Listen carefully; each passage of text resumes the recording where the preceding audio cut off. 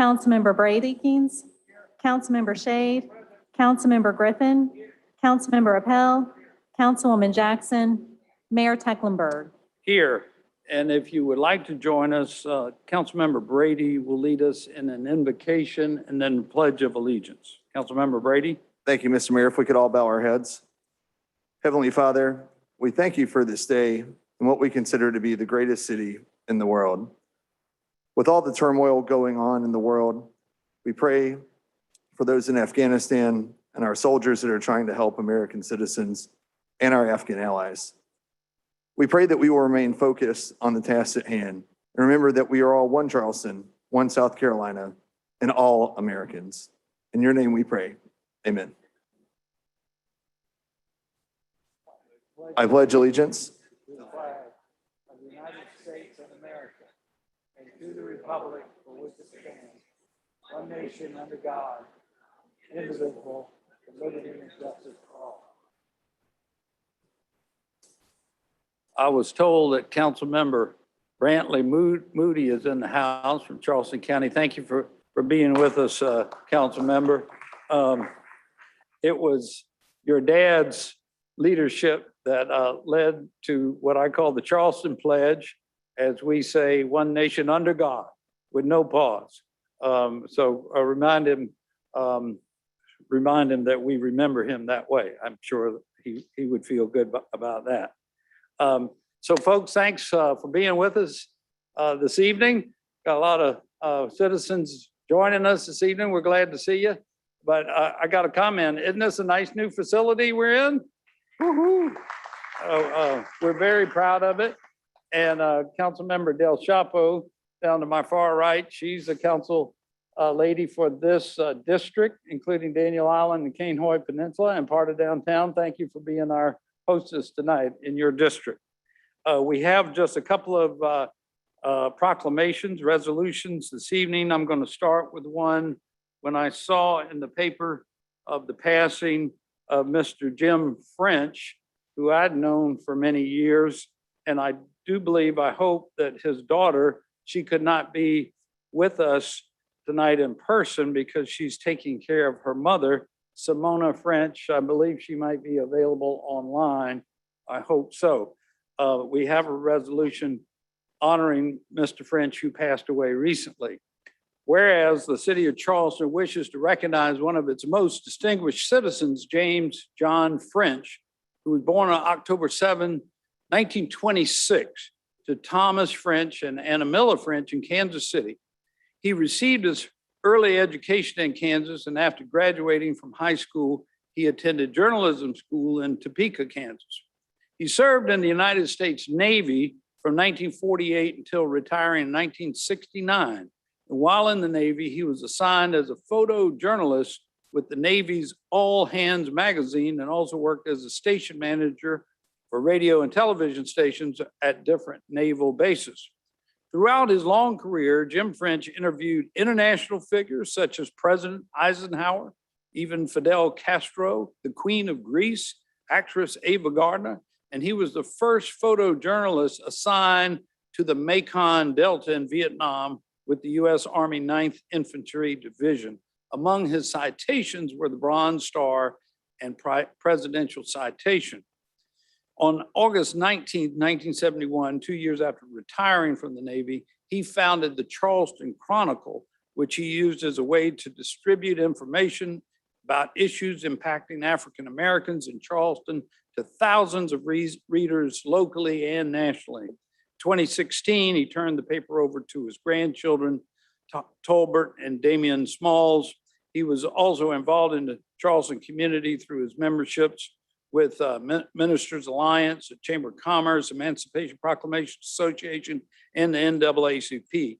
He leaves behind his beloved wife of 69 years, Olivia Jackson French, his children, James French Jr., Nanette French Smalls, Simona French, and Jennifer Johnson, 8 grandchildren, 8 great-grandchildren, and many more cherished friends and loved ones. So it's resolved today that I, John J. Tecklenburg, Mayor of the City of Charleston, on behalf of all our citizens, we extend to the members of Mr. French's family this expression of our regret for your loss and hope they will be consoled. We know that you will, by the memories of his fine life and achievements.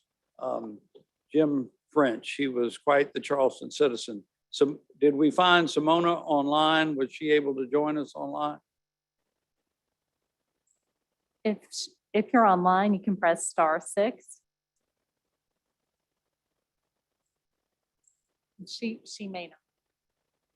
We'll be sharing this with the family. Any comments from any council members?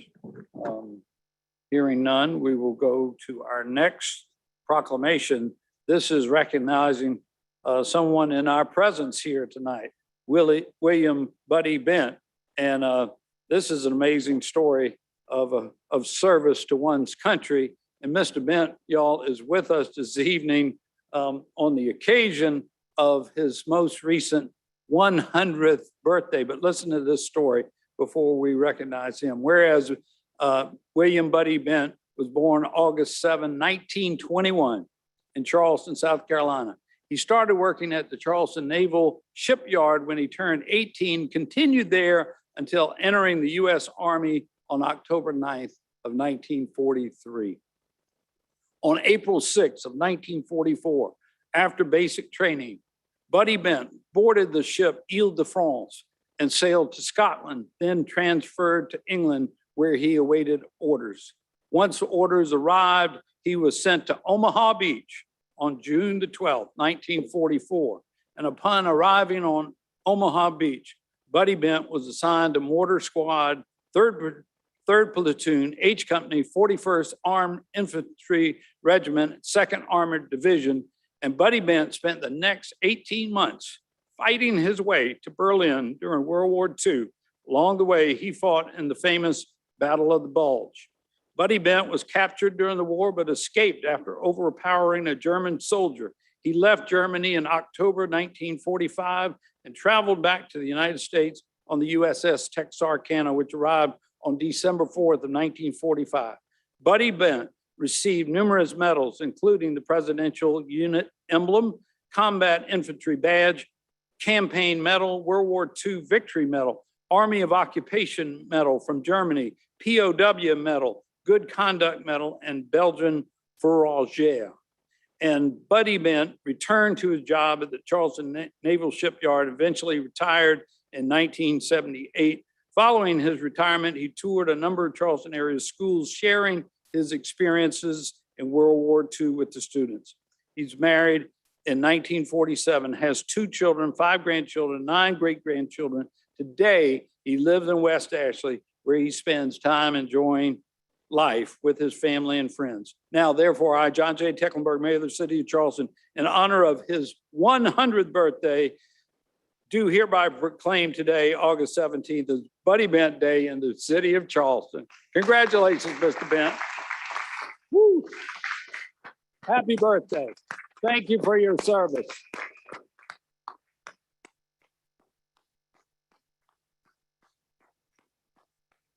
Mr. Bent resides in the City Council District of Ross Appel. Who would like to make a comment? Sir, just want to thank you for making the trip all the way out to Daniel Island, and to the family. Thank you very much for making this all happen today. And we tried to get you out to the Joe for July 4th. We weren't able to make that happen, but we made today happen. And that's just awesome. I mean, to be 100 years old, World War II veteran, kicking a Nazi's butt to get out of a prison camp. I mean, I don't know how much better you can get as an American hero. So happy to be here with y'all today, and thank y'all again for coming.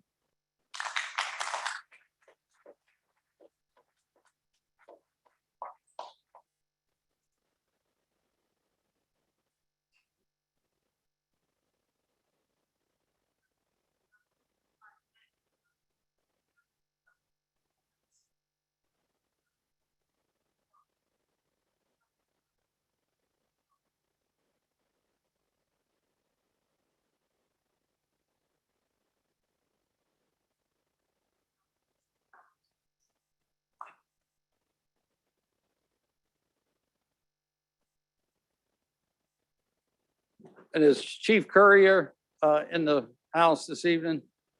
Chief would just like to make one brief announcement. regarding a little move he's getting ready to make.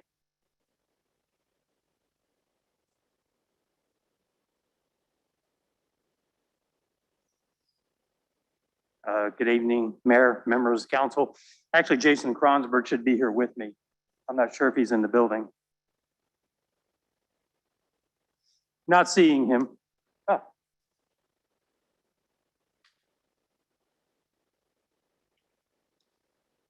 He really should do the honors, and I'll add color commentary. Thank you for your patience. Chief, you don't have to do that. We're here to announce that the fire department is moving into Fire Station 11 tomorrow.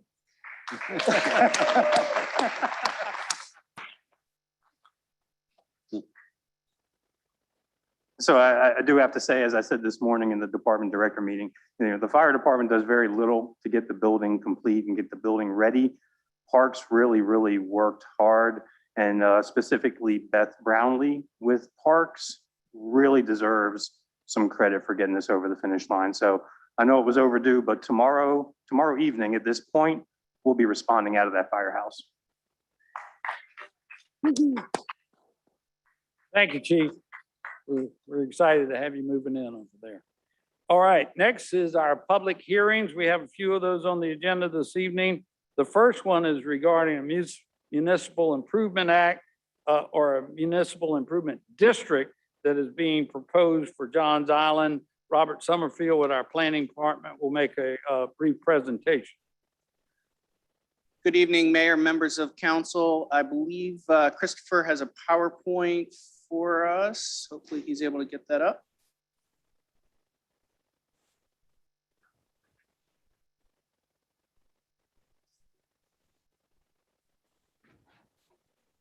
Is that showing now?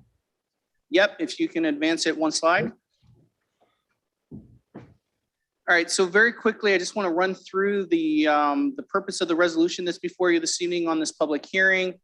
Give a quick update on what the Johns Island Mid is, what's involved, and then go through our next steps. Next slide, Christopher.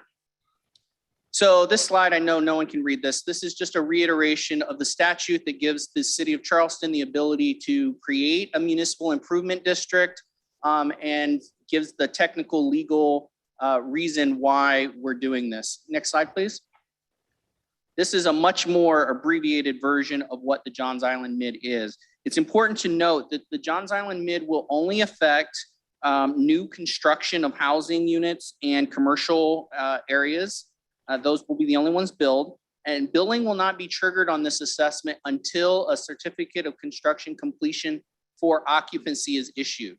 That's a very important distinction to be made here. So until the people that will be living in these new units are there or coming to the new retail or other commercial type activity are coming to the new development, the assessment for the mid will not begin to assess. Existing homeowners and current commercial spaces will not be assessed. Only new units. New units will be billed at $480 per year. It's anticipated that once that assessment begins, there will be a 2% annual increase, and the assessment period will be for 30 years only. For new commercial areas, so if you do a commercial addition, a new out parcel gets developed, or a completely new commercial development within the district, there it will be done at a rate of one residential equivalency, which is about $480 per year. And that's based on an 1,800 square foot average new home residential area. So that's how we've built the assessment for both the residential and commercial proposal. Next slide. The district, as said, is in Johns Island. It is only parcels that are within the city of Charleston's jurisdiction on Johns Island. It includes approximately 551 parcels that currently have some form of entitlement for greater development than they currently have on them now. And then there's another 244 parcels that do not have any active entitlements, however, meet the criteria that was established, which is that they are over 2 acres in size and they're not owner-occupied residential property.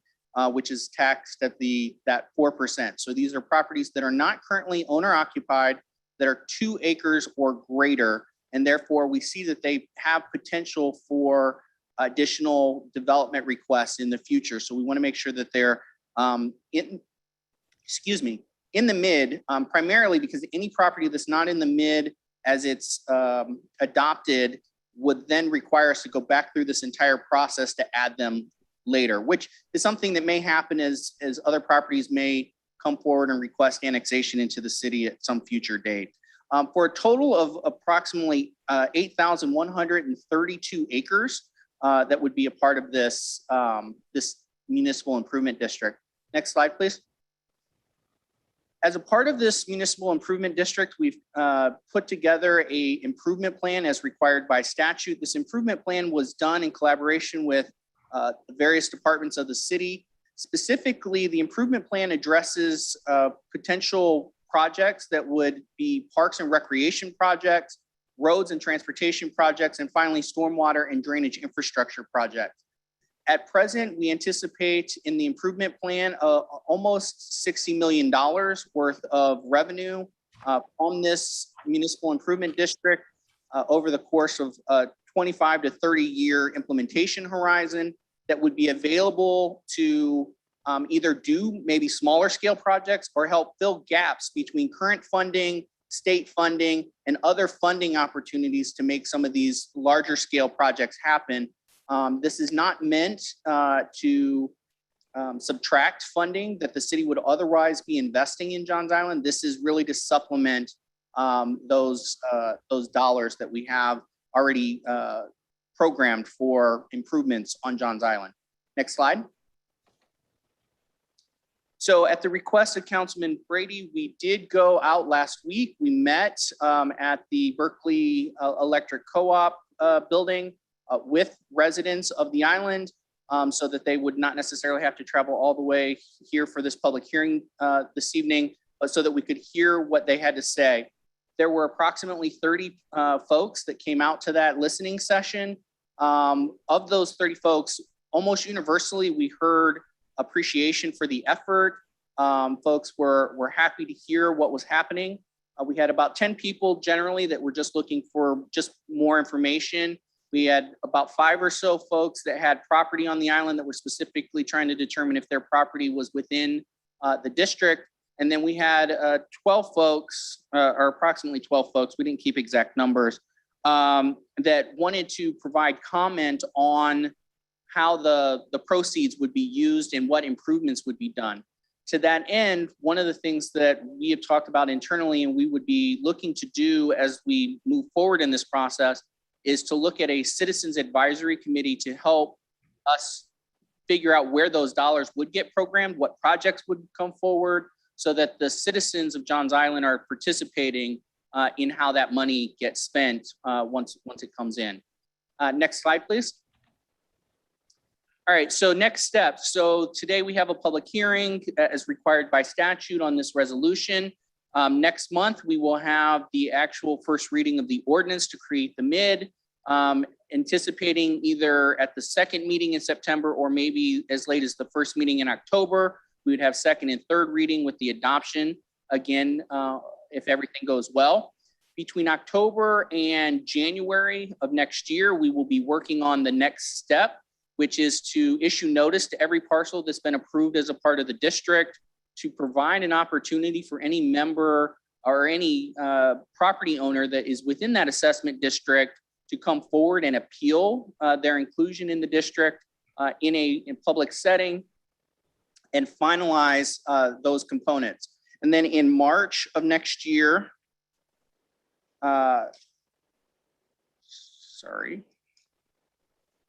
So in March of next year, we will then begin to prepare the assessment documentation with an anticipation of submitting that by the middle of 2022 to the county so that it can be a part of the assessment rolls when those are done. And then we will begin to see, and it will be small at first, we will begin to see the revenue generated by the MID. But as those projects come online and more property then is actually contributing to the district, We will then begin to have some better certainty as what those revenues might be, which will allow us to, in a few years, project some bonding capacity that will allow us then to really get projects moving forward. But we will also be looking to identify maybe smaller projects that we can initiate in some of those earlier years just based on proceeds. With that, Mr. Mayor, members of council, that's my presentation if there's any questions. Great. So next is our public hearing for this matter. And just to let the public know, we're going to have a public participation period later where folks can talk about any subject. So during this section of public hearings, you just come forward if you want to speak to this particular matter that's on the floor right now. And given the number of folks here, we're going to limit remarks on this section to 90 seconds, a minute and a half apiece. Would anyone like to be heard on the matter of the Municipal Improvement District on Johns Island? Please come forward. If y'all would just kind of queue up to the microphone, that'd be great. One at a time. Yes, sir. Please state your name and address first. John Zlogar, 5528 Frisco Lane. I represent the Johns Island Task Force. And the task force endorses the MID and the improvements in infrastructure monies would bring to the island. The key, though, as Mr. Summerfield mentioned, was how the money is spent. We strongly encourage the council to set up an advisory committee. And we believe this committee can be used to evaluate and prioritize the requests for the improvements and make recommendations to council. And also, as Mr. Summerfield mentioned, we'd like to thank staff that came out to Johns Island twice in the last couple of weeks, had fairly good participation. And I know they took their evenings to do that. So again, we thank them. And because we know that active community involvement is going to be key to the success of the MID. Thank you. Thank you very much. Yes, sir. Evening, Mayor Mohammed Idris. The presentation was made by Mr. Summerfield, which I think is inappropriate. Here we have a man that was working in Sin City, and they bring him here and put him in the head of planning. And the city he left is on fire, and more crime goes on in that city than any place in the world. I think this is a disgrace to the holy city to bring a man from Sin City to work on a plan for the citizen of Charleston. Thank you. Thank you, sir. Hey, order, please. Hey, I also want to share with everyone, we will give people the opportunity if, to ask folks who agree with their point of view to raise their hands. I'm sorry, we don't allow outbursts during our public participation periods. So if somebody's a speaker, they want to ask for a consensus among the folks that are here, that's just fine. Just ask them to please raise your hand. Thank you very much. Yes, ma'am. Good evening. And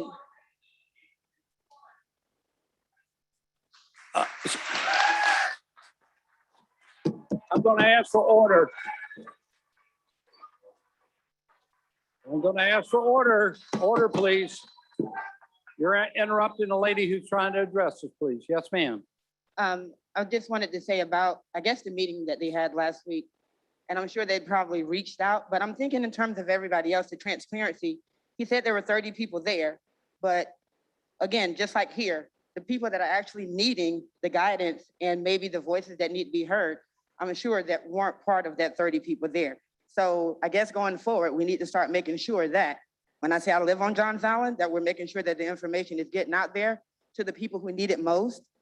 And maybe when we have that advisory committee, maybe the people that actually live there have a voice on the input too. Thank you. Thank you. Thank you for being with us. Hey, y'all, I'm really serious about this. I'm going to ask y'all to refrain from outbursts for these speakers. If they want to ask you to share the opinion, that's fine. We don't have to have a public participation period tonight, okay? Yes, sir. Please proceed.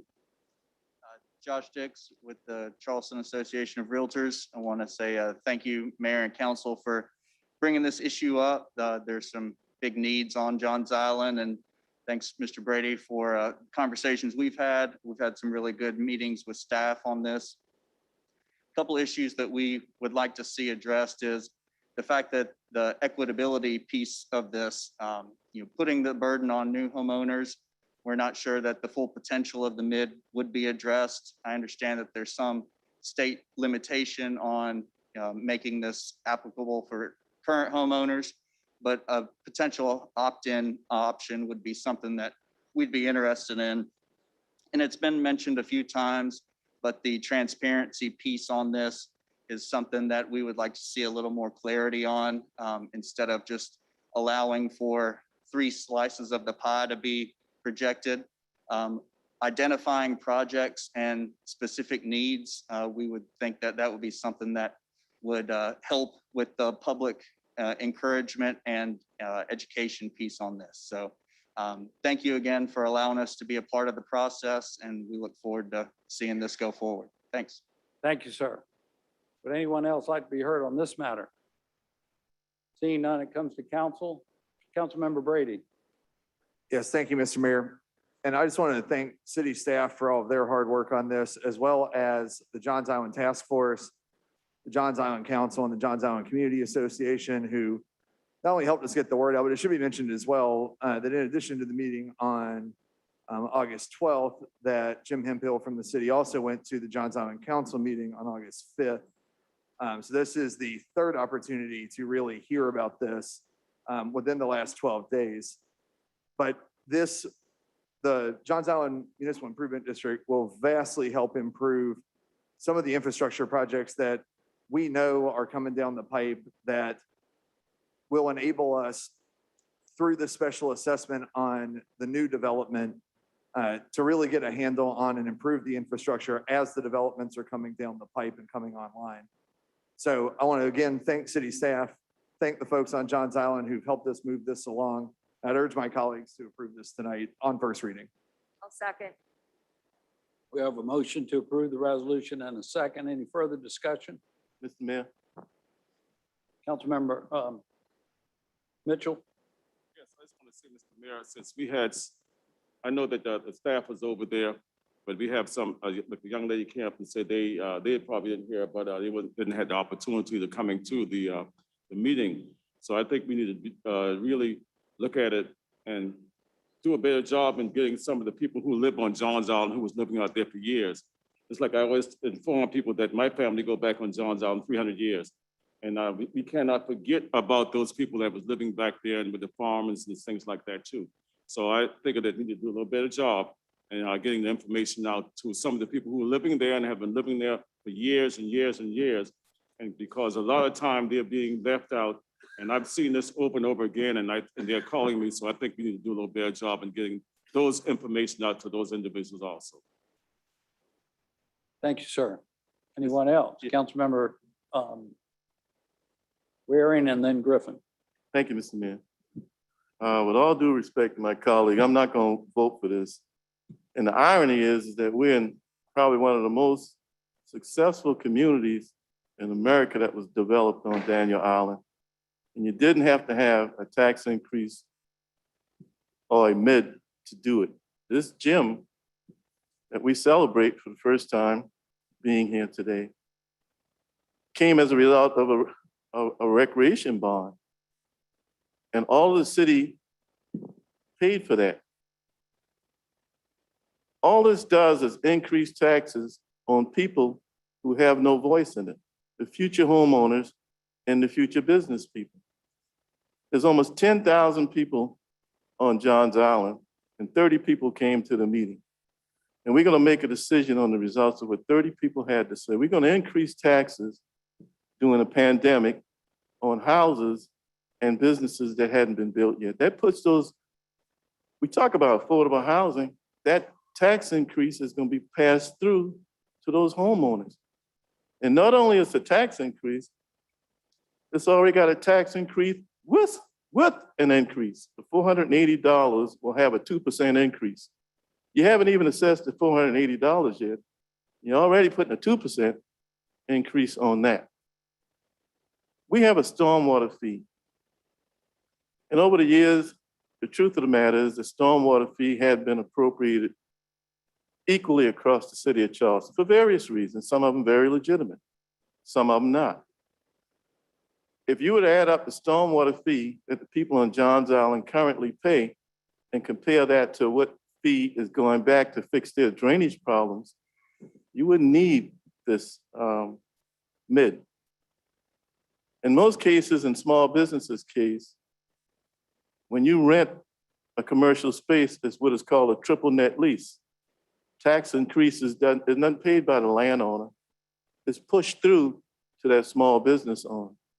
That puts that small business owner at a disadvantage if they happen to lease a space where the mid applies versus a business being established in an area where there is no mid. Why would we do that? Why would we pass a tax increase on people that even doesn't have a chance to have a say-so in this? Increasing taxes on new homeowners, and it's not until the certificate of occupancy is issued that they have to pay it, which means the person or the developer that built the house doesn't have to pay it. But that new homeowner that's just moving in there for the first time, they're going to get a surprise, which is going to equate almost a cable bill, by the way. I just don't think we have to do it this way. We didn't do downtown this way. Charleston, the city of Charleston had a historic district prior to Charleston Place and Hugo that doesn't look like it looks today. We didn't have a mid to do that. We didn't have a mid to do Daniel Island. We didn't have a mid to do Bees Ferry Road and Grand Oaks and all of the areas of success over there. We didn't have a mid to revitalize South Windermere or Avondale. And I think we're putting this through without the voice of the people being able to speak. And you say, what voices? The voices of the future homeowners and the future businesses. For those reasons, I'm gonna vote against this. Thank you, sir. Councilmember Griffin. Yes, sir. And I may change my vote come next meeting when we see this again, but I'm also going to vote no tonight. And I have very similar sentiments as you, Councilmember Waring. It's not going to be the builder that's going to see that tax increase. It's going to be the person who buys the home I know on Johns Island, we've had exponential growth over there, and a lot of the people on Johns Island are not liking that. But I know what they are liking, and that's getting some more businesses over there. But when you're going to put an extra tax on a small business that's going to come over to the island, that to me is not a good deal. And I would like to know exactly what the numbers are going to be and what it's going to cost these new businesses and homeowners. So hopefully I can get those numbers in between the next vote, but tonight it's going to be a no for me. Any other comments? Councilmember Brady, back to you. Yes, thank you, Mr. Mayor. And I definitely appreciate Councilmember Waring's concerns. However, I would point you to the commentary piece I did write in the paper that addressed many of the misconceptions about the mid. We know in the city that we use tax increment financing districts a lot. It is not just property taxes or the stormwater fee, as you point out, that go to infrastructure. We do have other types of taxing districts in the city that we use. However, we are limited by the number of tax increment financing districts that we can have by law. So when we have an area that, as long as Councilmember Waring has been on council, has seen in a historic underinvestment in infrastructure, we have to get creative in how we're going to do that. And South Carolina law allows for municipal improvement district. It allows us to fund infrastructure projects to go with the development that is already entitled and or is coming. And that way we can serve both the citizens that are currently there as well as those that will be joining us and becoming taxpayers and voters in the future. Thank you. Mayor, he addressed me. I'd like to have a Councilmember chance. Waring. Thank you. Yes, sir. I saw that in your article. But with all due respect, do you know how much stormwater fees is generated by the people on Johns Island right now? The probability is, and I'm not trying to put you in a hot spot, is you don't know that before we enact an increase. Those people are already paying a stormwater fee now to pay for drainage. The whole county is paying a 0.5-cent sales tax, part of which actually is a penny. It's been 2 0.5-cent sales tax. Both included money for green space. Some in the rural area, which helped buy land on Johns Island. We have the second 0.5-cent sales tax that we're in right now. Both of them are still enacted. The people on Johns Island, as well as all of Charleston County, is paying for that. Do you know how much money in 0.5-cent sales tax that the people on Johns Island pay that they're getting in return? That's the type of information we need to have. In other words, if some of these people on Johns Island were to get simply the taxes that they're already paying, return to fix the drainage, to buy parks, to participate in low interest rates and a AAA credit rating that this city has, to be able to build a recreation facility like this that they can share without a tax increase. In other words, we already have done this. We know how to do this. So this idea about creating a whole new tax on people that hadn't even arrived yet and businesses that hadn't even started yet isn't a good idea until we at least find out, are these people getting, if they pay $1 in, are they getting $1 back invested back in their community for stormwater? If they pay $1 in for 0.5-cent sales tax for parks and green space, are they getting $1 back? We need to make that assessment. And we talk about generating the revenue, and we don't even know on specific projects what we're gonna spend it on. So again, I'll vote against this. Thank you, Councilmember. Any other, Councilmember Jackson, then Seekings. I'll yield to Councilmember Seekings. He had his hand up earlier. Thank you, Councilmember. Just one quick question for Mr. Summerfield. Is this for us to vote on tonight, or is this for you to give us a presentation? Mr. Mayor, through you, thank you, Councilman. That was actually why I stood up. So this is not to vote on. This is to hold the public hearing this evening. The vote would be anticipated at your next city council meeting, September 14th. Can I just follow up, please? So thank you, Mr. Mayor. So in light of that, what I would say is this. This is a matter for Councilmember Brady and his district. He's reached out to all of us and has advocated for this with the assurances that this is something good for his district. Between now and the next meeting, we're going to hear from our staff on census numbers. And I suspect we're going to hear that Johns Island's numbers and population have almost doubled since the last time we took a census in 2010. We've had a public hearing where 30 people have shown up. I think it's probably a good idea to get back out onto Johns Island and put a little bit more information out about exactly what we're going to do here. In what is somewhat of a shocking development, I was inclined tonight to vote in favor of this with the caveat, not for second and third reading until I, and I think others sitting up here tonight, have had the assurances that there is a popular sentiment in favor of self-taxation on Johns Island. So with that, if we're not going to vote tonight, Mr. Summerfield, I know you and your staff are incredibly busy, and I know Councilmember Brady is too, but I would highly encourage some more canvassing of those on Johns Island to make sure that we've gotten the information out there and we get the feedback that we need, because this is in fact a taxing entity that we are going to get behind.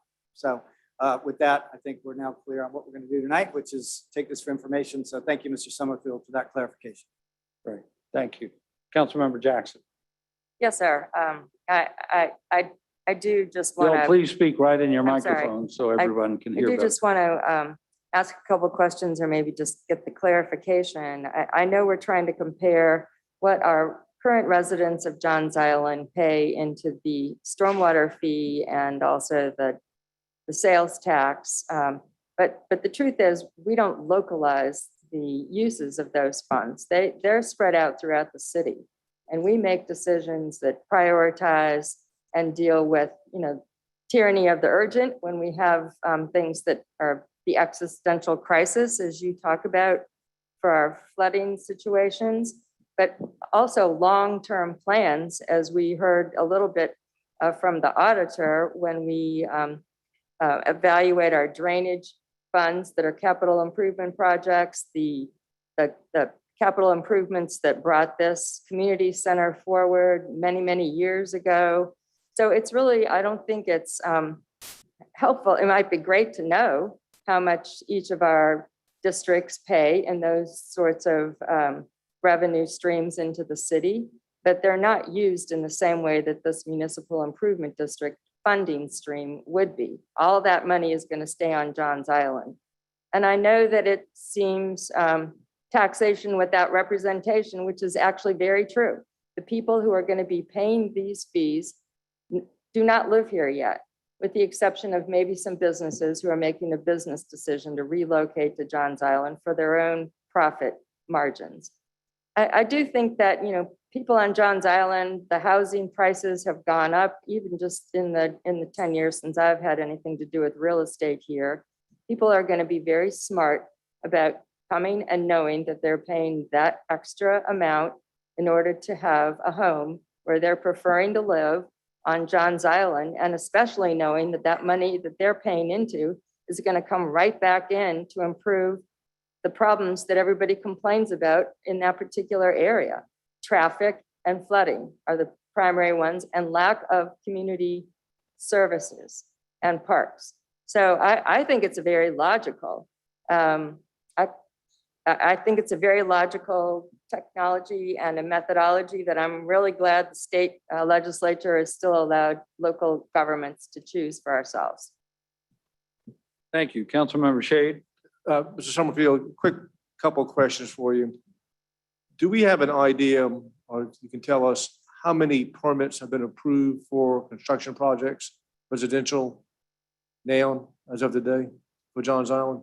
Mr. Mayor, through you. So Councilman, we do have that number. I do not have it right off the top of my head. It would be within that number of parcels that are currently entitled. So we have Jim from my office has a very robust spreadsheet that tells us how many units have been entitled for which projects have currently already pulled the necessary permits and therefore would not contribute to the MID, and which ones will contribute to the MID because they're anticipated to come online at a future date. I think would be important for all of us is to know the number of permits that have been approved or pending. Or in other words, that they are been approved, but they're in the process of being developed, both residential and non-residential, and the number of applicants that are pending approval, but not yet been approved, both residential and commercial. I think that gives us a little bit better flair and understanding of what we're dealing with.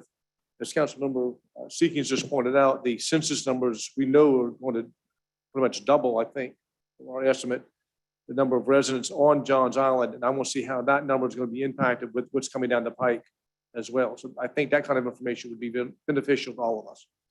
We can prepare that and share that, absolutely. All right. Any further comments?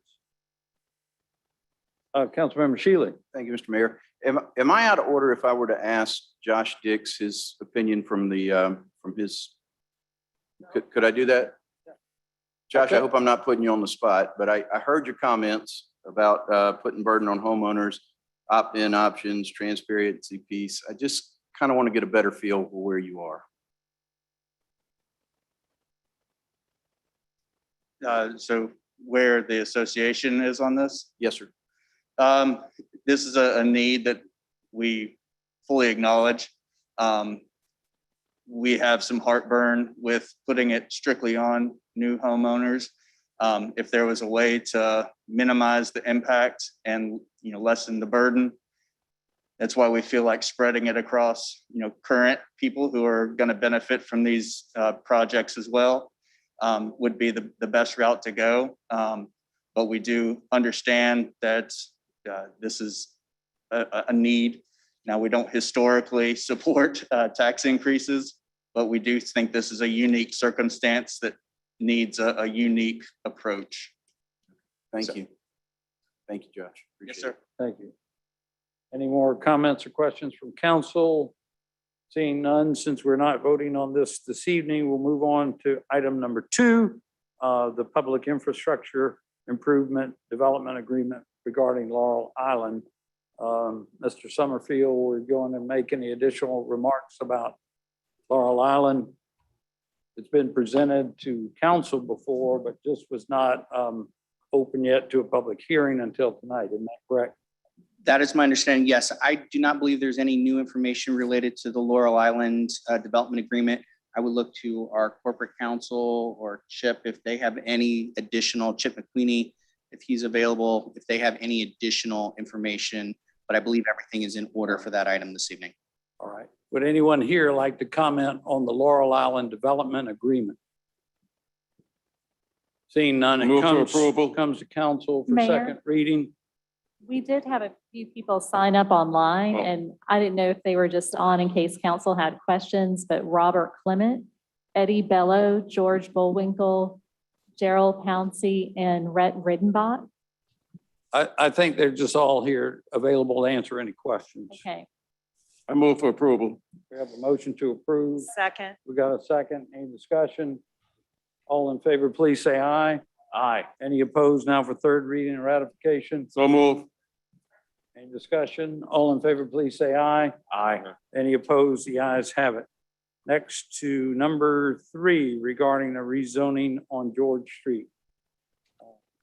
Mr. Mayor, I'm going to be handling these next few. So let me advance the slides to those. All right.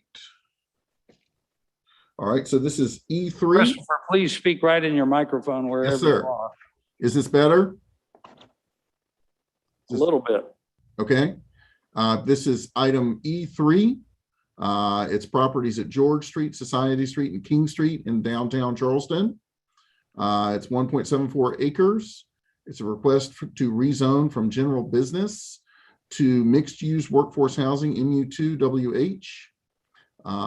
It was before Planning Commission last month, and they did recommend approval 5-0.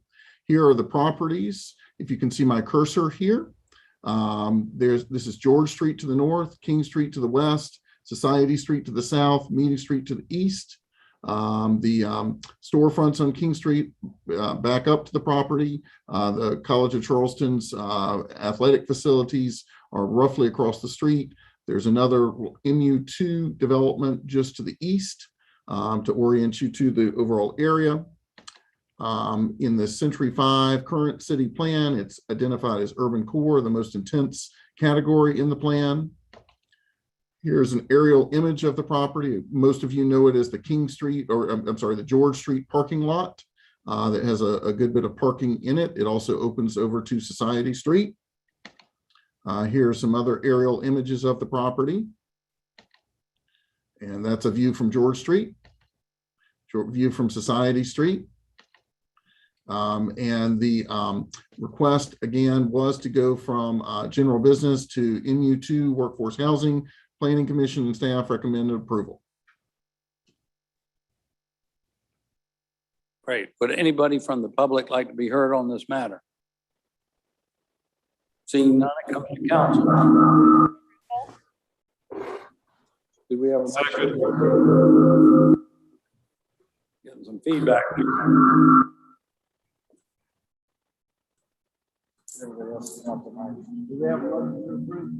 Move for approval. Second.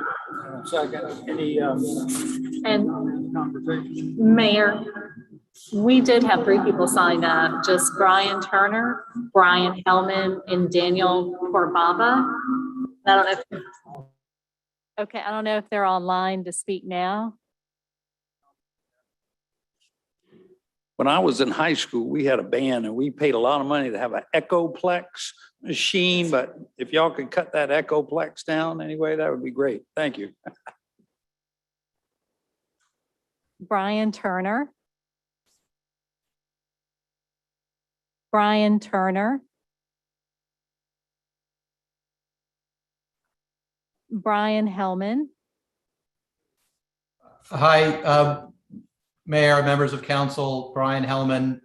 Thank you very much. I'm representing the property owner, Daniel Corbaba, who's also here. We're only here to answer questions. We don't have anything else to add unless you have any questions of us. Thank you. And Mayor, we also received a letter of support from the business owners at 332 and 336 King Street. They said that they would like to express their strong support for the applicant's proposed rezoning from general business to MU2 WH. The applicant has demonstrated a creative plan that includes public parking that would be available to our customers while also incorporating some workforce housing that can absolutely benefit our local community. And those were all the comments we received. Testing. Any other questions or comments from council? Hearing none, all in favor, please say aye. Any opposed? The ayes have it. Number 4, Mr. Morgan. Mr. Mayor, just for the record, who is the motion and second on that? Okay. Who had the second? That's why on I'm that? asking. Mitchell was Councilmember second. Mitchell. Okay, and who is the second? So Del Chapo Del made the Chapo made the motion. motion. Okay, thank you.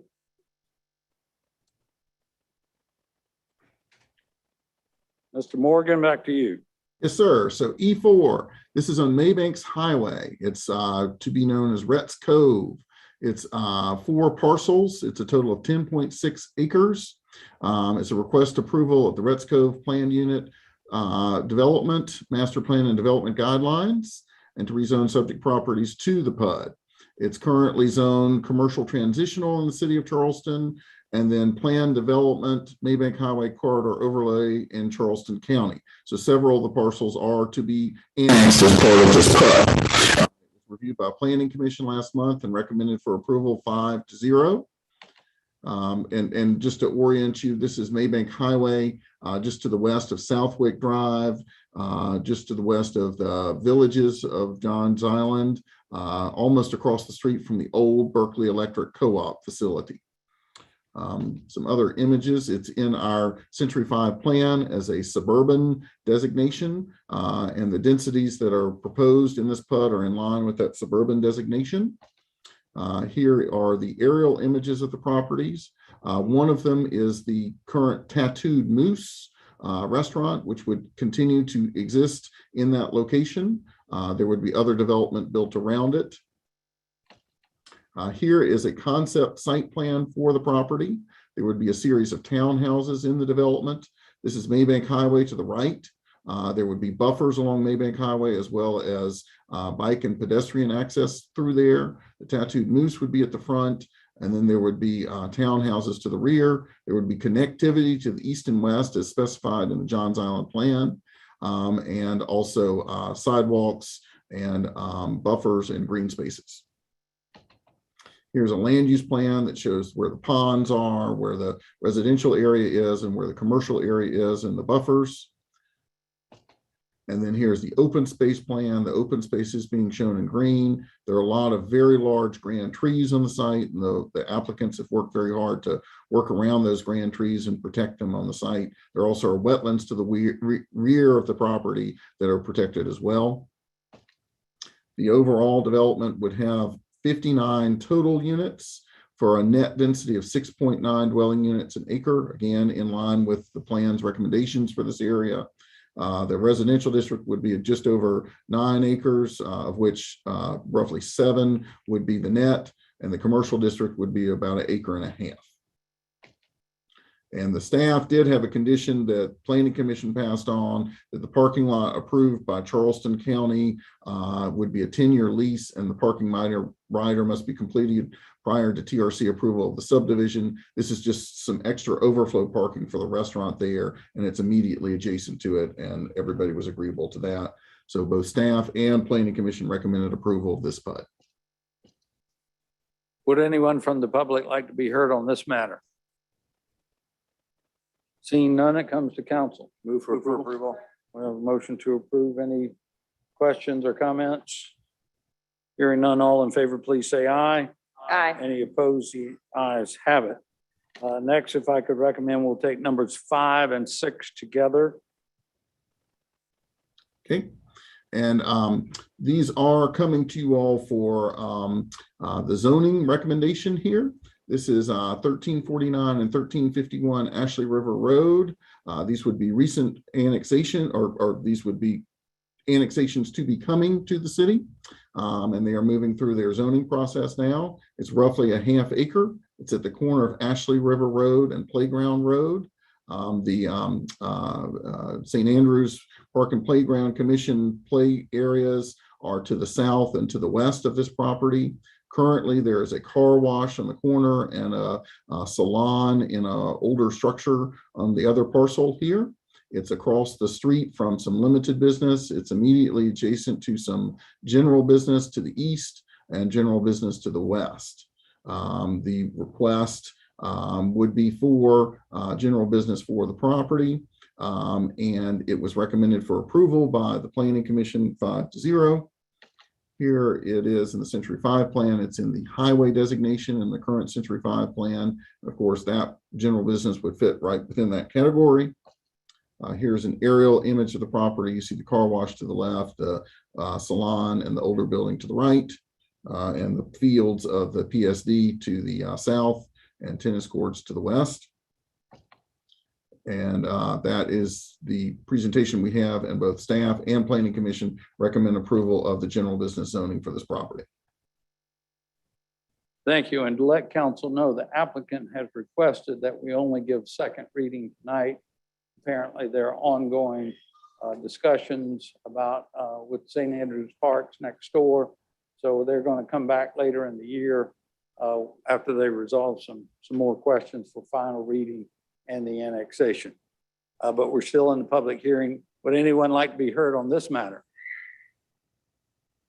Yes, sir. Please come forward. Please state your name and address. All right. Good evening. Thank you, Mr. Mayor. Thank you, members of the council. My name is Kyle Taylor, civil engineer with Hoyt and Barini, based out of Mount Pleasant, also a Daniel Island resident, and here on behalf of the development group for the request for annexation, second reading. Like you stated, thank you for that explanation on the third reading.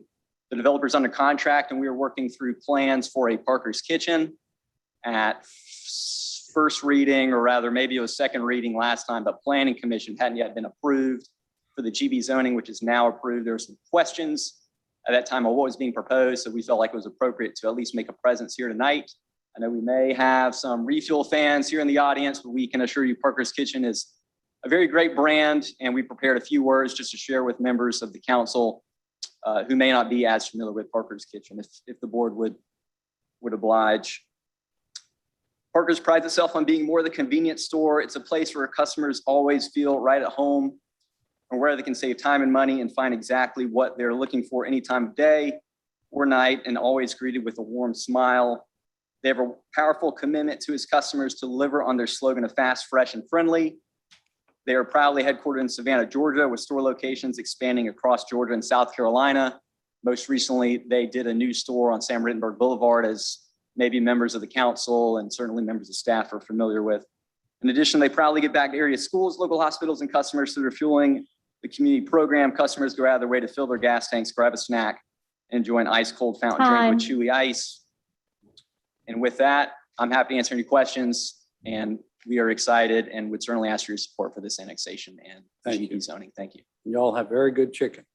Thank you. We do get that a lot. Great fried chicken. Would anyone else like to be heard on this matter? Mr. Mayor. Hearing none, it comes to council. Councilmember Waring, and then Shealy, and then Shade. Thank you, Mr. Mayor. This happens to be in the district that I'm pleased to represent. Anybody that's familiar with Playground Road knows it's a hub for little kids and families. St. Andrews PSD St. Andrews Parks and Playground does a wonderful job for decades with family recreation, much like around this facility here today. I'm going to respectfully ask for a deferral until Parkers can work through a positive resolution with St. Andrews Parks and Playground.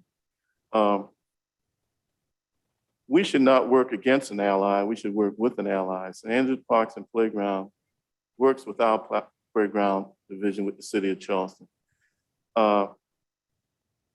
Parkers is certainly welcome in our community. We have one over on Orange Grove and Sam Rittenberg, and very well liked. I patronized it myself.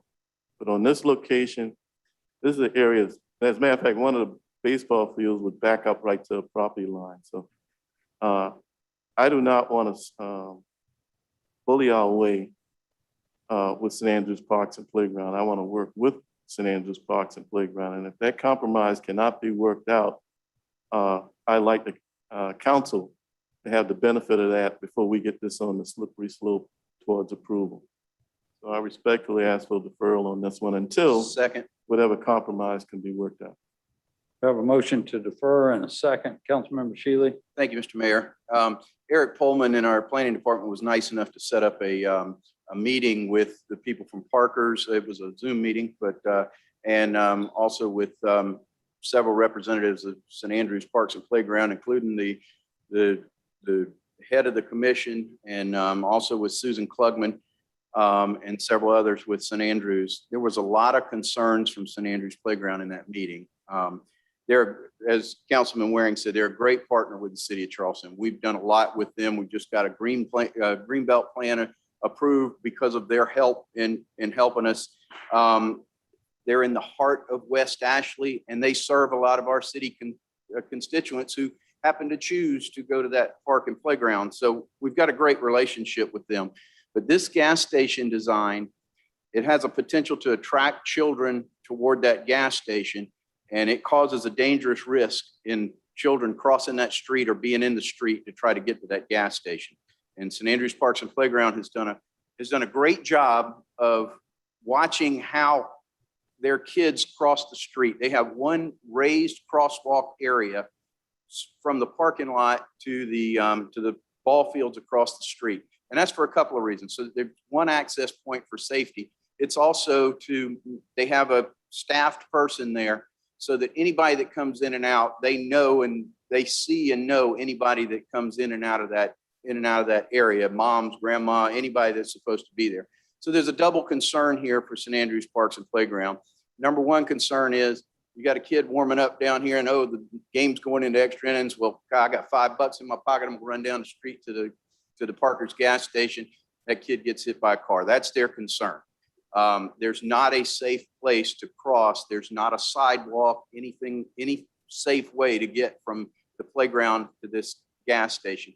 So St. Andrews Parks and Playground, I think, has a very legitimate concern in here. I seconded the motion to defer because right before we walked into these meetings, I was talking to some of the representatives from Parker's.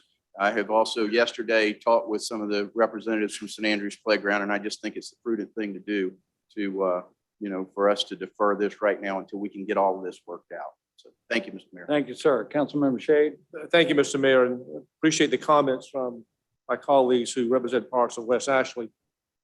My district is right across the street from this area, and we did have a meeting on Friday with members of the Parker's team, the playground, Parker Playground with St. Andrews. I appreciate Councilmember Shealy orchestrating a lot of these meetings that we had. Yesterday afternoon, we had a design review board meeting. I jumped off the Public Works Committee meeting so I could attend that. There were two items on that agenda. One was to demolish the building right next to the car wash.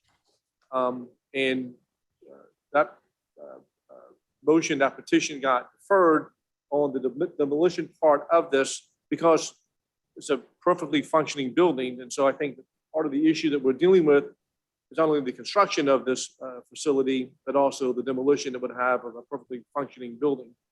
We've had very good conversations with the applicants on this. The matter got deferred for further communication, further conversation with St. Andrews Park and Playground, with Councilmember Waring, Councilmember Shealy, myself, and the other members who represent West Ashley to address this particular area. Because the concerns that Councilmember Waring and Shealy are raising are the concerns that we've been pounding on about the location of this Playground Road and St. Andrews, the ingress, egress, the demolition of this building, and as Councilmember Shealy has alluded to, this is right up on the this very essence of West Ashley, which is St. Andrews Park and Playground, and to the children that will be visiting this place and patronizing this place, and the access they have to it is just not a safe way of getting there. So we have a lot to work out with this. I'm not opposed to a second reading because it will just sort of stay into the third reading. Either way, it doesn't matter to me if we want to defer it or not. But I just wanted to bring to council's attention, there are several issues associated with this. I'm hoping we can work all these out. If not, we'll go back to the drawing board on this. But this is a very important part of the revitalization of West Ashley, is how we address not only the construction of new buildings and businesses, but how we address the demolition of existing buildings that sort of make up the fabric of West Ashland. Thank you, Mayor. Anybody else like to be heard? Councilmember Waring?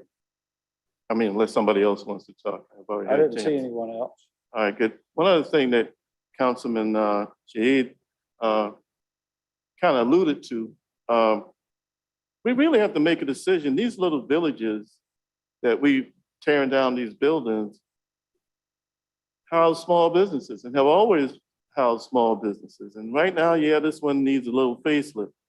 But look at the areas that we've brought back successfully. Look at South Windermere. Look at Avondale. Now we're looking at this area. We've got some success. We got Home Team Barbecue that's moved in. It's got a nice small business there, but there's a succession of small businesses there. Should we tear down these buildings? Are we now saying that we need big boxes in these locations? Or medium-sized boxes versus getting away from the village concept and hopefully getting those revitalized? Not to mention, I know Councilman Shealy knows this, but I believe a couple of children have actually gotten hit on Playground Road, crossing from one side to the other. And that's without the volume of traffic going in and out of the park. So it's imperative that we work out whatever reasonable solutions that people at St. Andrews Park and Playgrounds are advocating for. Thank you, Mr. Mayor. Thank you. Well, I would just like to say in Parker's credit that they must be proactively trying to work out these issues. They met with you. They requested that we not give it third reading. The deferral has the same effect, but it is a sign of good faith that they want to work with us. Any further comments or questions? The motion is for deferral of this matter of both number 5 and number 6. All in favor, please say aye. Aye. Any opposed? We have 1 nay. The ayes have it. So, Mr. Mayor, just, I think I can explain my vote. yes, I sir. think that deferring or not doing third reading would be the same exact thing, so I wish we could have done that. All right, thank you. Next up is number 7 regarding 109 Magnolia Road. This is back to Mr. Morgan. Yes, sir. So 109 Magnolia, it's a 1/13 of an acre. It's requesting zoning of single and 2-family residential. It's a recent annexation from Charleston County. It's right here on Magnolia, where Radio Road runs right into Magnolia. The structure is a duplex, so it makes sense that it would come in as single and 2-family residential. Showing a couple of images. It's in our suburban area in our Century 5 plan, so that matches up. And here's an aerial image of the property and a overall character of the neighborhood. So staff and planning commission recommend for that STR designation on the single and 2-family residential. Would anyone like to be heard on this matter? Seeing none, it comes to council. Move for approval. We have a motion to approve in a second. Any questions, comments? All in favor, please say aye. Any opposed? The ayes have it. Number 8, Mr. Morgan. Okay, this is 2710 Pine Log Lane on Johns Island. It's 4.66 acres. So request zoning of DR6. It was zoned single-family residential R4 in Charleston County. The surrounding area in the city is DR6. As you see, this is the Whitney Lake area. And the subject property is here. Pine Log Lane is here. And it would connect to the back of the Whitney Lake area in this location. Planning Commission reviewed it at their meeting last month. They recommended approval of the DR6 with a 5-0 vote. I have some images. This is in our suburban area of our comprehensive plan, and that means it is recommended for appropriate densities at 4 to 8 units an acre. So the DR6 fits right within the middle of that. Here's an image of the property. It does have an existing house on the property and some trees. There are some wetlands that would not be built on. And it is, again, immediately adjacent to the Whitney Lake development there. And staff and planning commission recommend approval of the DR6. All righty. Would anyone like to be heard on this matter? We do have one person, I believe, who wants to sign in online. Yes, sir. Cynthia Dillard. If you're on the line, if you could press *6. Cynthia Dillard.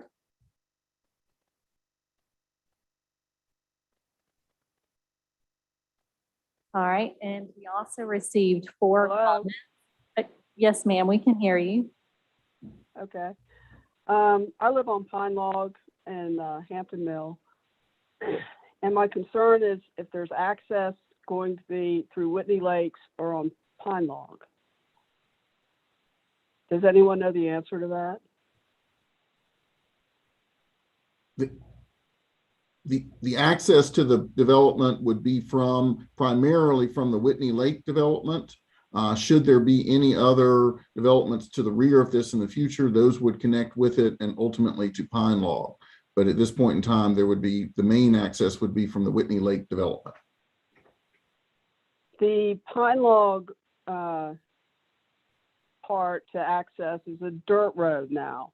It's my understanding that a developer would have to maintain that road. Is that correct?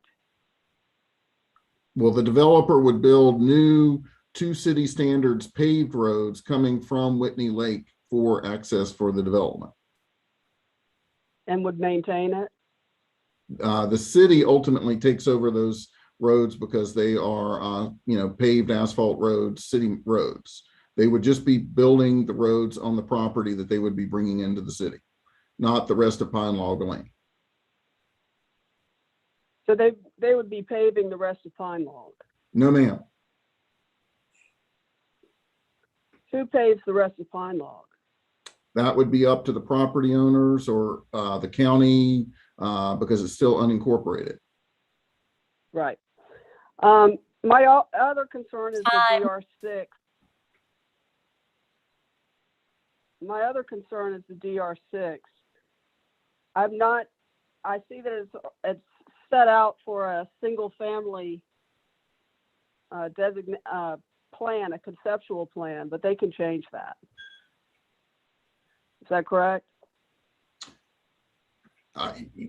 That is possible, but the acreage is fairly small, and typically if you're building anything beyond single family, you wouldn't build that on such a small piece of acreage like that.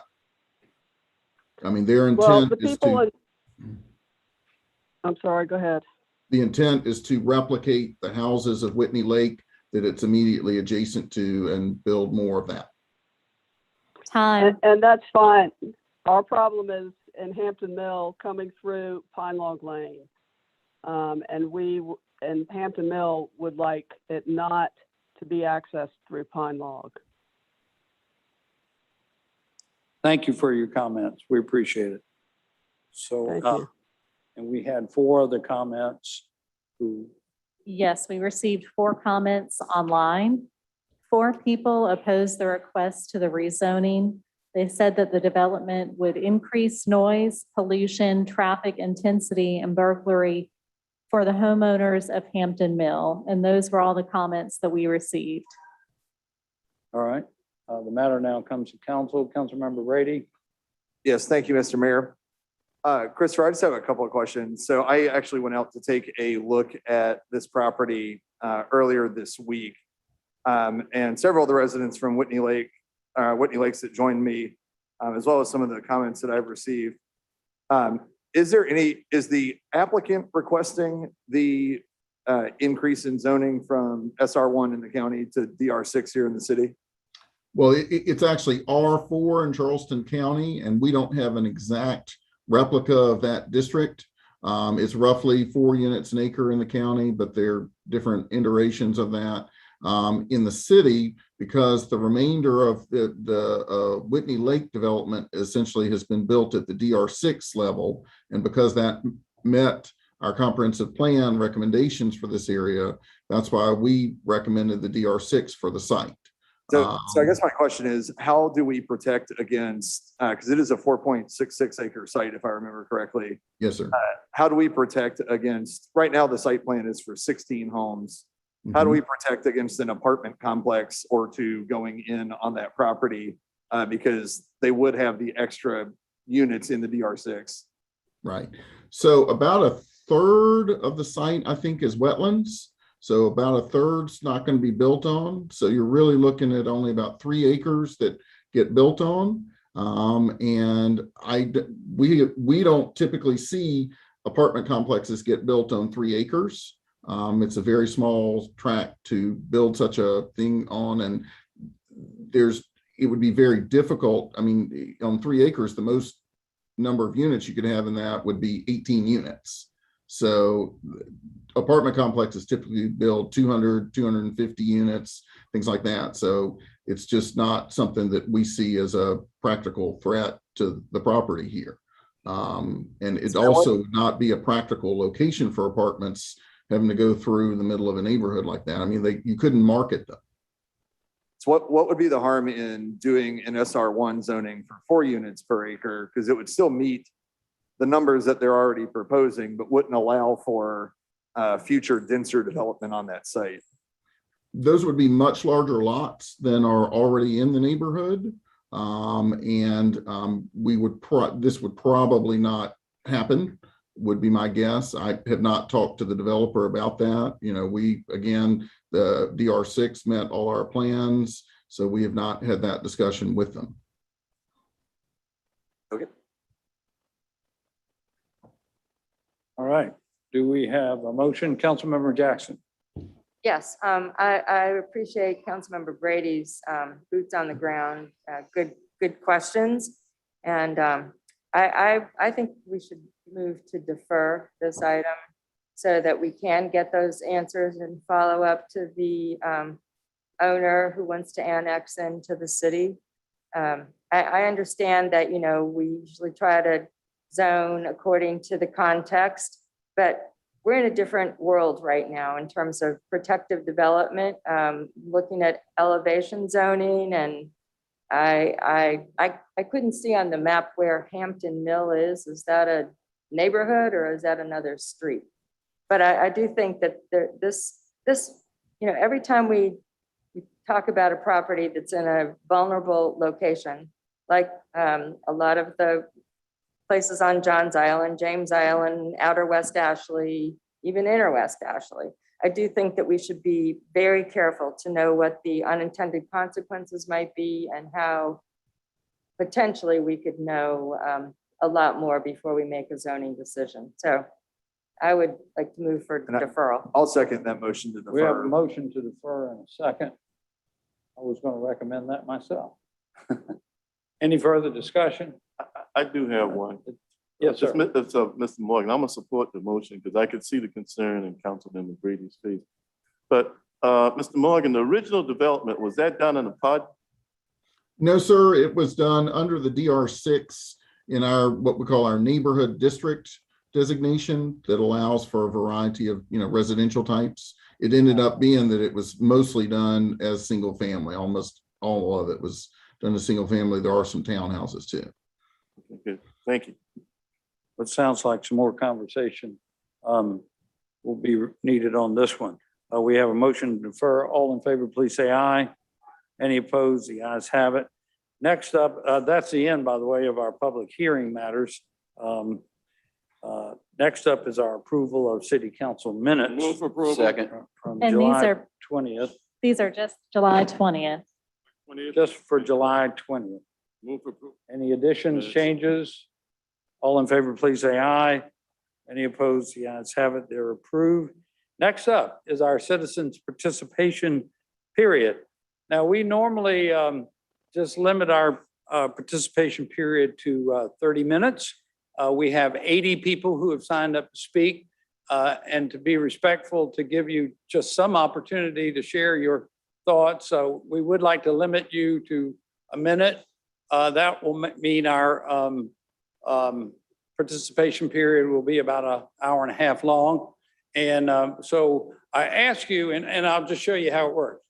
All of those who are in favor of no mandate or requirements for kids to wear masks in school, please raise your hand. No yelling, please. I'm just asking for the show of hands. Please cooperate with us. Okay, so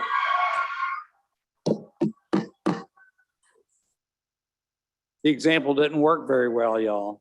I'm asking you, when you want folks in the room to share your point of view, just please ask them for a raise of hands, no shouting, clapping. We got it. We can see y'all. We get it. All right. So we will call out the names about 3 or 4 at a time. Yeah, I see you over there. Absolutely. And y'all would just please queue up, and we'll be glad to listen to you this evening. Please state your name and address as you come forward. All right, our first speakers are Mohammed Idris, Jessica Ziegler, Melissa Ingdahl, Naomi Matthews. Mayor, City Council, Mohammed Idris, 1054 King Street. This is a beautiful gym. And we thank God that we're able to see Black and white, Jews, Christian, Muslim, all working together for the benefit of God. However, we're on Daniel Island. And when you look at Daniel and you read the book of Daniel, the king is Nebuchadnezzar. And he has 13 letters in his name spelling Nebuchadnezzar. And he was the king. When I see that the power that planning had before the vote in 2019, where the power of the people came back into the hands of city council. Time. I thought that was very appropriate. But when I see you all go and get a man from Sin City to put him in charge of planning, that's an awful thing. Thank you. Jessica Ziegler.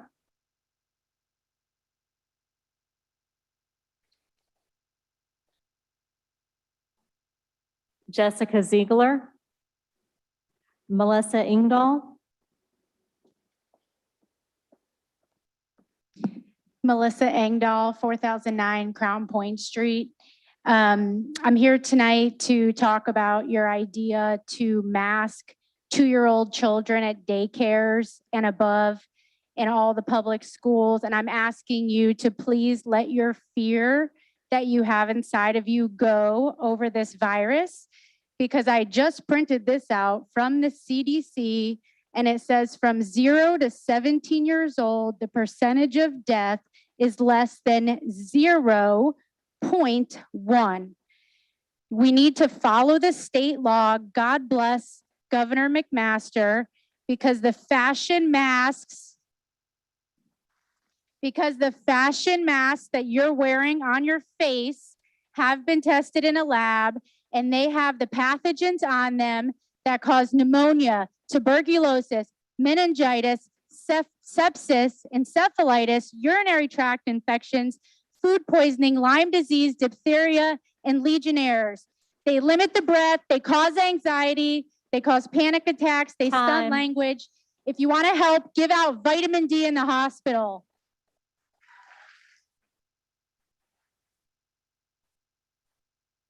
Naomi Matthews. Naomi Matthews. All right, our next speakers are Kelly Williams, Minister John Henry, Catherine Ralston, and Lisa France.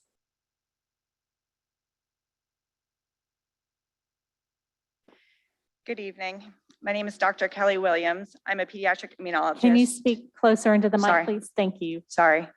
I'm a pediatric immunologist at the Medical University of South Carolina, which means I'm a doctor for children, and I specialize in taking care of severely immunocompromised children. I'm also a mother of 2, and my children start school tomorrow. Yesterday in my Well Immunology Clinic, I saw 14 patients, and 2 of which I diagnosed with COVID. They came in with seemingly well, without symptoms, they thought, and were found to have a temperature of 103 and inflammation on exam. And they had been at camps all day and infecting other children. Not purposely, but because they were sick. Neither of them knew that they had symptoms. And here in Charleston, the Delta variant is surging, and much of like the United States, it is highly transmissible and contagious to others. And because the viral loads are so high, kids are presenting much sicker than they were with earlier COVID variants. And last week in our hospital, we had 3 kids on vents and 1 died from COVID and COVID complications. We know masks work. Last year in the fall, we had about a 1.3% of staff and kids who are infected. I urge you to support mandates of masks to protect our children and our community. Thank you. Minister John Henry. Minister John Henry. Catherine Ralston. Hi, I'm going to read you a quote from Chris Sky. I encourage y'all to go look him up. He said this a year and a half ago, predicting where we are right now. I want you to think about that while I read it to you. The mask is about compliance. Next, they're going to tell you to have to take a vaccine. And then guess what, kids? Once you take your vaccine, they're going to tell you, sorry, the vaccine isn't as effective as we thought it was going to be. So now you got to still wear your mask, still got to get contact trace, still have all the restrictions and social distancing, and still take your vaccine. And then what did you get out of this? You got a whole year where you weren't allowed to travel. Your businesses were closed. They took your rights and freedoms. They forced an unproven vaccine on you. And what happened? The same amount of people died. Everything is the exact same. And now they're going to put you back on lockdown and bring it all the way to July of 2021. If you idiots haven't figured it out yet, it's a perpetual cycle that you never get out of. And it's a way to ensure a slave class. And that's what they're trying to do. It's that simple. Thank you. Lisa France. Lisa France.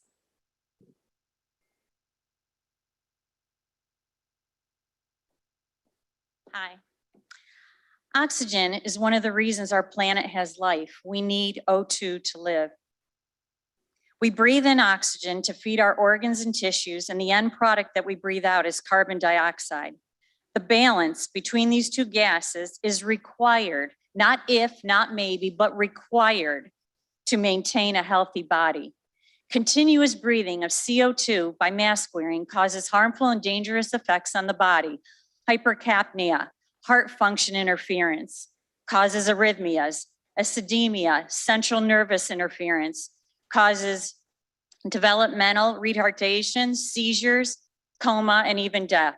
CO2 is an asphyxiant, a poison that can permanently do damage to the respiratory function in our bodies. Studies have been shown that there is no conclusive evidence, and I'm sorry to hear about the children that doctor saw, but there is no conclusive evidence that masks help healthy people to not get COVID. Time. And even the WHO organization has said that. By replacing individual choice with collective mandates, public officials have polluted, pun intended, the science. Please do your research. Scientists have had to find out that the mask for all policy is not based in sound data. Thank you. Our next speakers are Ashley Regan, Carissa Nickel, Selena Ramsey, and Brett Berry. That was Ashley Regan, Carissa Nickel, Selena Ramsey, and Brett Berry.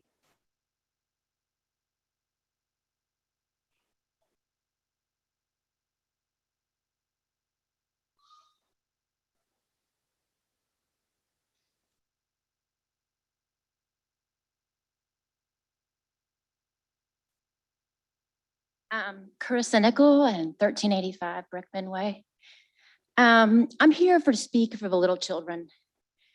I do not understand how you think that they are going to learn to read with a mask on their teacher's face or their face. They cannot see the enunciation of letters. These children in these schools last year, you said they were going to get mask breaks. They did not get mask breaks. They were outside in the heat with a mask on their face. They only got 15 minutes at lunch to not have a mask. And I want to know which one of you wears a mask for 8+ hours a day?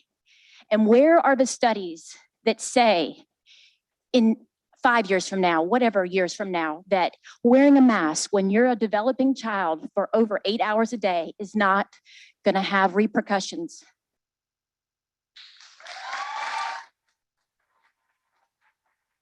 Selena Ramsey and Brett Barry. I think we kind of went out of order. I'm Ashley Regan. I'm at 3421 Oberlin Lane. Good evening, members. I'm a mother of 2 children in the district, a small business owner, a previous educator holding a master's degree in childhood education and psychology. And I am part of the 200,000 families that have fled the tyranny of New York in 2021 alone.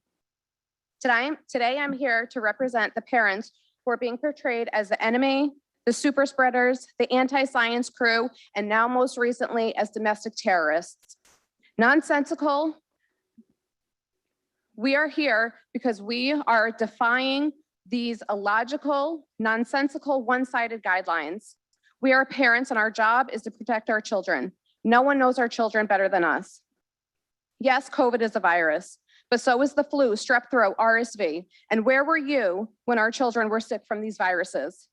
Were any of you calling to muzzle our children in masks up to 8 hours a day? Were any of you demanding our children quarantine for 2 weeks? Time. Were any of you trying to push our youth into an experimental vaccine? The answer is an overwhelming no. These are our children, and we are the parents. The medical choices for these children are up to the parents and the parents only. We have asked you, we have pleaded with you, and our attempts were in vain. And now you have a slew of angry parents. Instead of enjoying our last day with our children, we are here fighting you and your overreach. I urge you to cease all attempts at mandating masks for us or our children. I will not comply, my children will not comply, and more importantly, there is a slew of parents, citizens, and grandparents who will not apply.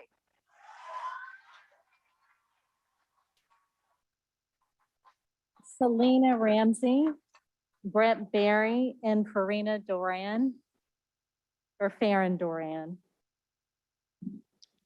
Hi, good evening. Brett Barry, Canny Lane, West Ashley. Mayor Joe Riley created opportunity and safety for the people of Charleston.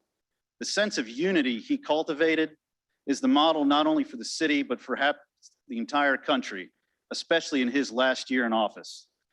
His accomplishments are being squandered by failed leadership. We have seen the destruction of King Street. We have seen murder in broad daylight, and we've seen divisiveness in the name of unity. The Commission on Equity, Inclusion, and Racial Conciliation's report is not a continuation of the success built during the Riley era, but rather a continuation of the downhill trajectory which we have witnessed in Charleston over the past few years.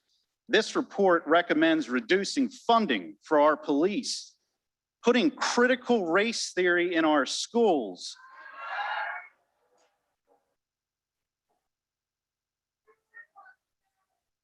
wealth redistribution based on skin color, and the radical list goes on with these recommendations. To vote to receive this report and create a permanent commission is to endorse and elevate this extremist agenda thinly veiled under the banner of racial progress. Mr. Mayor, vote this down.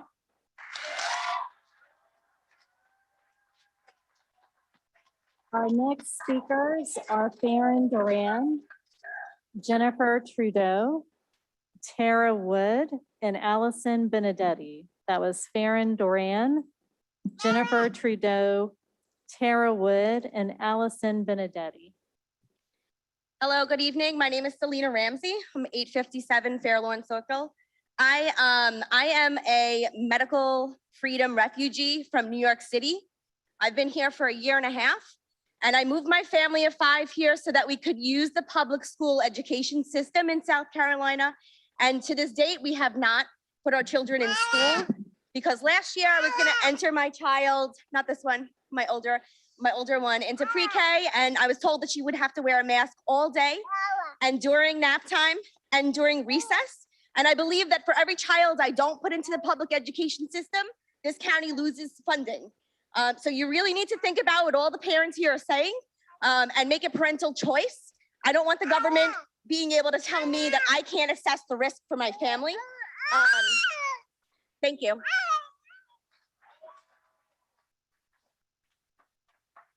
Farron Duran, Jennifer Trudeau, Tara Wood, and Allison Benedetti. I'm Farron Duran. I'm at 1231 Colfax Court, and I'm coming to you as a healthcare worker. I work and I've been working with COVID. So hello, this is right here. You want to say thank you to your healthcare workers. What I'm here to tell you is that you're asking our children to do what our healthcare workers on the front lines are not even willing to do ourselves. We do not wear our mask all the time. We pull it down. We have headaches. We can't breathe. We go home and we are tired and we take it off and we put it aside. We look at our patients and then we turn around and go, and the sad thing is that I looked at all the board members that are on the board that voted in CCSD and not one of them does healthcare. So how dare anybody make a healthcare decision and not actually be in healthcare? You all have to be willing to wear it for 8 hours and play recess before you ever make a decision for our children.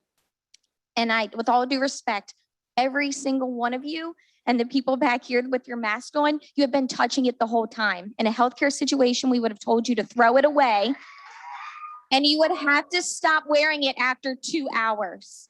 You stop wearing those masks, you throw it away after 2 hours. All we're asking, we don't care about masks. We're just asking for no mandate. Wear it, don't mandate what we do with our children. That's all. Jennifer Trudeau, Tara Wood, and Allison Benedetti. Hi, I'm Jennifer Trudeau. I recently moved out of Charleston County, and I'm thankful that I'm no longer subject to the tyranny here. I wanted to specifically say hello to you, Mr. Harry Griffin. I hope that you remember our phone call last February when I was accosted by Charleston Livability Department in the middle of Target. And you promised me that you would get back to me multiple times, and you never did. Okay, anyway, so I threatened to sue after I got no response from you. What I want to say here is for you all to look around. You do not have the consent of the governed. You all are looking at mass non-compliance. We're all law-abiding citizens. This isn't what we want to do, but we will. I am a homeschool mom, and I brought my kids here tonight to teach them a civics lesson about standing up for their rights, because they're certainly not going to learn that in public schools. There is no emergency. The jig is up. Your masks are theater. Time. This is obscene. And masking 2-year-olds is disgusting, and we will not comply, and we're not asking.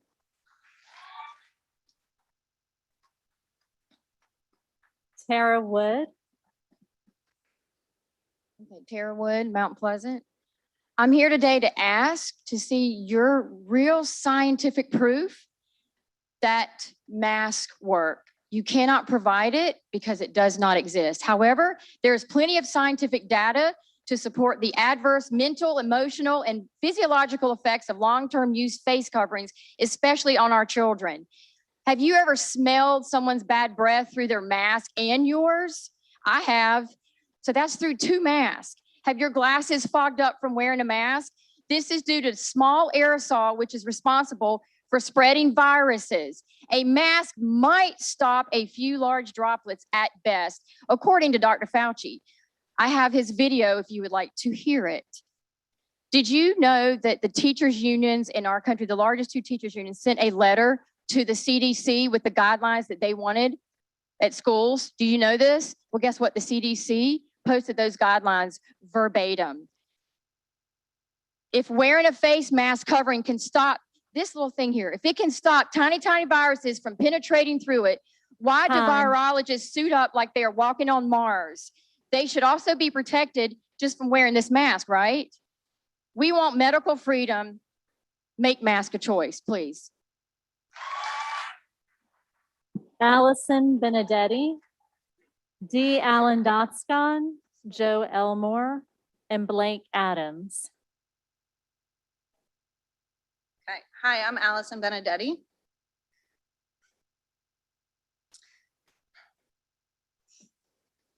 you hold my time? Sure, we can hold your time for you. We can move to the next person if you want. I just want to pull it together for a second. I'm sorry.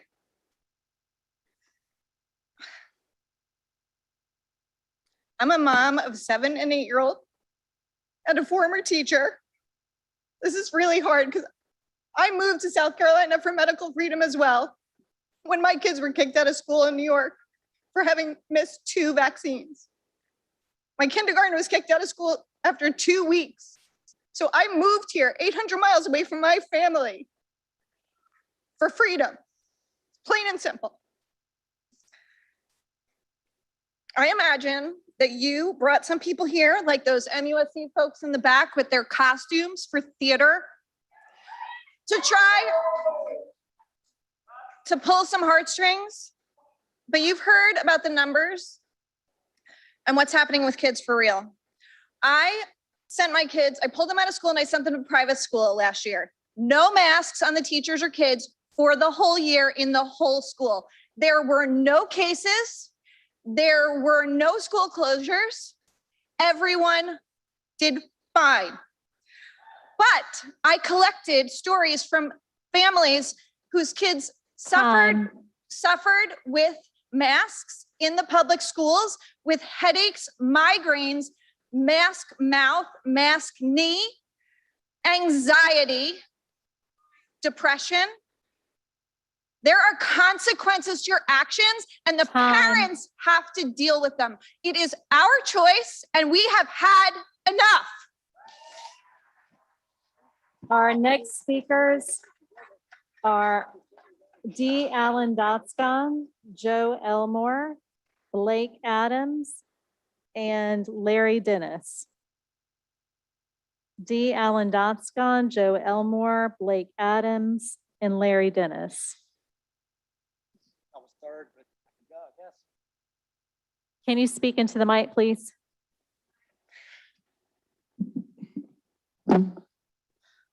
I come here to you today saddened. Here we are. Knives are drawn throughout different levels of government. You have citizens down each other's throats. Parents have had to make hard decisions, homeschooling, finding rational private schools who do not mask, business owners reeling from the biggest public policy calamity in Charleston history. Great work, guys.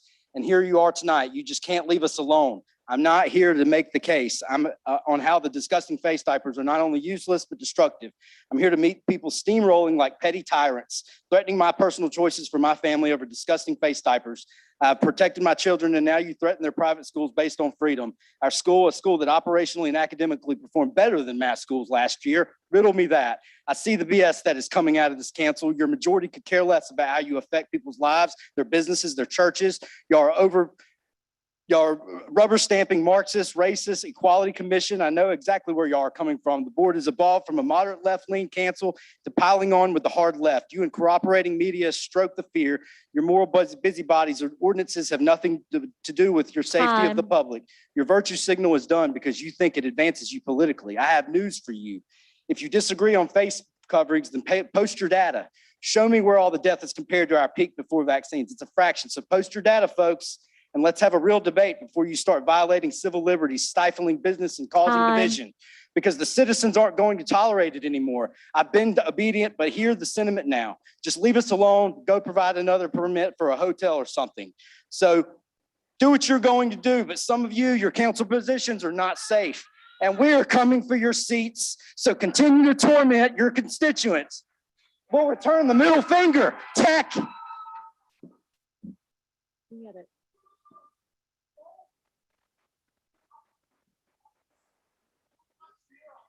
The next speaker is Joe Elmore. Blake, Next speaker, please. Sir, you had your share. Next speaker, please. All right. Mr. Mayor? Yes, sir. Mr. Mayor, I think we need a recess. No, yeah, we do. Public It's getting out of hand. We need participation a period. reset. I'm sorry, council member. Next speaker, please.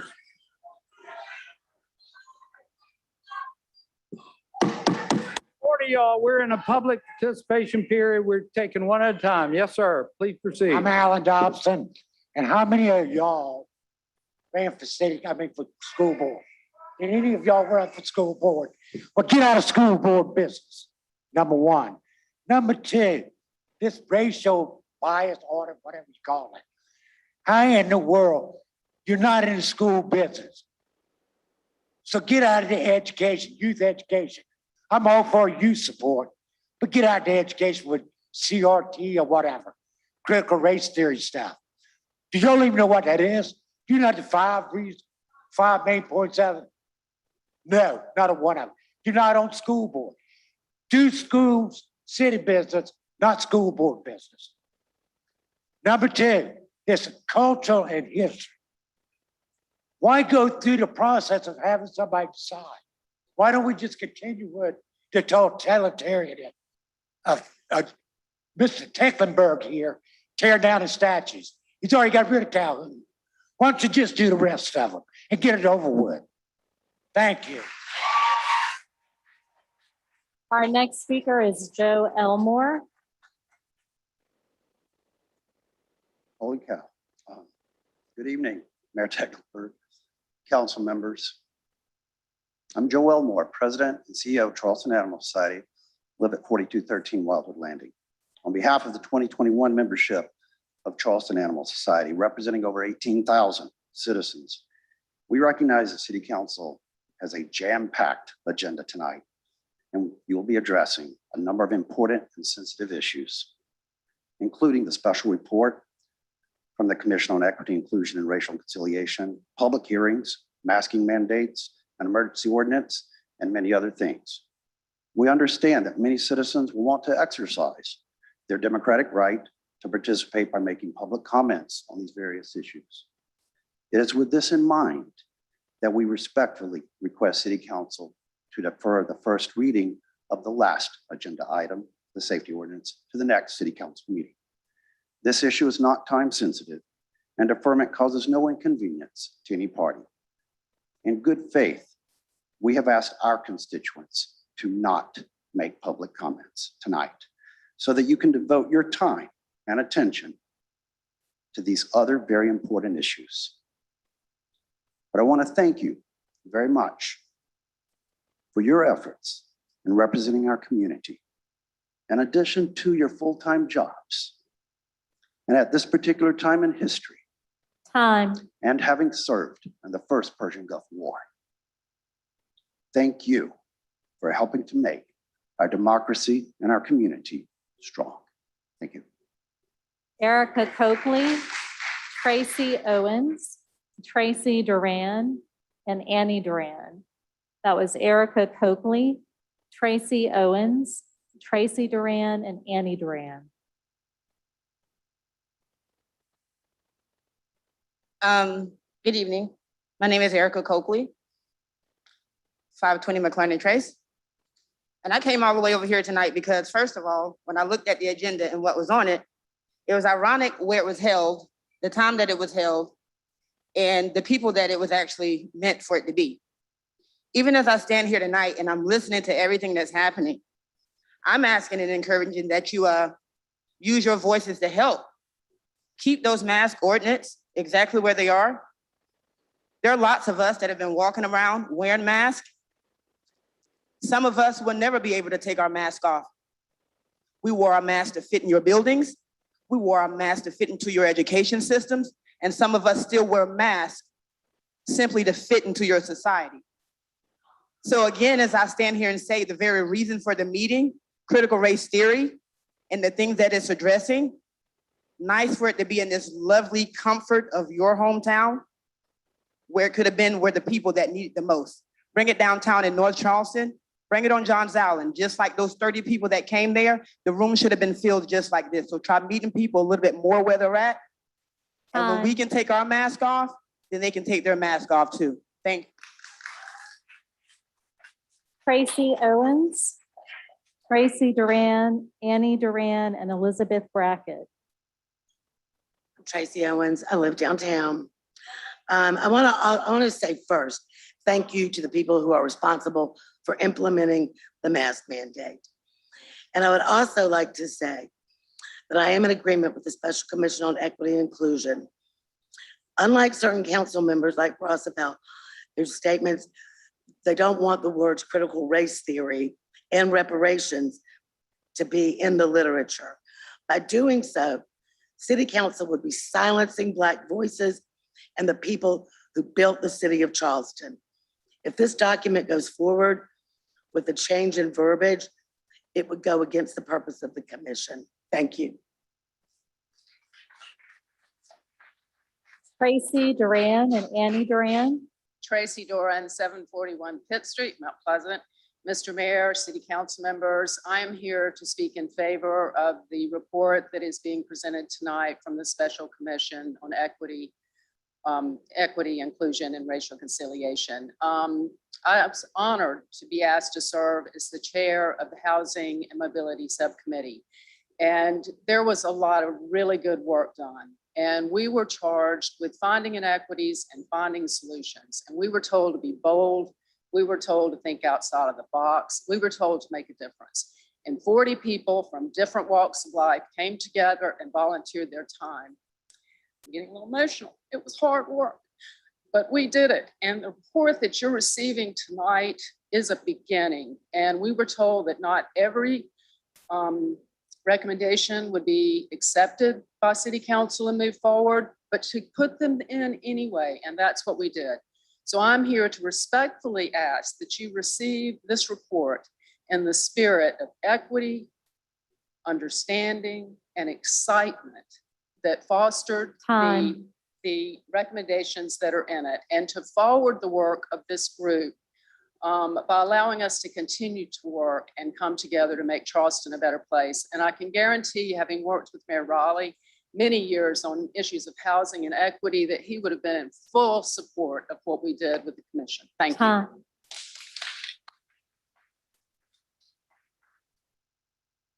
Annie Doran.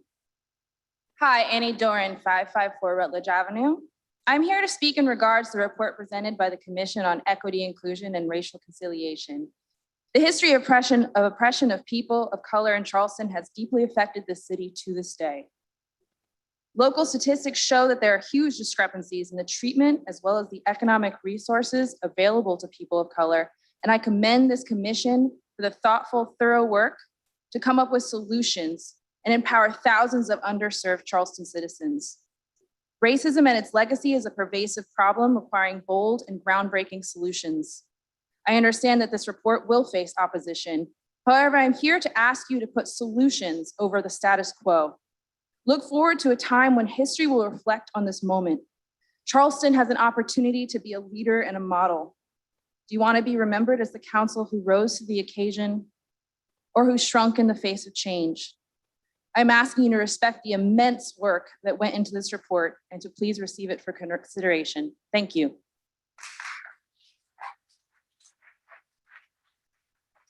Elizabeth Brackett, John Robinson, and I might be mispronouncing this name. I think it's Mike Abramson, and Raquel Leroy.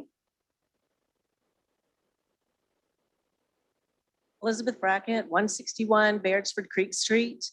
I had a lot of things that I was going to say tonight. I'm not going to address the fact that there's no medical evidence to support masks for our children or for anybody. That's been covered tonight. OSHA guidelines haven't, but I'm sure there's somebody here who will cover that. But what I'm here to say is last year, I'm a former teacher. I have a master's degree. And when I saw statues coming down last year, myself and many Americans realized that we were on a dangerous slope. We were heading down the road to communism. And right now, what we're seeing in our nation is we're seeing forced mandates. It goes against our state law. It goes against our constitutional law. And it goes against our civil liberties. We're not a communist nation. Our founding fathers created this country on 34% of biblical principles. And according and contrary to popular belief, our founding fathers were Christians. They believed in divine providence. So we need to stop these mandates. We need to remember that we are a free country. We have many Americans, our founding fathers, my great uncle, Francis Hopkinson, signed the Declaration of Independence. And when he did, he knew he was signing his death warrant. My grandfather died in World War II fighting for the very freedoms that we're standing for here tonight. Time. So we need to fight for America. We need to teach the United States Constitution in the classrooms, not critical race theory. We need to teach the Federalist Papers, and we need to teach Americans how to be Americans. I have never seen our country so divided. A few years ago, we all came Time. together in solidarity because of what happened at Mother Emanuel. And now here we are, more divided than ever. This is not the city or the state that I grew up in. Thank you, ma'am. John Robinson, Mike Oberson, Raquel Leroy. Hi, I'm Raquel Leray. I live at 1728 Battalion Drive. And I would like to talk about the PCR tests. The CDC already said they don't work. So how are they testing the Delta variant? Please, a doctor, I would love to know. Does anybody want to answer? Okay, so there we go. Fear, fear, fear. So can we give y'all some advice since you want to dictate and mandate things on us? There's 4 vaccines. Go get all of them and go take all 33 boosters. And then if that doesn't work, put 33 masks on your face. And if that does not work, stay home for 666 days. There you go. And guess what? Y'all might not understand those numbers, guys, but I can guarantee you that mayor does. We're awake. You guys conspire against us with your puppet masters. We know what the heck is going on. We're awake. The lions are awake. You're going to hear us roar. I pray at night with my children for y'all's free will to allow the Spirit of God to touch y'all, to wake you up, if you're even human.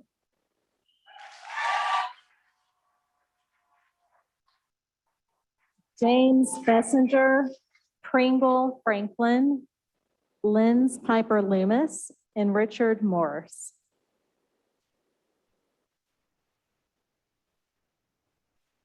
Mr. Mayor, I think we got slightly out of order. John Robinson, 22 Craven Avenue, worked for the city as the chairman of the BARL. I would like to commend to all the members of council the letter and good counsel of Henry Fishburne in the paper related to the city's equity report. Racial reconciliation in Charleston is a laudable goal. Ending racial disparities is a laudable goal to pursue. Giving opportunities to underserved groups is a laudable goal.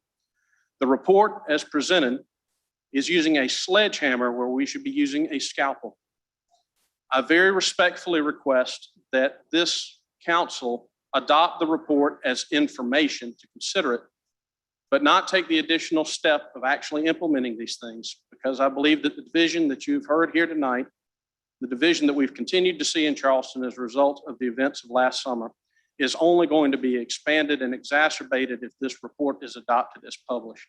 I thank you very much for your consideration and either deferring this matter or merely as accepting it as information instead of making it policy. Thank you. James Bessinger, Pringle Franklin, Linz Piper Loomis, and Richard Morris. My name is Lindsay Piper Loomis, and we the people do not consent to being governed in this tyranny. We don't have a racism issue. We have a communism issue, and we also have a civility issue. Every single one of you is accountable. Mayor Tecklenburg, I've known you for quite some time. I ask that God pierces every single one of your hearts. I could sit here and preach at you, but every single one of you knows men like my husband that got up and walked when God audibly spoke to him and said, your legs will work, and he walked. You know what our men and women have sacrificed for. You know exactly what you've done. You've made a deal with the devil.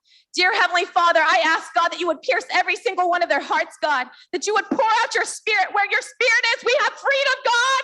And this nation, we will not bow down to the devil, God, but we will open up and we will allow, God, for your spirit to reign. We will not bow down to communism. We will not allow this regime to continue. We will not be silent.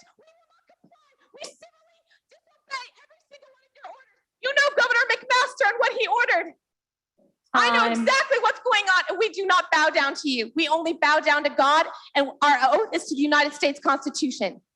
Get yourselves in check right now. James Bessinger, Pringle Franklin, Richard Morse, and Tammy, and I believe it's Kanapaw. My name is Richard Morse. I live at 44 Pendleton Street in Charleston. Dear council, thank you for allowing me to speak on the emergency mask ordinance. I've heard words such as simple, easy, and common sense to describe masking. However, for special needs children and their parents, they are anything but. I have a son with epilepsy, and while he may be eligible for a medical exemption under this ordinance, they will not avoid psychological trauma in a mandatory masking environment. If you are a young boy with a special need, would you like explaining daily to your schoolmates why you don't have to wear a mask? Masks should be optional for all children, full stop. No child or parent should have to explain pediatric medical conditions to anyone other than a pediatrician. We know that for children between 0 and 12, COVID is about as dangerous as a bad flu season. What we do not know is the psychological trauma that mandatory masking has on children. Do children with medical exemptions feel unworthy? Will some children who feel forced to wear masks suffer from anxiety for the rest of their lives? How can we possibly mandate masks for children when there's not one scientific Time. study addressing these potentially deadly serious questions? Thank you. Tammy Kanapaw, Mary Skinner, Butch Skinner, and Dr. S. Franklin. My name is Tammy Canapo. I'm from Mount Pleasant. I just want to know if you guys believe in the Constitution. And if you do, why are you taking away our history? Why are you trying to create division among all of us? We believe in the Constitution. This area of Charleston is one of the most united places I've ever seen in my life. And you're trying to split us apart. You need to stop. You need to help the unification. We are Americans. We are not Marxists. We're not communists. So stop it. If that's what you want, move to one of those countries. Bring us our police. We need our police. We need our country. And we need our children not to be subject to all your beliefs. They're wrong. Thank you. Mary Skinner, Butch Skinner, Dr. S. Franklin. My name is Pringle Franklin, and I live at 108 Main Street. I just want to say that I'm here to speak about the report from your special commission on equity and inclusion. It seems to be happening awfully fast. I appreciate that many people have put time into coming together to come up with solutions, but I, as a resident of the city of Charleston, would like for more people to be able to read the report. It's very lengthy and complicated. These are important questions before us. I know there's some good things in this report. And I also know there's some things in there that I'm probably not going to like, and that other residents are not going to like. Like, for instance, I'm 100% behind our police. Okay, so I don't want anything that's not going to support our police. My mother, who's 80 years old, was attacked on Main Street 3 years ago. She was pushed down in the dark on her front steps. And the police solved that case for her, and they helped her through her trauma. So all I'm saying is please table any further action at this time on your report or on making the committee a permanent fixture of our city until more of our residents have a chance to read this report and talk about it. Let's have some discussion groups. Let's unify. Thank you. Mary Skinner, Butch Skinner, Dr. S. Franklin, Carolyn Barrett, and Elizabeth Mack. I am Mary Skinner, and I am from Cane Hoy.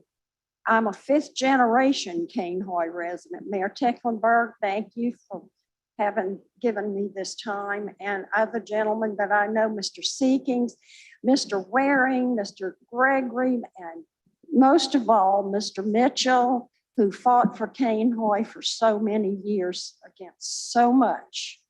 We go back a long time, and I am here first of all, to support this ordinance that you will hear tonight, the cemetery ordinance for the unmarked graves.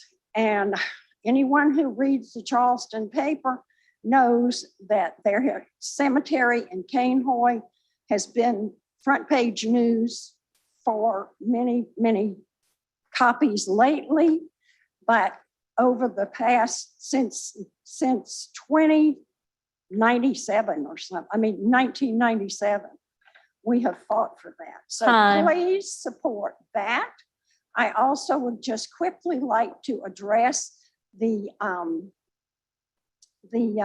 city plan and ask you to consider two things. When we have the workshop for the Cainhoy Peninsula area, which you all are going to provide, could we please have it somewhere where the residents of Cainhoy can attend? We couldn't get down to the first Time. reading of it because of the flooding, downtown last city council meeting. Could we have it at Philip Simmons High School? Could we have it on Daniels Island? Could we have it here? And finally, I would also like to say that we support the Coastal Conservation League's plan and ideas for the city master plan. So thank you so much for your time. I appreciate it. And I'm so glad to see everyone tonight. Thank you, Mayor Techler. Butch Skinner, Dr. S. Franklin, Carolyn Barrett, and Elizabeth Mack. Mr. Mayor, ladies and gentlemen of the City Council. I came here tonight to talk a little bit about infrastructure and about affordable housing. They're very important to me. But it seems there's something very, very much more important. And I want to thank you tonight because we started out this meeting with prayer and with the Pledge of Allegiance to the United States. I appreciate you for that. I grew up in a school system here in South Carolina where we prayed, where we said the Pledge of Allegiance, where we said the 23rd Psalm. And I wonder where we would be today instead of here fighting among each other if we had kept those concepts in our schools and in our country. I just want you to know that I support no mask for children. But I also want you to know that we're at a crossroads in our life and in our country and our city. And I just beg you to take in critical race theory. We don't need critical race theory. We need to be, we are part of a community, a Black community, a white community, and whatever. We are all one people. We love each other. We've been in this place for many years. We have Black friends, white friends. We come together, we talk, we pray. It is a special time.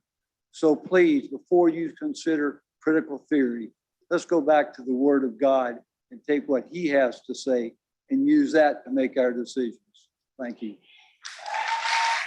Dr. Franklin, Carolyn Barrett, Elizabeth Mack, Marcus McDonald, and Belvin Olazoff.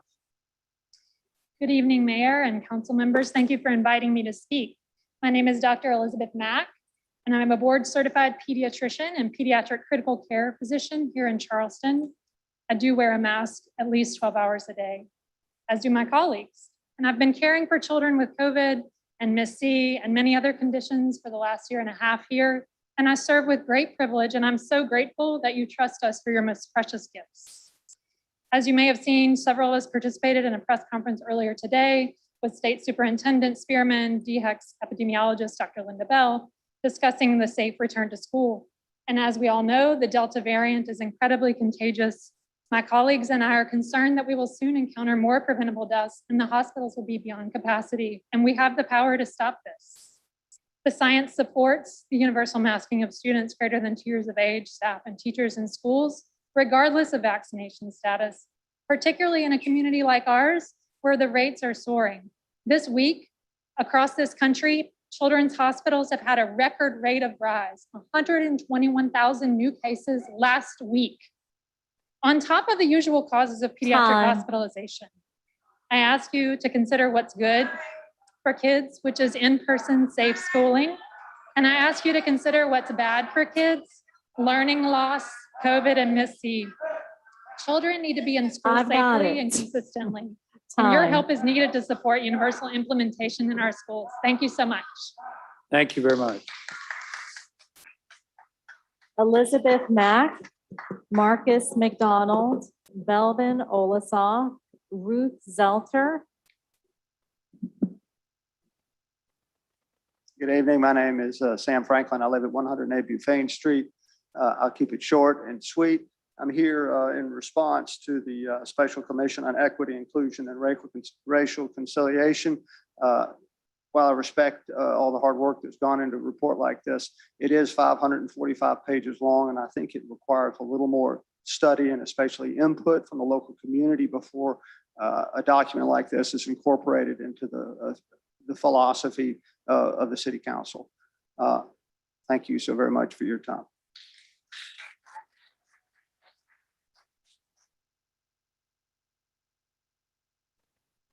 Hello, Belvin Olsov.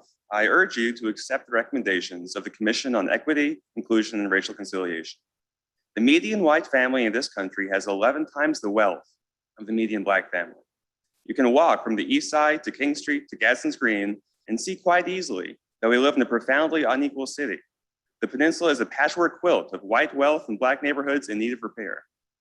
I believe there's not only a moral obligation, but real urgency to taking action on racial equity. The climate crisis will take the fault lines in our society, the decaying housing and infrastructure, the food insecurity, the lack of wealth or healthcare access or means to evacuate, and turn them into active tragedy. So we must work to make our society whole and not equivocate. There are uses for sledgehammers, and this is a sledgehammer issue. Thank you. Marcus McDonald, Ruth Zelter, and Patrice Blymeister, and Sarah Thompson. My name is Marcus McDonald, and I believe there's several who reserved their time for me. China and I'm forgetting. Yeah, you can reserve people time. Anyways, so I got time reserved for me. Can I do that and get another minute? Can I do that? Okay, well, that's fine. Well, go ahead and get it started. My name is Marcus McDonald. I'm with Charleston Black Lives Matter. I'm in support of the Commission on Equity, Inclusion, and Racial Conciliation. But before I start, I will have to say some of the comments y'all said before, out of pocket. Y'all are not a slave class. Y'all don't need to let them breathe because in that jail, they put a spit mask over a man and he died. So don't put a sign that says, let me breathe. Y'all can breathe, y'all be all right. Regardless, I'm here to talk about the Commission on Equity, and that's what I'm here to talk about. The reason we're here today, because for hundreds of years, we've prioritized. Speak. One person at a time, please. Everybody has their turn. Let me talk. I can't talk. Let Mr. McDonald speak, please. Thank you. Please proceed, Marcus. Okay, thank you. The reason we're here today is because of hundreds of years of us prioritizing money over people, and we can no longer make that mistake. For this to be truly a just, equitable, unified city, we have to right what was wrong. And that's what we're doing with this commission. So I fully support the commission and not care what that lady who was preaching before or what Tim Scott said. We do live in a racist country, and this is a racist city. And if you look, and y'all don't need no critical race theory. Y'all don't need no critical race theory, because you're standing on a plantation right now. You're standing on a plantation right now. Right now you're a Fairbank plantation. Right now you're a Fairbank. Right now you're a Fairbank plantation. Then Fairbank plantation was the biggest exporter of indigo. We enslaved so many folks here for indigo. It became a cash crop. We cultivated so much indigo here, they legalized slavery in Georgia because indigo that was processed here, right here in this plantation. So we must prioritize people over money, but we must listen to the people. The people are saying we need reparations. Let's wrap up. And I want to leave y'all for MLK quote, because y'all love quoting MLK. So I'm gonna leave y'all for MLK quote, and I believe the problems of racial injustice and economic injustice cannot be solved without a radical redistribution of political and economic power. The problems of racial inequity. Thank you. Thank you, sir.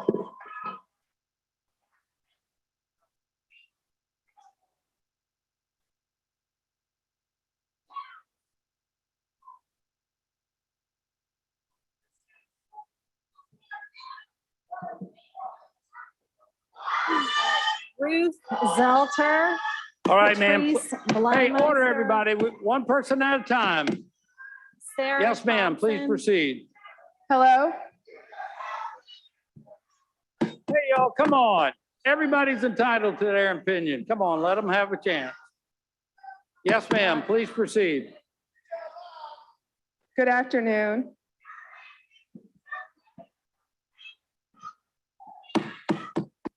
Order, please. I've Yes, never ma'am, been please more proceed. ashamed. I've never been more ashamed than I am right now. Never. All of this.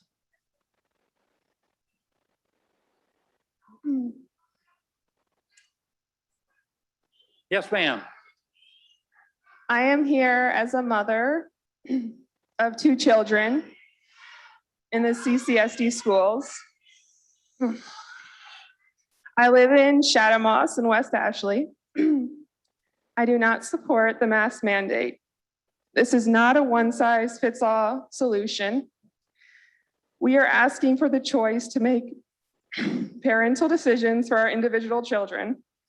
I am disheartened that we as parents may not be given this choice. My children need socialization and education, but at the same time, I could not in good conscience send them to school wearing a mask for 8 hours a day. This causes harm and damaging effects. Just because people want to believe something will work doesn't make it true. Where are the peer-reviewed studies? I have yet to see one. Why are so many people saying that masks protect our kids, but can't give us concrete evidence? How is it safe for our kids' mouths to be covered for 8 hours a day? These children are sitting in a classroom all day together, breathing the same air behind their homemade flimsy fashion masks. Not to mention, they take them off to sit and eat lunch together every day. I know because I had a child in school last year and he told me all about it. Do you really think they aren't sharing their germs Ruth with one another? Zelter, Patrice Blymeister, Sarah Thompson, Josie Jaramillo.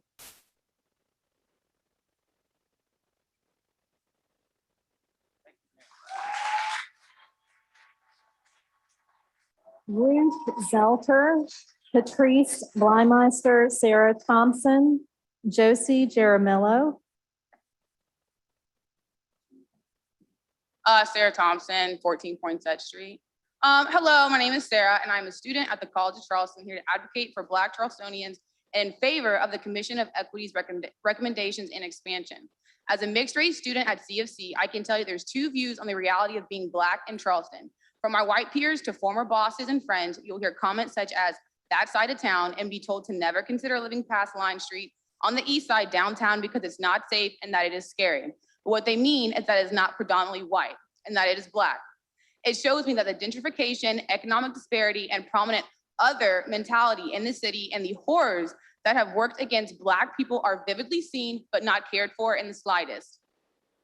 It is also synonymous as to why Black people of this country have not received reparations, yet Jewish people and Asian Americans no longer have to have this conversation or fight for theirs.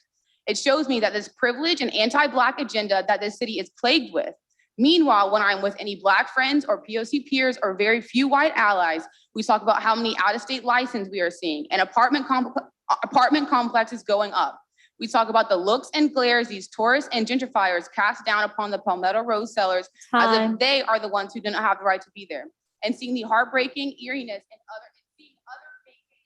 and Josie Jaramillo, China Chan, Nita Weiss, Sophia Hastings. Josie Jaramillo, China Chan, Nita Weiss, and Sophia Hastings.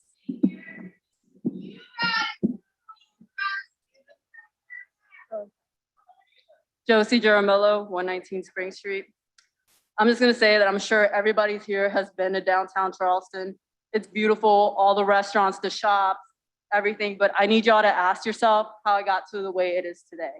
Ask yourself, when you go to a restaurant, who cooks your food? When you go to the shops, who can even afford to buy that?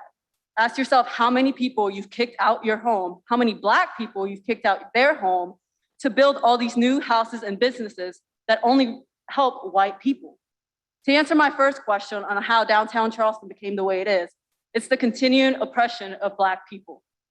After over 400 years of oppressions, reparations are the least y'all should do. I can't even tell you how many white people's heads turn when me and my friend walk into this building. I can't even tell you, they didn't even know why we were here. They just assumed. Whether it's generational wealth or not, being discriminated against, y'all, no white people in here has felt being discriminated against for the color of their skin, which is why I'm saying reparations is the least y'all should do. Thank you. China Chan, Nita Weiss, Sophia Hastings, Henry Fishburne, Leslie Hart.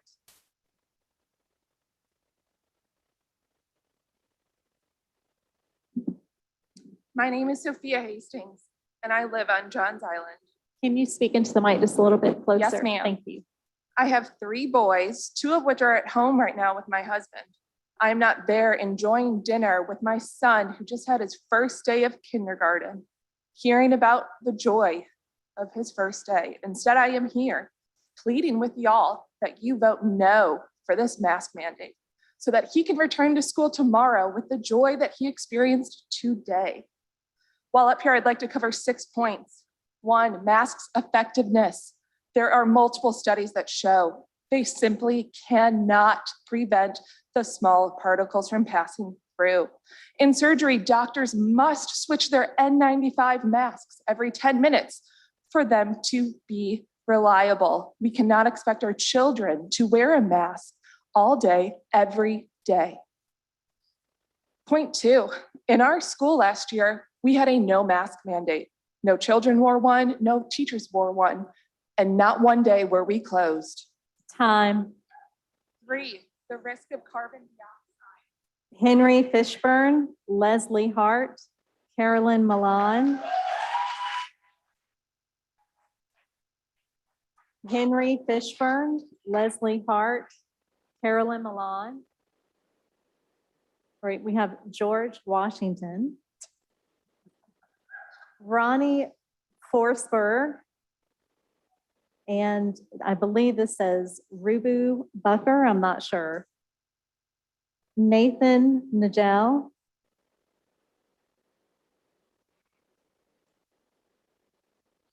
Good evening. First of all, I want everyone to take a deep breath and look and listen to what has happened to us as a community.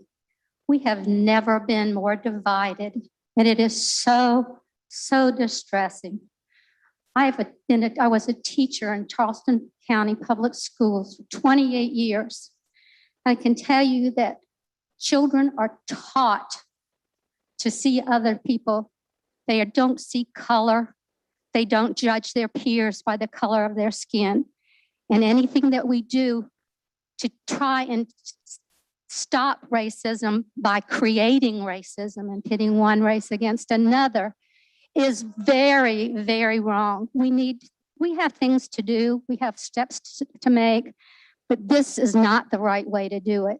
And on the mask issue, I would respectfully ask y'all to look at yourselves because, Mr. Mayor, I respect you greatly, but you took your mask off when you wanted to speak when this meeting started.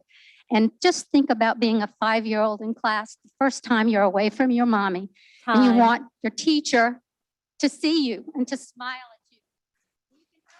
Margaret Adams, Sandy Henderson, and Todd Welch.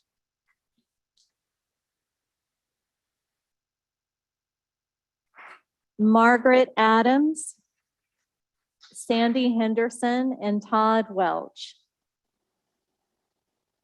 All right. Chris Bunt, Tony Fogel, Carol Randazzo,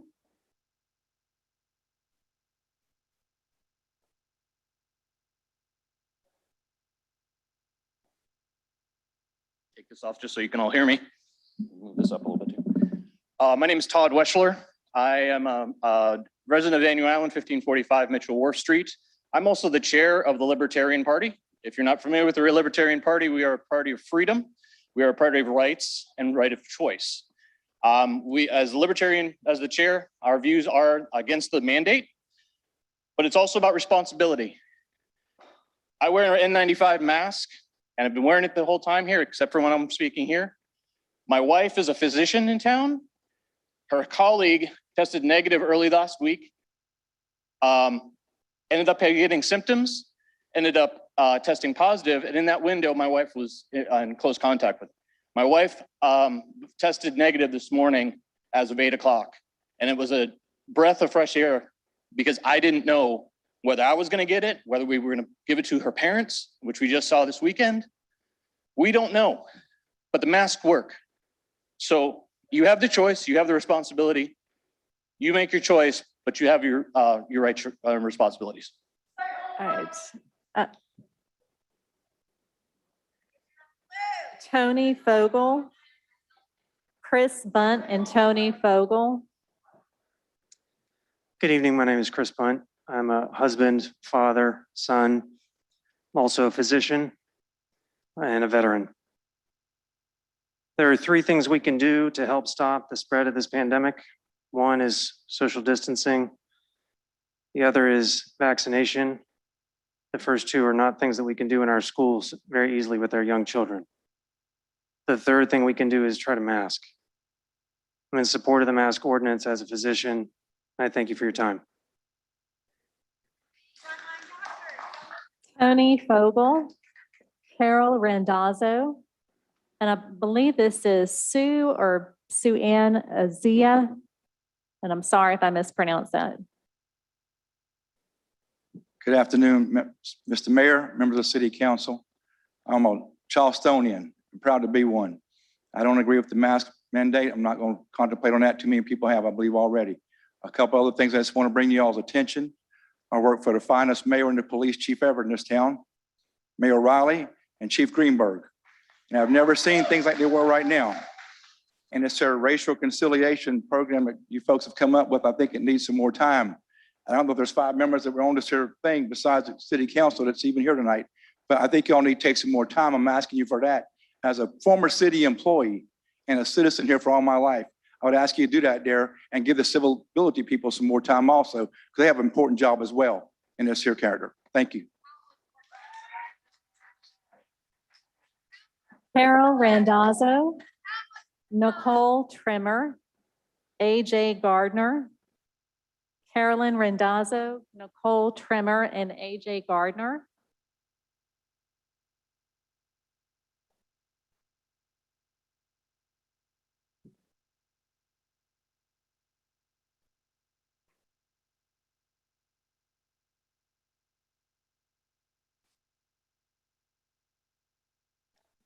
Can I move this?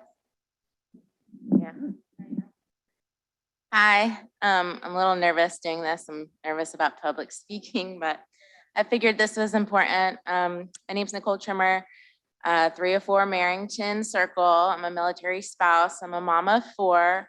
I didn't hear anybody mention that masks are really about risk mitigation. My mask protects you, your mask protects me. So it's really more about lowering how many people are going to get infected. So, I mean, even if it's a 20% chance lower, I think we should take it for our kids. And all 4 of mine wear masks all day at school. They're 100% used to it. And they're fine with that. And also, I feel like there's a lot of things to cover on here, but I'm 100% in support of the commission report. And honestly, America is really behind on that. You know, slavery was a travesty and we haven't done anything to correct it. Charleston makes, you know, all this money off of the entire city that Black people built. And, you know, we should do reparations. So Nicole Trimmer, AJ Gardner, Dr. Karen Gersh. Good evening. My name is AJ Gardner, 4132 Blue Cross Lane on Johns Island. I'm a 7th generation Charlestonian, something not many people in this room can claim.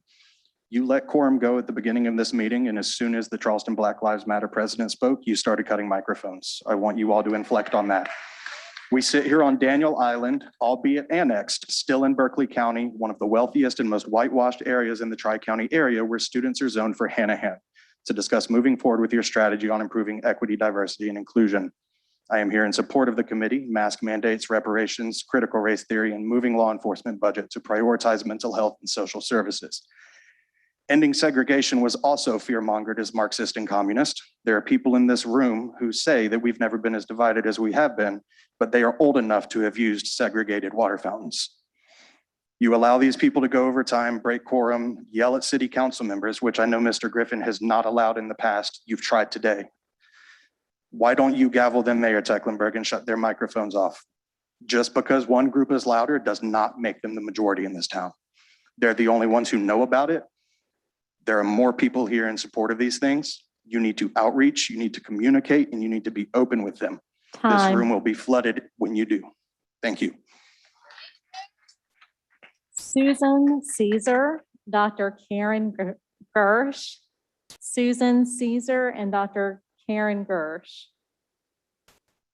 Good afternoon. I didn't sign up to speak, but I see we have a little space. So I'm representing my kids who go to CCD schools.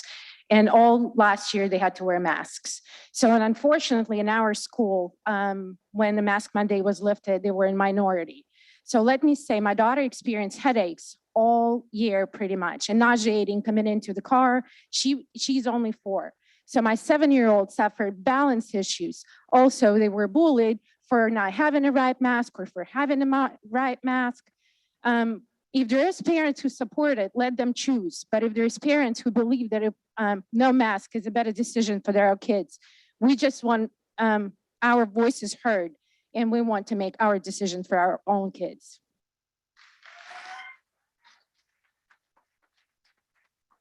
And can we get your name for the record? I think we've gotten out of order. We just want to make sure we've got everyone's name for the record. I didn't sign up to speak, but I feel like I have a nudge and I have some history lesson to share from my personal experience. I grew up in socialist country and I'm first generation immigrant here in the United States. And it hurts my heart to see how your country is falling down to the Communist Party. If any of you don't know what I'm wearing here in the neck, I would encourage you to research. This is communist sign pioneer tie that I had to wear until I was in school till 5th grade. Right now, I see the mask is a sign of Communist Party in this country. Do not shut the microphone, let me talk. What you are, black and white, teaching your kids in your schools, great schools here, is division. I encourage you to unite, stand up for your history. You have a rich history. Don't lose this country because this is the American. This is the freedom. This is where I came as a cleaning lady, worked my tail off in Memphis, Tennessee, could not speak any English, and I own the business in Mount Pleasant today. I want you to all unite. We don't need to defund the police. We need to defund our public. Dr. Karen Gersh.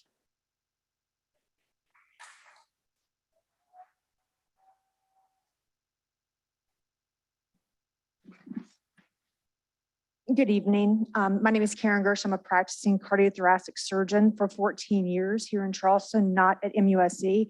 I was a resident for 11 years, and of that time, I wore a mask virtually the entire time. It seems only intuitive that a surgeon wears a mask for obvious reasons. I work at a hospital now that is in a surge. I'm watching my nurses suffer, my respiratory therapists suffer, as we're taking care of children, as we're watching young adults die on ECMO, as we're watching amputations, dialysis, and strokes of young people. As a mother, I am asking for a mandate to allow me to keep my children safe until I can consent for them to have a vaccine. It is your choice to have a vaccine. I will continue to care for you if you haven't. I will be compassionate to you if you haven't. I'm asking you to be compassionate for me as a mother who wants to protect her child until I can get my child vaccinated. Thank you for your time.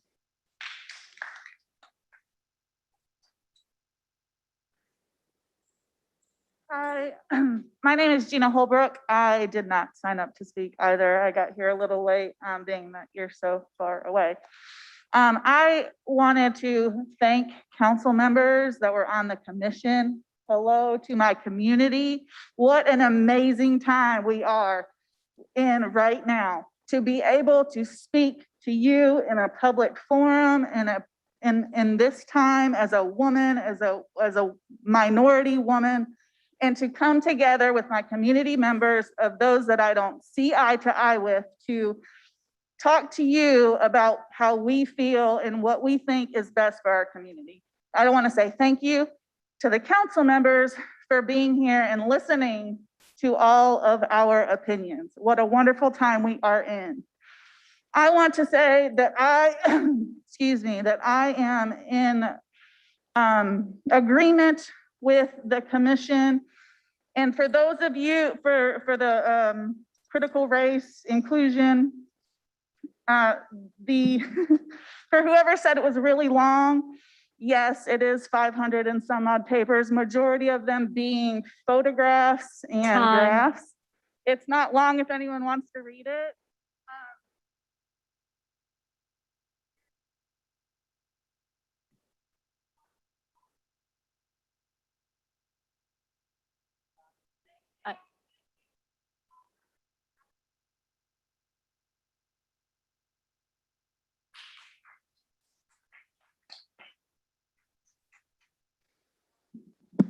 Hi, I'm Dr. Julie Lynch Sasan. I'm a chiropractor. I came to Charleston 6 years ago. I'm not on the list. Masks, they may work, they may not work. I can say that the majority of my friends and I who are healthcare professionals take our masks off in between each patient. My children can't. My daughter has come home with headaches. Thank God I'm a chiropractor because I can help her. But not everybody's parents have the choice or the ability to get adjusted when they have headaches. Our children need to breathe freely. We need to be able to choose our children's health care as parents. As parents, that's all, as parents. Thank you. Thank you.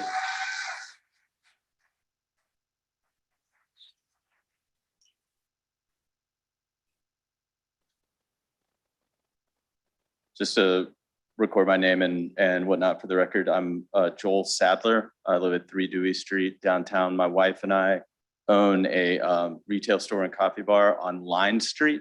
And we would like to speak for ourselves and other of our peers in the business community in support of the commission's report and recommendations. And I would like to say in particular in regard to our status as white business owners, what we feel that we are living within a city that we have everything to thank for the Black people that built it, that created the wealth that we that attract tourists, the culture that everybody indulges in, the food that everybody eats, and it is our honor to operate a business here. And we are very thankful that the council did this report. And in particular, would like to state for the record that we are in full support of the reparations component of it, and would be thrilled for a portion of the money that we pay to the city go to that in particular. So thank you very much.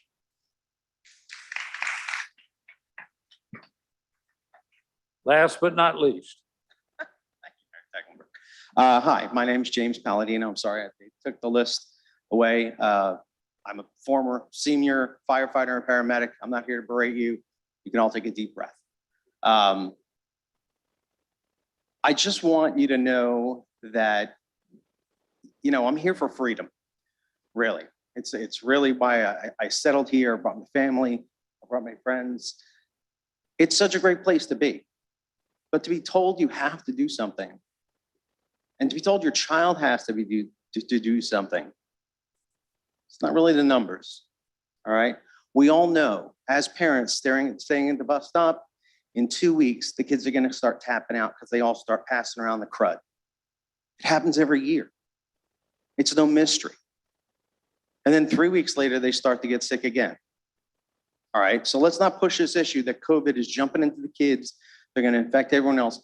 They have plenty of stuff. They shift around. All right, so please don't don't get hogwashed into the numbers, please. And we also had some speakers sign up to speak online. These are our list of speakers who signed up to speak online. Bobby Baker, Tony Daniel, Anya Benitez. Bobby Baker, if you're on the line, if you could press *6. Hi, this is Dr. Bobby Baker. Thank you. I'm speaking on the Special Commission on Equity and Inclusion. I was trying to read through this long report, and I just noticed a few action items that were of concern, especially the part that says examine the Charleston police budget for potential reallocation and savings. As you know, the crime rate in Charleston is rising. Upper King Street has been closed late at night due to 2 college students being sexually assaulted. We've had tourists. We had a tourist actually just 2 blocks from my house on Atlantic that was held at gunpoint and robbed, not to mention the poor husband of the provost of the College of Charleston was murdered on Lower King last year. The last thing we need is to cut any budget from our police department. And I hope this isn't part of this plan. And I ask you to reject this report for now. It should be brought to the neighborhood association meetings so that the report. Next is Tony Daniel. If you're on the line, if you could press *6. Tony Daniel. Right here. Mr. Daniel? As a direct descendant of Robert Daniel, I'm from right here. Yes, sir. I knew that Ross Appel was corrupt and lacked moral character. Mayor, I'm surprised at you. Let me explain what happened. Ross Appel knew that I was getting ready to go for the traffic and tourism section about the illegal closures, which are still illegal. So what he did was he asked the neighborhood to write a bunch of letters for these guys that live on the golf course that don't want their public streets used by public school children. They had 50 people from 38 families write letters, not a majority, Ross. Do your math. And you, Mayor, when you got it, said, good work, case closed. The case is not closed. It's still illegal. It still hadn't met Title 57 rules. And you're keeping people in traffic for 45 minutes a day. You're still clogging my driveway illegally. You're still blocking the roads illegally. And when are you going to do something about it? Either vote to close the roads or open the roads. There is no other options. And you have to do it in compliance with Title 57 in the best interest of all. You haven't done that. So please open the roads. Thank you. Thank you, sir. Anya Benitez, if you're on the line, if you could press *6. Anya Benitez.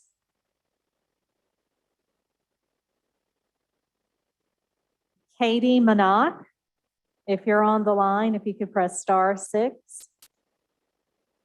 I think she's present.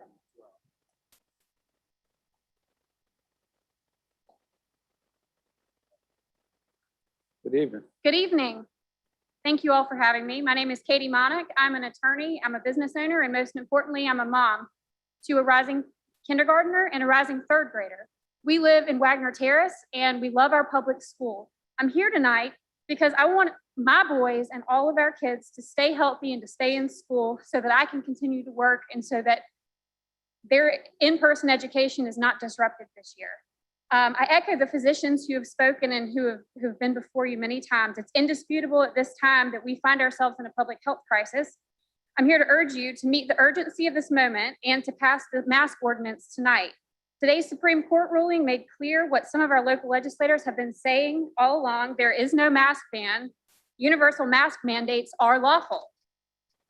While CCSD voted last night to implement the mask requirement, it's clear they can't go at this alone. An approach similar to Columbia is a reasoned one. We need policy implemented and enforced to comport with AAP, CDC, and DHEC guidance. You have the ability to require and enforce masks within school. May I conclude? Anya Benitez, if you're on the line, if you could press *.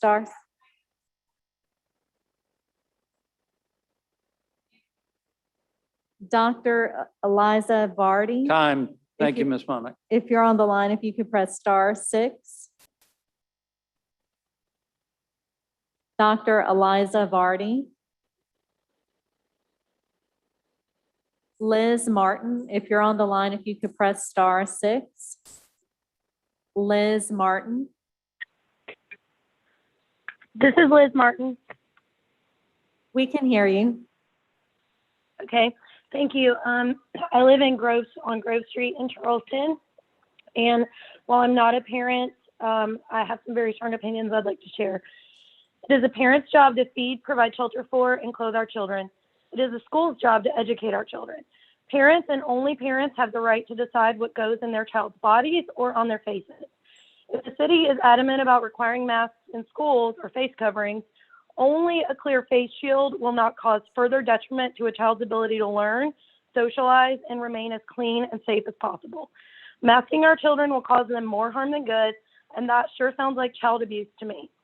Mouths are in fact dirtier than private parts and butts, so requiring face coverings should only happen if teachers are trained to help students implement proper sanitation measures, such as changing masks multiple times a day, especially following physical activity or sweating.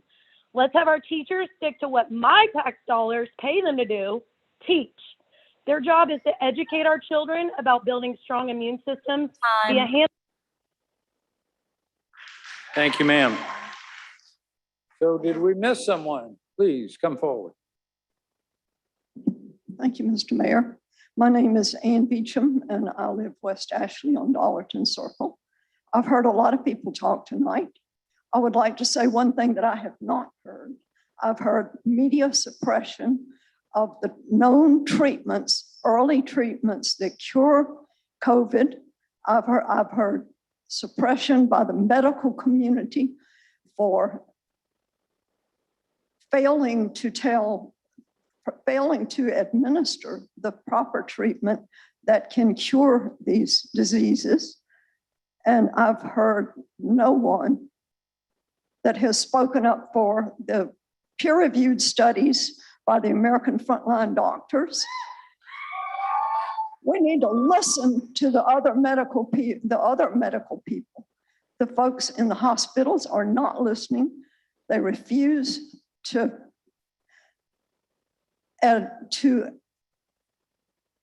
agree with the patients who want other treatments, and they refuse lawyers who come forth on behalf of the patients to seek other treatments. Thank you.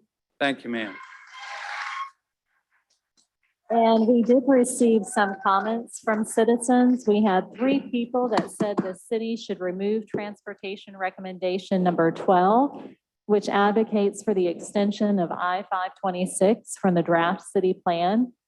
One person said that the government had no right to demand their child wear a mask and that they should leave it to parents to decide what's best. 44 people suggested the city mandate masks in schools and that mask wearing protects teachers and students. It was not a political issue. It was a critical public health issue. One person said that masks worked and that people should wear them.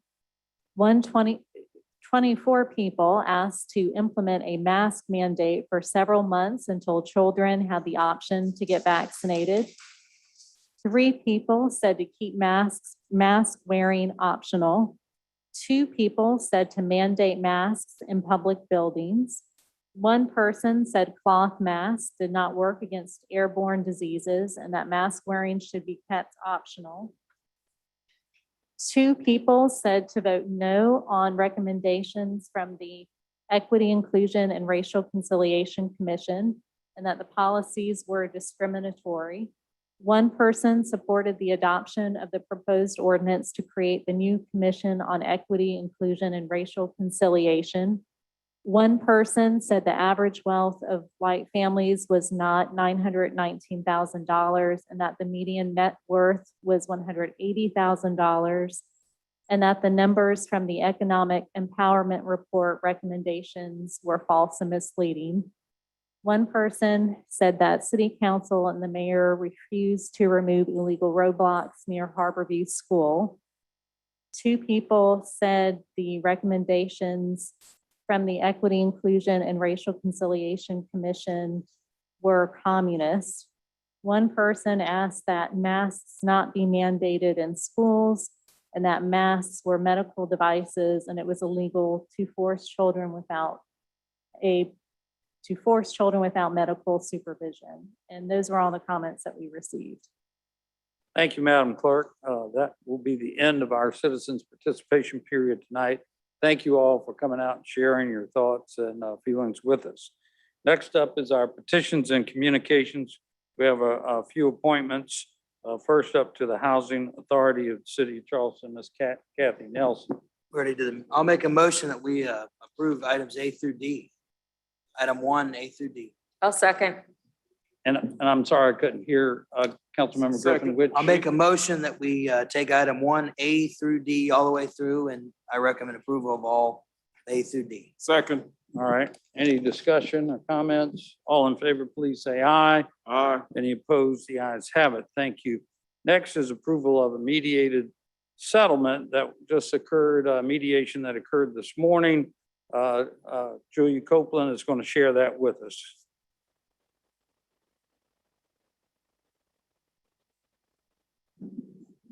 Check, check. Thank you. Good evening, Mayor and Council. The settlement proposal before you tonight is a result of a mediation that took place this morning between the appellant or the applicant and the city. It is regarding 40 Market Street and 2 Anson Street. These two properties received special exceptions from the BZA back in 2016 and requested an extension of this vested right in May of this year. They missed the deadline. So BOZA's hands were tied in whether or not they could approve this. Per statute, the approval is automatic as long as the underlying law, the zoning ordinance and land development regulations have not changed in a way that would preclude them from being developed. The appellant's arguments are twofold. The first one was based in law. They claim that they missed the deadline because our ordinance is unclear as to when you have to file for the extension. I do believe that that is something that we can correct via an amendment to our ordinance, as it is not clear as to when the applicant needs to apply for one of 5 annual extensions. The second one, of course, is based on equity in that they claim they missed the deadline of December 31st based on COVID-related delays and confusion. They applied for this extension the 1st of May. So I have before you a settlement proposal wherein they will get the extension through December 31st, 2021. And in response, they will ardently begin the submission for their preliminary review and approval with the BAR. I'll move for approval. Second. A motion to approve and a second. Any discussion? All in favor, please say aye. Aye. Any opposed? Mr. Mayor, can we take a 10-minute break? We have a request to take a 10-minute break since we've been here for Second. 3 hours. I think that's appropriate. We're going to recess for 10 minutes and be right back. Thank you.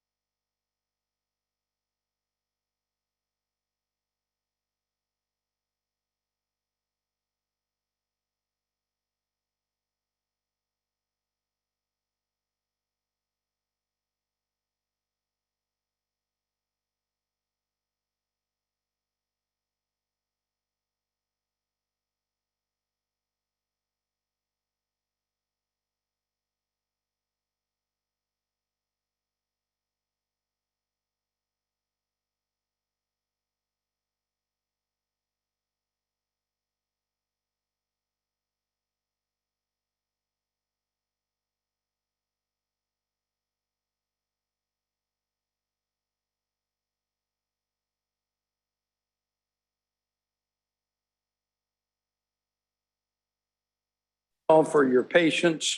Appreciate your sticking with us. Next on the agenda is a report from the Special Commission on Equity, Inclusion, and Racial Conciliation. And before Amber Johnson gives a report, I would like to just thank everybody who was involved in this effort over the last year. The commissioners, some of which I believe are here tonight, Alvin Johnson, Dr. Kimberly Butler Willis, Dr. Felice Knight, Tracy Doran, Darren Lee Calhoun, Crystal Robinson Rouse, a number of our council members. Amber, please help me if I've left anybody out. Jerome Harris, Arthur. Well, there were over 40 other members of the subcommittees that spent countless hours over the last year discussing what's coming before you this evening. And we just want to thank them again for their efforts and all the time and effort they put into it. So without further ado, I'd also thank our own staff member, Amber Johnson, who from the staff point of view led this effort. And I believe she's done a terrific job. And Amber, she gets things straight here. Take it away. Thank you. Good evening, members of council and mayor. I'd like to thank you for the opportunity to present this report from the Special Commission on Equity, Inclusion, and Racial Conciliation. This group has been very thoughtful and intentional about the work. These conversations have been difficult, but I've seen so much growth in those who've been willing to lean into that uncomfortable space. This report includes a list of key terms, but I pulled out a few that I thought were important for us tonight. I'd also like to note that a workshop is being arranged for council members to help ground us all in the work and to give us a foundation for this work. I'd like to begin by distinguishing between equity and equality. Equity is the step before equality. Equality indicates sameness and fairness, where equity is about meeting people where they are and providing them with the opportunity and their needs. Racial equity is the condition where one's racial identity no longer has an influence on how one fares in society. Equity is a process and an outcome. As an outcome, achieving racial equity would mean living in a world where race is no longer a factor in the distribution of opportunity. As a process, we apply racial equity when those most impacted by the structural racial inequities are meaningfully involved in the creation and implementation of institutional policies and practices that impact their lives.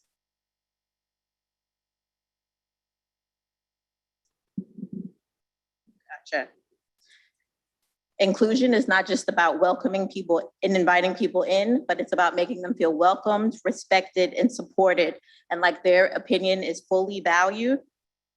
Many have asked us why we use the term racial conciliation instead of reconciliation. Reconciliation is to restore a connection, not create a new connection. Conciliation is a dispute resolution process. It is an action of mediating between two disputing people or groups. When we discuss racial conciliation in this setting, we're not restoring a connection, but attempting to create a new connection. Reparations. Reparations serve to acknowledge the legal obligation of a state, individual, or group to repair the consequences of violations, either because it directly committed them or failed to prevent them. It's important to remember that financial compensation or the payment of money is not the only form of reparations. Other types include restoring civil and political rights, erasing unfair criminal convictions, physical rehabilitation, and granting access to land, healthcare, or education. Why we lead with race. We lead with race because racial inequities persist across every system. We can't find an example of a system where there's no racial disparities in outcomes.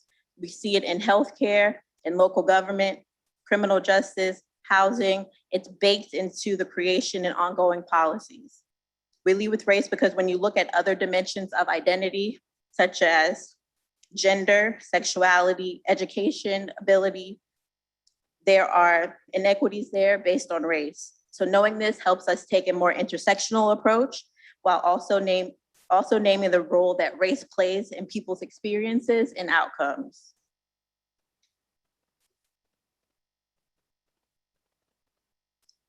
On June 20th, this council created the Special Commission on Equity, Inclusion, and Racial Conciliation. We took a considerable amount of time thinking about who we should include in this effort. We were able to assemble some of the best and brightest from across the city to help us with this, not only subject matter experts, but also people who understand racial equity and what that looks like in changing policy. This has been a massive undertaking, but we're grateful for those who volunteered their time and their expertise. We had 6 council members, 7 committee chairs, with 5 to 7 people total on their committees, for a total of over 49 volunteers. And each subcommittee was staffed with city staff from across different departments. This list of names is included in the report. I'd also like to submit it to the clerk to highlight those people. And I'd also like to just acknowledge those who are here tonight. So just wave your hand.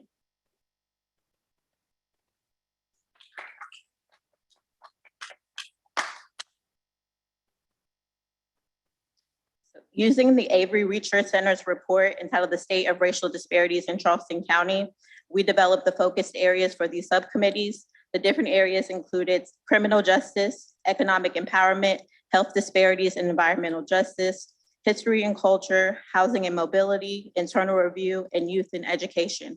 Since September of 2020, the subcommittees have conducted over 68 meetings. The commission has met more than 15 times. This group was charged with making the city's apology for slavery and Jim Crow more than just a promise, but a commitment to dismantling systemic racism. They were asked to challenge us as an organization and present us with out-of-the-box recommendations that will challenge the status quo. These 7 committees have prepared recommendations and strategies in each of these areas. I would like to highlight a few of their long-term goals. Criminal justice reform, reimagine police services with the goal of building trust with the community and the police department. Economic empowerment, reduce the Black income poverty rate by 10% in over 10 years and increase Black assets by 20% over the next 20 years. Health disparities and environmental justice, improve the life expectancy of minority and underserved communities by implementing policies and programs that consider the social determinants of health, giving all citizens the opportunity to reach and enjoy optimal health. History and culture, increase public awareness and public representation of the histories and cultures of local BIPOC individuals and communities by creating a board of public art review. Housing and mobility, provide support for owners of heirs property and help families build generational wealth. Internal review, implement a cultural and systemic shift with the city so more city employees will be able to recognize, evaluate, and set forth goals and benchmarks to make their departments racially equitable. Youth and education, develop a more robust programmatic partnership with Charleston County School District to help advance racial equity in local schools.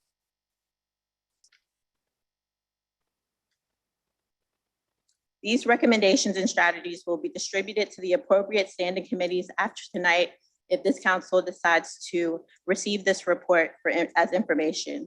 The co-chairs and I have divided these recommendations by committee and I have them available. We hope to be able to distribute them to the standing committees and the appropriate other committees after we've had discussions with the committee chairs. Implementation of these recommendations would require coordination with the standing committees, our current special commission committee chairs, the co-chairs of the special commission, and myself to ensure that we keep this process moving forward. The city has made a formal apology for slavery, but the best apology is change behavior. The recommendations are the first step in creating that change.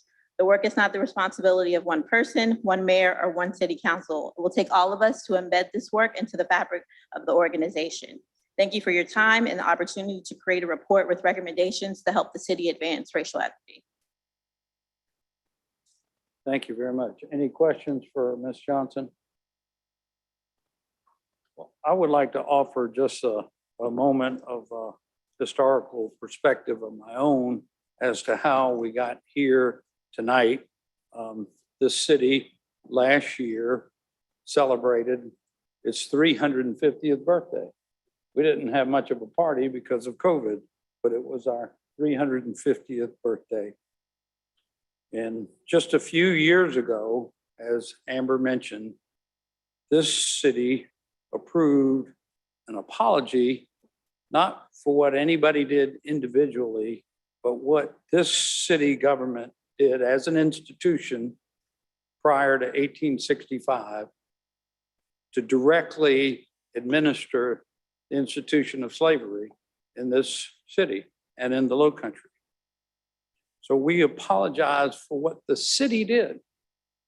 And I'm not going to go through all those things tonight, but there was some really horrible stuff that this city did. We resolved to continue to do something about those inequities that were created. And so about the same time, there was a report very well documented by the Avery Institute at College of Charleston that outlined true, real inequities that exist in our city, our society, in the world, really, if you look at it that way. And as a city, we did proceed with certain actions, such as a racial bias audit of our police department and begin the process of making recommendations just on that study alone. We as a city have continued to support, and next year we'll open an amazing facility, a museum of international African American history. So we're on this journey. We're on a journey together, the way I look at it. But notably, a little over a year ago, up in Minneapolis, there was a murder of an African American man, George Floyd. And it once again ripped off the scab of racism and raised not just local, not just national, but I would say global awareness of racism and inequities in our world. And so that led to the formation of this commission. And again, I thank the commissioners for their hard and diligent work. They were asked to consider anything under the sun that might be helpful in addressing racial inequities. We respect their work. We thank them for their work. We're on a journey. This is not a destination we reach here tonight. Tonight, we received these recommendations. Apparently, there were a lot of people here earlier tonight making comments and in the media and probably on social media, thinking that this body approved every single recommendation that this commission is making to us tonight. And that's not necessarily the case. But we commit to looking and considering each and every one of those recommendations, some of which are not even within our purview, but many of them are. And we will commit to and by way of forming a new iteration, if you will, of this commission, continue this work. Because it doesn't end tonight. And even if you approved every recommendation, you wouldn't end racism in the world. This is a journey we're on, folks. I view it that way, to try to build respect for our brothers and sisters, all of God's children on this planet. So that being said, I would like to call on our co-commissioners, our co-chairman of the commission. I didn't actually serve on it personally, although I attended a few of the meetings. Our co-chair of the commissions were Councilmember Dudley Gregory and Jason Saccharin, and I'd like to call on each of them to make a few remarks. Councilmember. Mr. Mayor, I appreciate your receiving this report. I appreciate your receiving this report, and I appreciate your leadership. But I do think that this council has a responsibility to go even further. And what I mean by that is, you may not be here tomorrow. You can receive it, but if this council has not given specific instructions on what to do with it, it would be all for naught. So for me, it's very, very important that this council sends the message, while we're not accepting, adopting, we are, however, want to be able to send this to the appropriate standing committee or committee for consideration to move forward with any recommendations they may glean from the report that the body of the whole should review. So Mayor, I'd like to offer a motion so that we can solidify this, because just simply receiving it is not enough. Point of order. Yes. Under the rules of procedure that we've adopted, which is Robert's rules as amended, and voted on by council that we have adopted, when a report that requires no action is received by the body, when it is presented, it is deemed to have been received, and the presiding officer can direct that it go to committees as such. Where we differ is it does require action. That's the difference. This report requires action. This is not just a report that is being received for information. It requires action. So that kind of negates what you just said. I mean, what I'm doing here is clearly understanding that what we're about to undertake is multi-generational, folks. It is not going to happen in 6 months, a year, or even more. Because we instructed the commission to think outside the box and to be very intentional with their work. And I think it would be a disservice to the commission if this body doesn't do more than just receiving the report.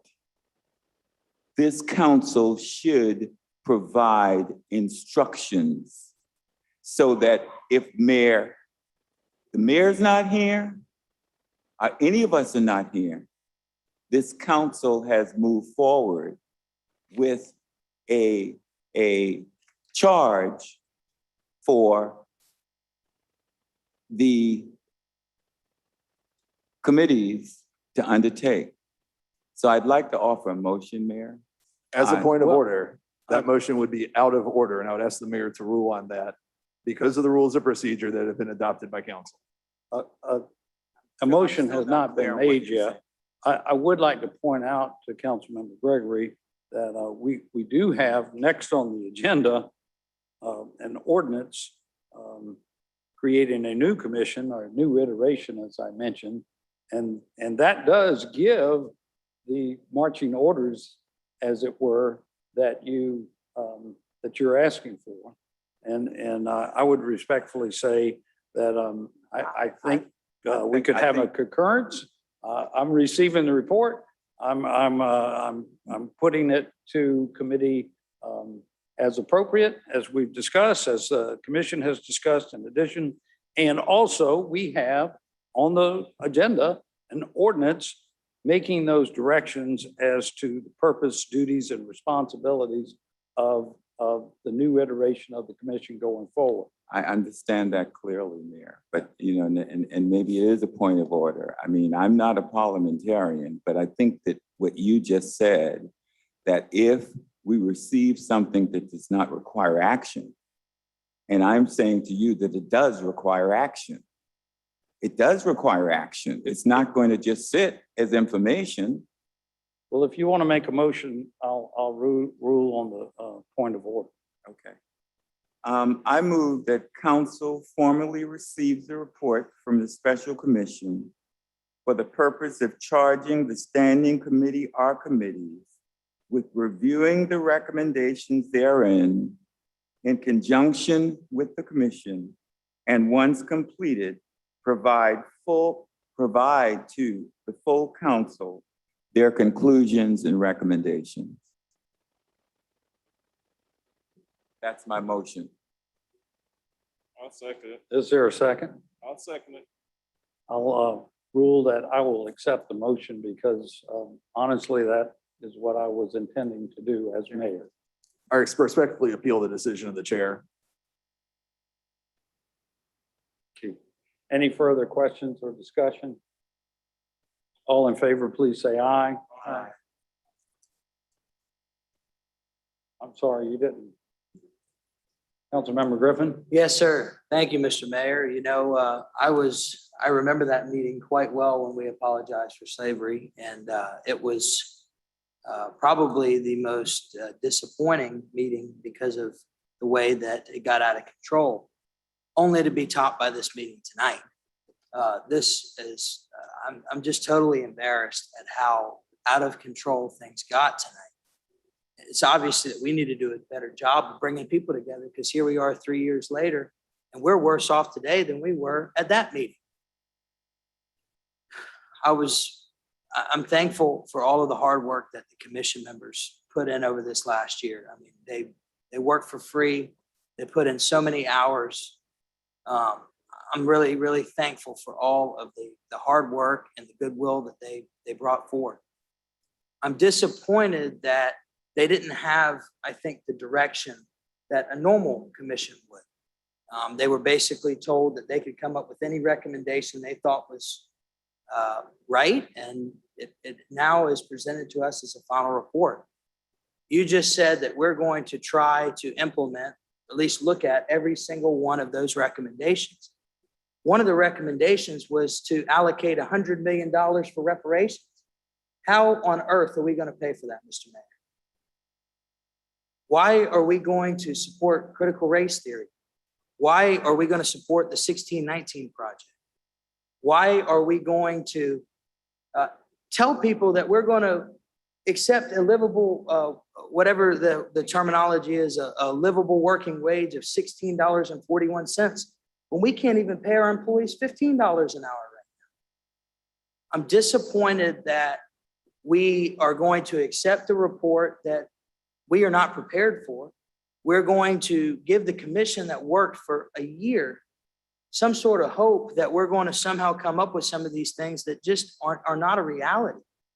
You have said so yourself dozens of times that you would never defund the police, yet reallocating police funds are one of the recommendations. So tell me, Mr. Mayor, how on earth are we going to accept this report and try to work towards every one of the 125 recommendations? I just don't understand Mr. how Mayor? we can say that we're going to do that when we've all been on record saying we would never defund the Mr. police. Mayor? That is where I'm concerned. Accepting a report and taking a vote is accepting that we agree with that. We're And there are receiving the many, report. many things in that report that I do not agree with, and I will never agree with. I will never agree with. Thank you. I understand. I appreciate your comments. The Yeah. motion was that we would receive the report, and it never indicates that we would approve every single recommendation. You know, in addition to those recommendations, excuse me, Madam Clerk.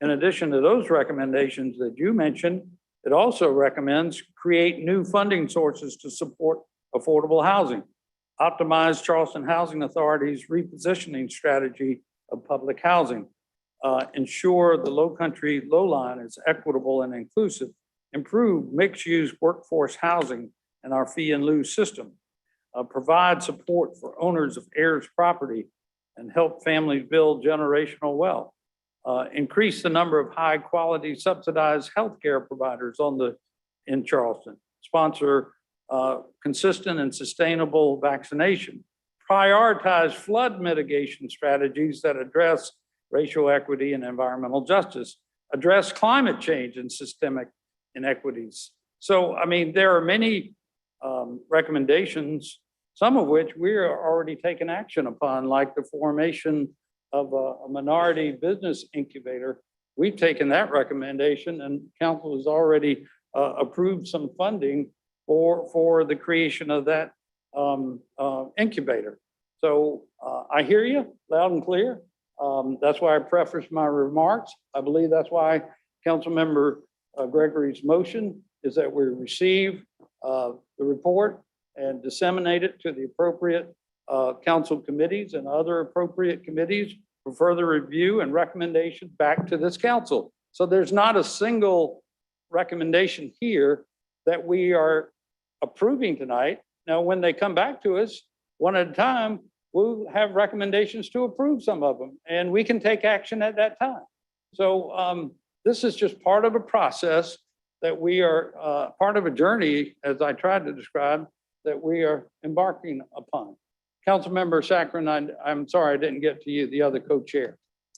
Thank you, Mayor. I know it's been a long night, so just if you could bear with me for a few minutes, I was going to not say much, but I do want to just say to Councilman Griffin's point about this evening and what transpired, it is sad that we can't have a civil conversation, whether you're masked or not masked, or whether we're talking about the commission report.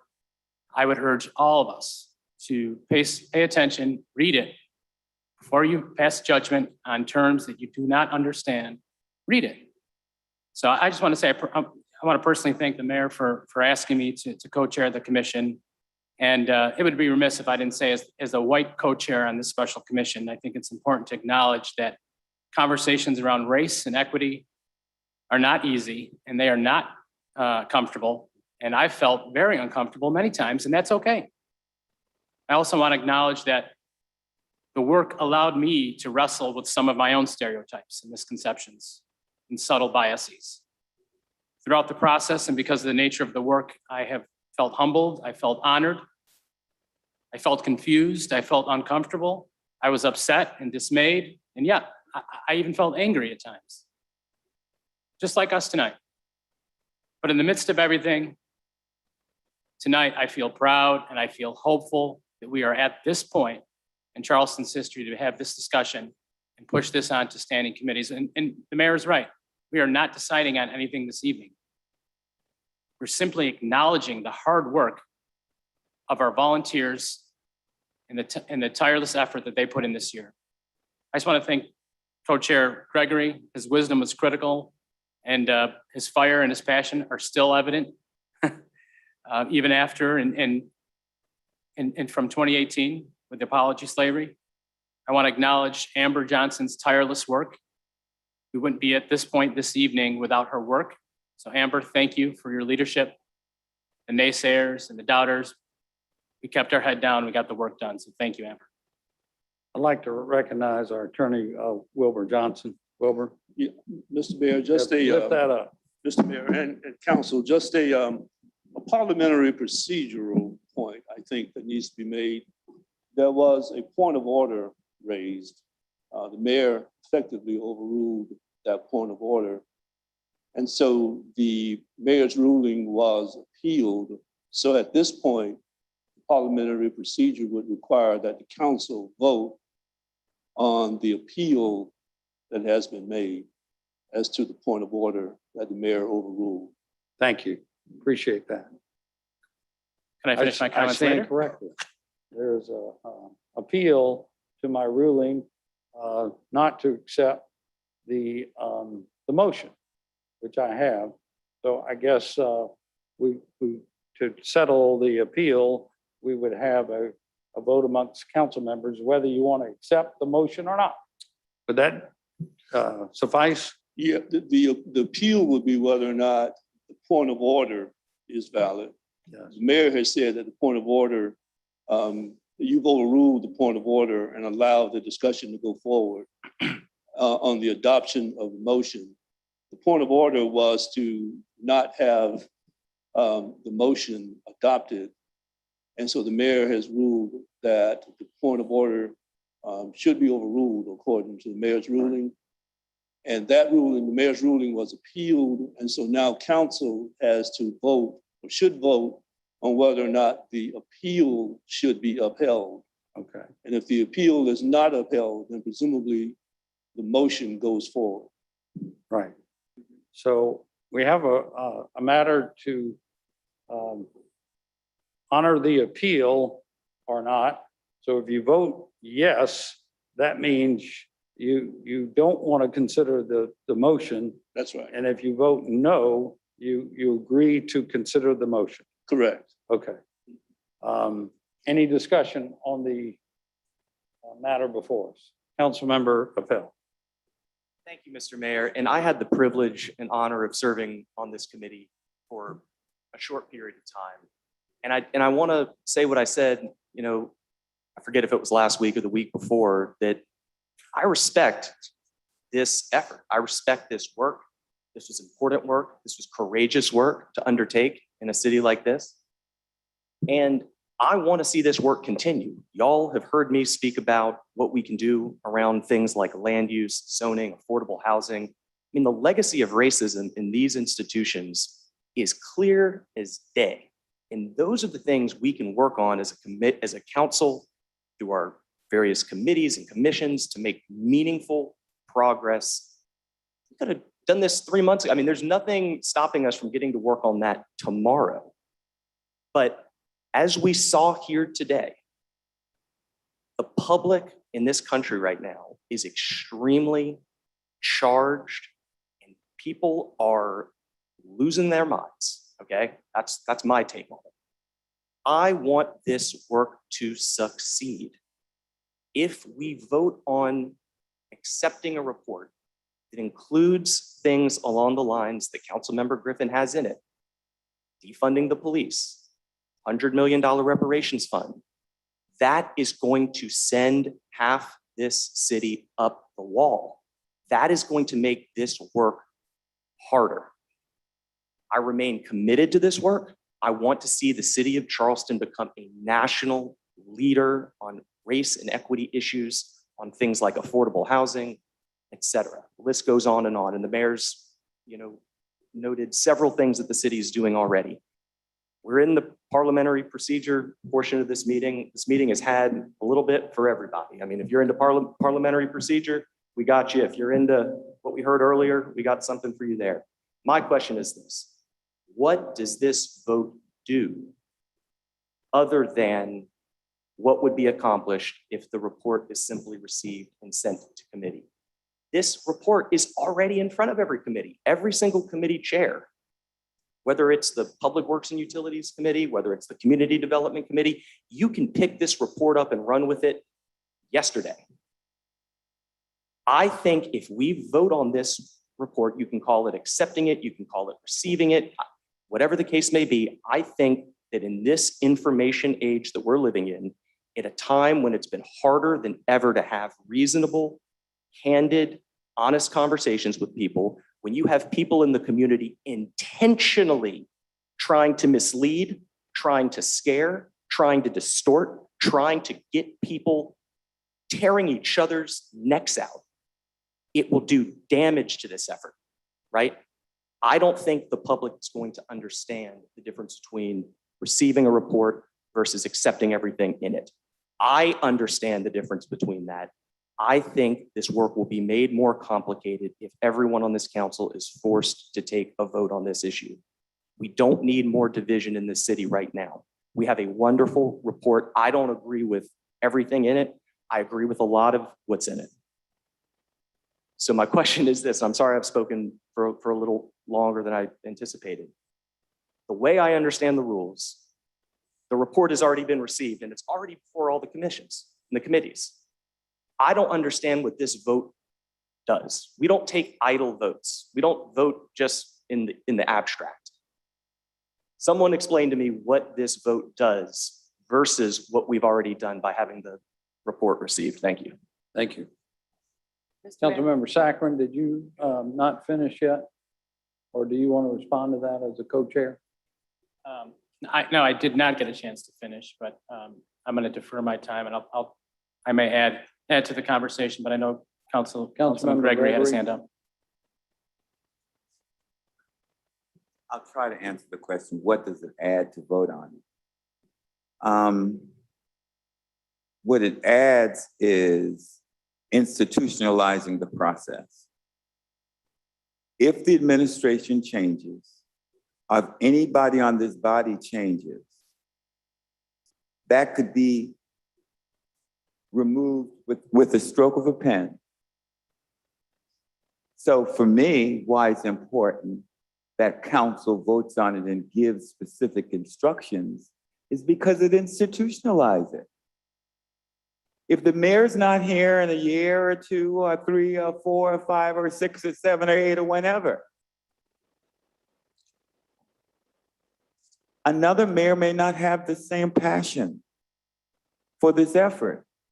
But if it's something that has been passed and instructed by council, then it's institutionalized. That's the difference. To respond to Councilman Ross, that's the difference. Thank you. Councilmember Jackson? Yes, sir. I was going to say a couple other things, but for right now, can we ask our legal counsel to advise us? Is that motion that Councilmember Gregory is putting ahead of us, and we have to vote now on the appeal that basically precedes it or overlies it? Is that correct? That if we don't take such a vote to institutionalize our reception of the full report in order to send it out for deliberation, evaluation, a long season of work and community engagement, can that basically end with the change of particular council committee chair people or the mayor himself? Or what guarantee do we have if we don't have a vote like Councilmember Gregory is suggesting? I don't know, Councilwoman, that there is a guarantee that even if council was to vote to receive the report this evening, which is what's on the agenda, which is the motion, that would at some future time preclude a different council or a different mayor from revisiting that decision. Now, as a practical matter, the report is already before council. And I think Council Member Appel is correct that council has a report. Voting to receive the report sort of, in my view, codifies, if you will, or symbolically recognizes what is already before council. It's a statement, seems to me, that what council intends to do is to receive the report, refer it to the committee or committees for further study, perhaps recommendations, which council already can do. But it's a statement of council's intention. That's, I believe, what the motion amounts to. Thank you, sir. Then I do have one final thought or two. I really appreciate where you're coming from, Councilmember Appel, in terms of making the work be the priority. That's been my goal all along. I have been privileged to be more an observer than a participant of the brilliance, honestly, and the passion and the originality and the resolve that our committee volunteers under the leadership of the 7 chairmen have exemplified and produced for us. I think as a body, we are privileged to have be in receipt of their hard work and hard and good work. So I don't want that work to get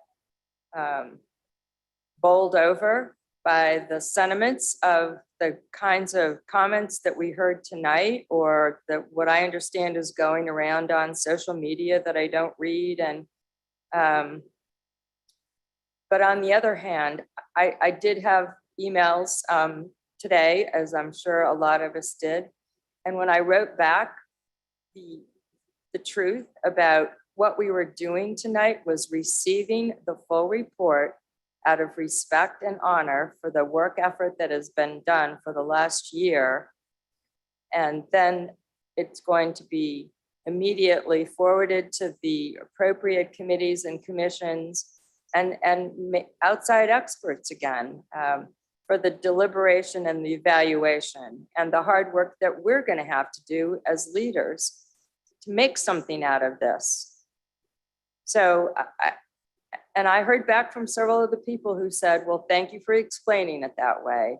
I don't really know if I still agree with the, outcomes of what the commission is recommending to you, but I understand that you're not adopting anything tonight. You're not making any decisions that I can't be part of as a voting citizen or an engaged person of the community, because part of the recommendations to us is to engage the community. We would never consider making these sorts of major paradigm shifts to our society without engaging the community. So I've been thinking about what comes next as more like our own process for the city plan that went on for 1.5 years, where we never made a step without putting together the focus groups and announcing that community members were invited to look at a particular chapter that was being fleshed out and give us their comments. So I really do think that we have a community of people, if they care enough to really weigh in on this, they'll be able to understand the distinctions. And I do want to be part of that statement because it's a sign of our respect and our honor for the people that have respected us enough to do the work as a volunteer, hours and hours and hours, and brain cells that they'll probably never get back again, having used them up on our behalf. So I do want to join Councilmember Gregory's motion in the affirmative, and I'm ready to vote on the appeal. Thank you. Mr. Mayor, Would anybody else like to be heard? I do have a Councilmember point. Seekings? I think we're debating the merits of the motion before we vote on the appeal, and I think that's improper under the rules. I think we need to vote on this appeal, and then you're going to debate the motion, but we're debating the motion. All right. Any other comments, questions about the appeal? Okay, so I'm going to call the question on the appeal. If you vote yes, that means we're not going to consider the motion. If you vote no, it means we are going to consider the motion, correct? That is correct. All right. So here's the, call the question on the appeal. All in favor, please say aye. Opposed? I would rule the ayes have it. So now I'm happy to ask the clerk to give a roll call vote. Councilwoman Del Chapo, Yes.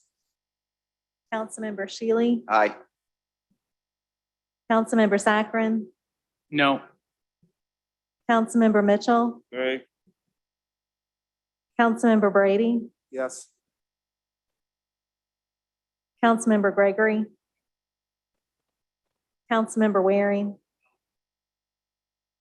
Councilmember Seekings, Aye. Councilmember Shade, Councilmember Griffin, Councilmember Appel,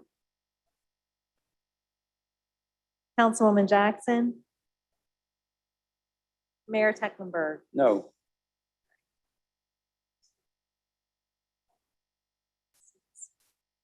We have 7 noes. 7 noes. The motion passes. I mean, the motion, the appeal fails, so now we can consider the motion that's on the floor, which is to receive. There is a distinction, not to accept, but to receive the report and to refer it to the appropriate committees for further consideration. Any further comments or questions? All in favor, say aye. Aye. Any opposed? Nay. All right, we'll do another roll call. Councilwoman Del Chapo, Nay. Councilmember Shealy, Councilmember Saccharin, Yes. Councilmember Mitchell, Councilmember Brady, Nay. Councilmember Gregory, Councilmember Waring, Councilmember Seekings, Nay. Councilmember Shade, Councilmember Griffin. Nay. Councilmember Appel. I couldn't hear you. Councilwoman Jackson. Mayor Tecklenburg. Yes.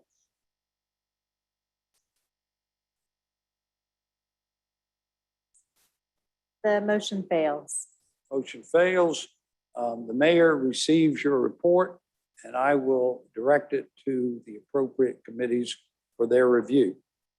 Next on the agenda is an ordinance to form a new iteration of the Commission of Equity, Inclusion, and Racial Conciliation.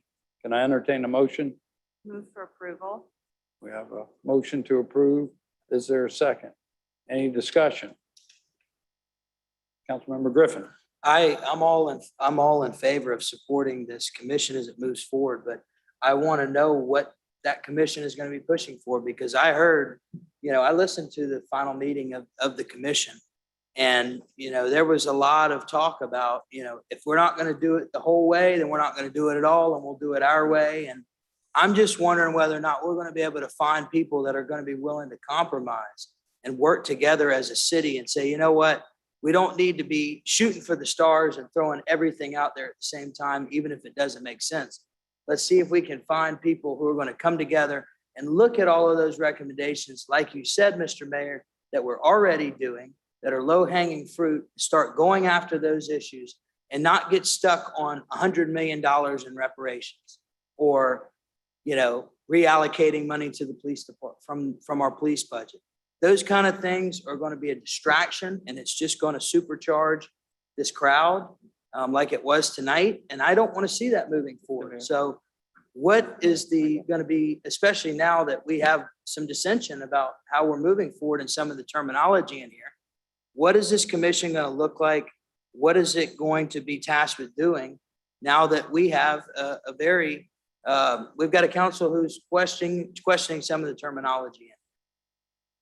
Mr. Mayor.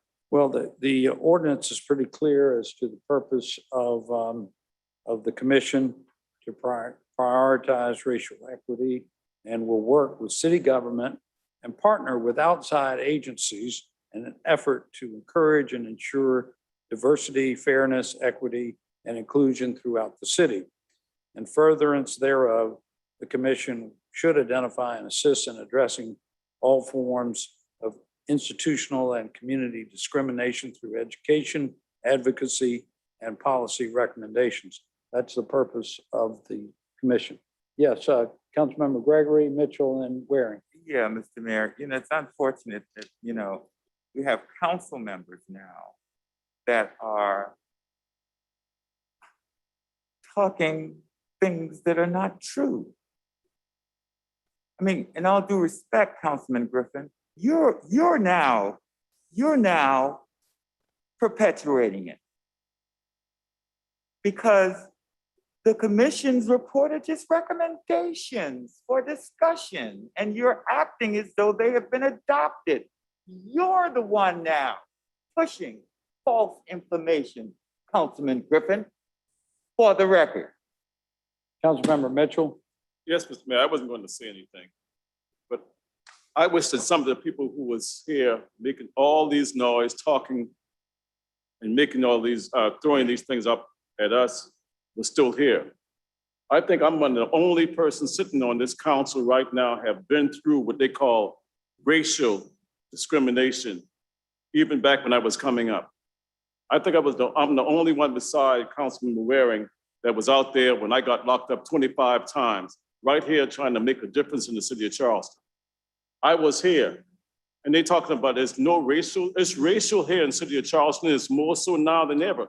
If you come in the district I represent, you will see it. I see it every doggone day, and it's sickening because I grew up here, but I've been involved in those things in the civil rights movement ever since I was 14 years old, and still trying to make a difference, bringing people together, that people need to work together, not going to agree on everything, but working together to make the place a better place to live. And we are sitting on this council right now. I think I'm the oldest one sitting on the council now, except since our Councilman Lewis left and Councilman Gregory. And I have seen the change. Have things, ordinance we are put in place. And sometime if we don't act on certain things, it'll sit on a desk or sit in a drawer somewhere and it'll never get to it. And we're sitting on this council here debating something that we are trying to make the city of Charleston better for everyone to live. I can take the beating. And if you can't take the beating, to me, you need to go home. I can take the beating. I get beat up every day. Come in the district where I live. Come on the east side where I go every day and see what's happening. I get beat up all the time. I can take it because I'm trying to make a difference. But I'm tired seeing my colleagues sitting up here. We throwing bricks at this one, throwing bricks at this one. Oh, we're not going to do it in mind. Oh, we hear all these people talking. Hey, we are here to represent everyone who lives in the city of Charleston to make the best decision that we possibly can. I don't look for, I got a very diverse district. I'm all over my district. I'm out in the street 1 or 2 o'clock in the morning. None of my colleagues can say they're out in the street 1 or 2 o'clock in the morning. I'm out there. I know what's going on in the streets because I figure that I'm a servant and I should do those type of things. That's me. I'm not asking no one else to do it, but that's what I do in my district. Most of my colleagues say I don't have to do that because they don't have the elements that I have. But it's getting to be sickening when I'm hearing things from this council and hearing from other colleagues here. And it's getting next to me with that. And I think we need to change this kind of attitude sometime in council. Thank you. Thank you. Councilmember Waring. Thank you, Mr. Mayor. I'm gonna ask all my colleagues to take a deep breath and count to 10 because we all better than some of what we're illustrating right now. It's this council and this mayor that's probably right now doing more for affordable housing than any municipality in the state of South Carolina. It is this council that supported a previous council, along with the mayor's support, passage of a racial audit of our police department on racial bias in policing. That sounds like a small thing now. Oh, we did that 2 years ago.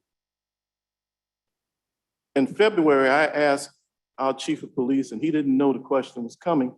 I asked him, in a previous 5-year period, the city of Charleston had over 130,000 pretext stops. In the Black community, that's known as driving while Black. You get stopped for nothing. You get razzed. The chief thanked me for that question, and he said, Councilman, I'm proud to report that we don't police like that anymore. It was this mayor, this council, and the previous council that put that in place. I would say that we've been doing some of the good works that this committee says we need to expand upon. Councilman Gregory is right. We're not adopting the report, we're accepting the report. The mayor's right. Assigning it to the committees is where the action takes place on council. And a point of order doesn't remove that. Defunding the police, that's not new. That was in front of us the last budget. What happened? The police budget was voted on unanimously. And one of the reasons for that is some of the requests that we talked about, this incubator that the mayor referred to, we didn't have to defund the police to do that. There are methods that we all know as a mayor and 12 members of council that if somebody comes up with a good idea, and even if they suggest where the money is coming from, if it's a good idea, we do the elbow work to get the money appropriated to implement it. And that's what Councilman Gregory is talking about. That's what the mayor is talking about, assigning it to the committees. Not assigning it to committees with the directive that you must have reparations for $100 million. We all know that. And that's what Councilman Mitchell's talking about. Some of the pontification and some of it's emotion. We know better than that because when we get into small groups in those committees, that's where the action happens for city council. Then it's reported up to the body because the body feels it's been properly vetted. And if it hadn't been properly vetted, it takes on a little bit more vetting. And those committee standing committees are public processes. We're not locked away from the process. So this is going to be a public process going forward with information continuously, not only from a commission, but from the public at large. And you know what? That's how we get some of our best ideas. So I would hope that when we had a task force for short-term rental, what did we do? We accepted their report. That's exactly what we did. When we had to report on the task force on whether bars should be open 24 hours or not, they had our pictures up on the wall. The councilman who voted to keep the closed bars at 2 o'clock, we were, I don't know, 7 or 8, 10 most wanted. The community has a right to go to bed at night. Okay? That's what we get paid the big dollars for, to make the hard decisions in the committee. So all of us, frankly, all the comments that were made, you're right. But you also know that we are much better when we get into the work of the committees. That's where the hard work is done, being an elected member of council to represent the people that sent you here. Thank you, Mr. Mayor. Please let us send this, as you said, to the standing committees, continue this process and do the good work that we've done in the past. Thank you. Thank you. What's on the floor right now is the creation of the new iteration of the commission. Any further comments or questions about that? Councilmember Shade and then Jackson.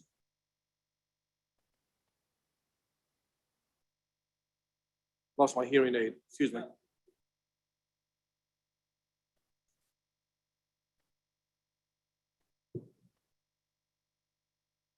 Y'all have heard me on numerous occasions when it's my opportunity to provide an invocation that I ask that we are a people of goodwill and that we do the will of God and the will of the people of Charleston. In my 6 years on this council, I've never felt as physically ill as I do right now. What I witnessed tonight was the exact opposite of what I've implored our God to give us, goodwill. I saw my community come in this room and do everything in their power to tear us apart.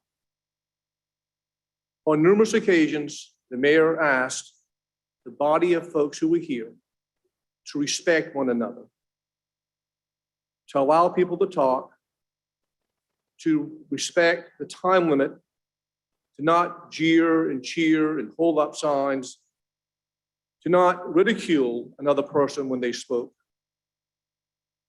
And we saw all of that tonight. And quite frankly, that left a pit in my stomach I can't get rid of right now. Because we did the opposite of goodwill.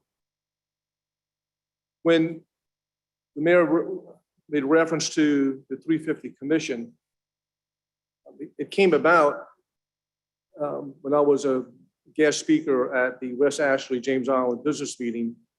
And quite frankly, came about a comment that my predecessor, R.B. Alexander, made about something. And it triggered in my mind, this is the 350th anniversary of the city of Charleston. And we put together a commission, Mr. Mayor, I'll just correct you a little bit. It wasn't to celebrate the 350 years of Charleston, it was to commemorate the 350 years of Charleston. And part of that mission statement was to do an in-depth examination of who we are as a city and where we came from as a city to bring us into 2020. And part of that discussion was painful, even though we didn't implement some of the plans we had for that. The process of doing that was painful. I thought I knew a lot about Charleston, but sitting around with a diverse group of people, I learned a lot as to some of the things that we did against our fellow human beings.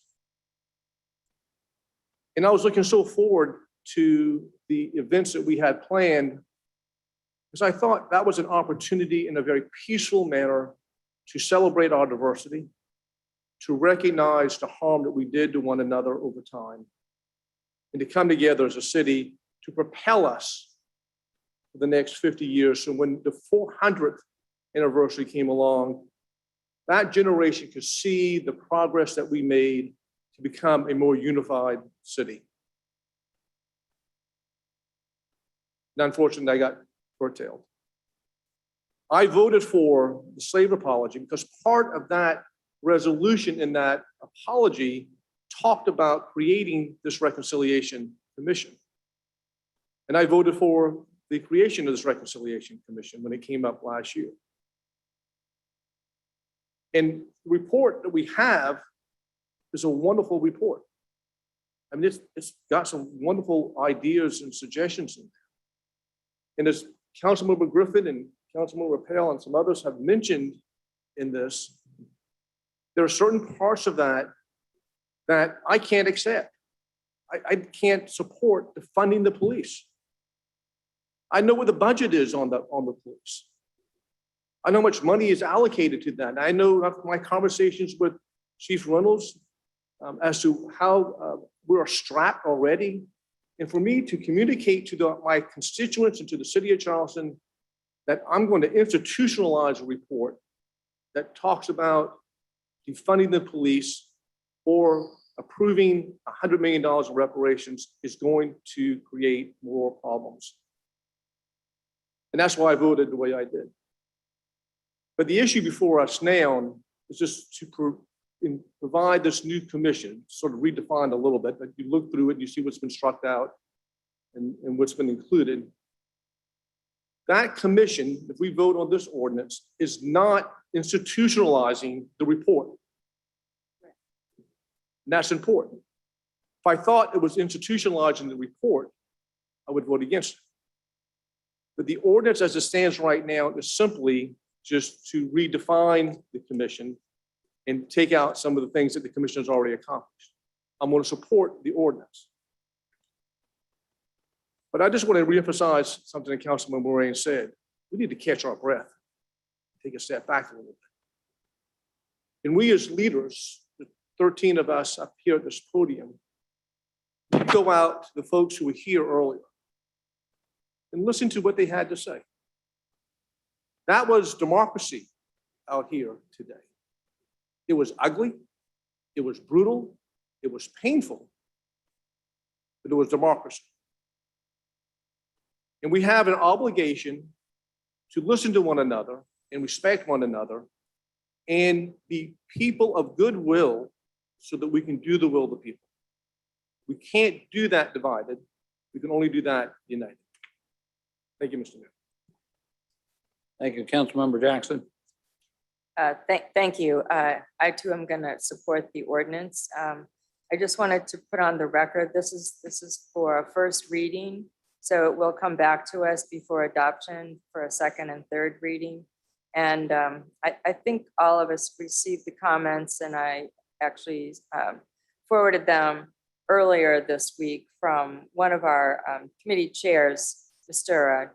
Jerome Harris, who has put forward just three, what I think improvements to parts of the ordinance. So I just want to put those on the record and hope that we can add them in before we get the second reading version. Essentially, he's recommending that we report annually, that the commission would report annually to the public and city council on the status of their work.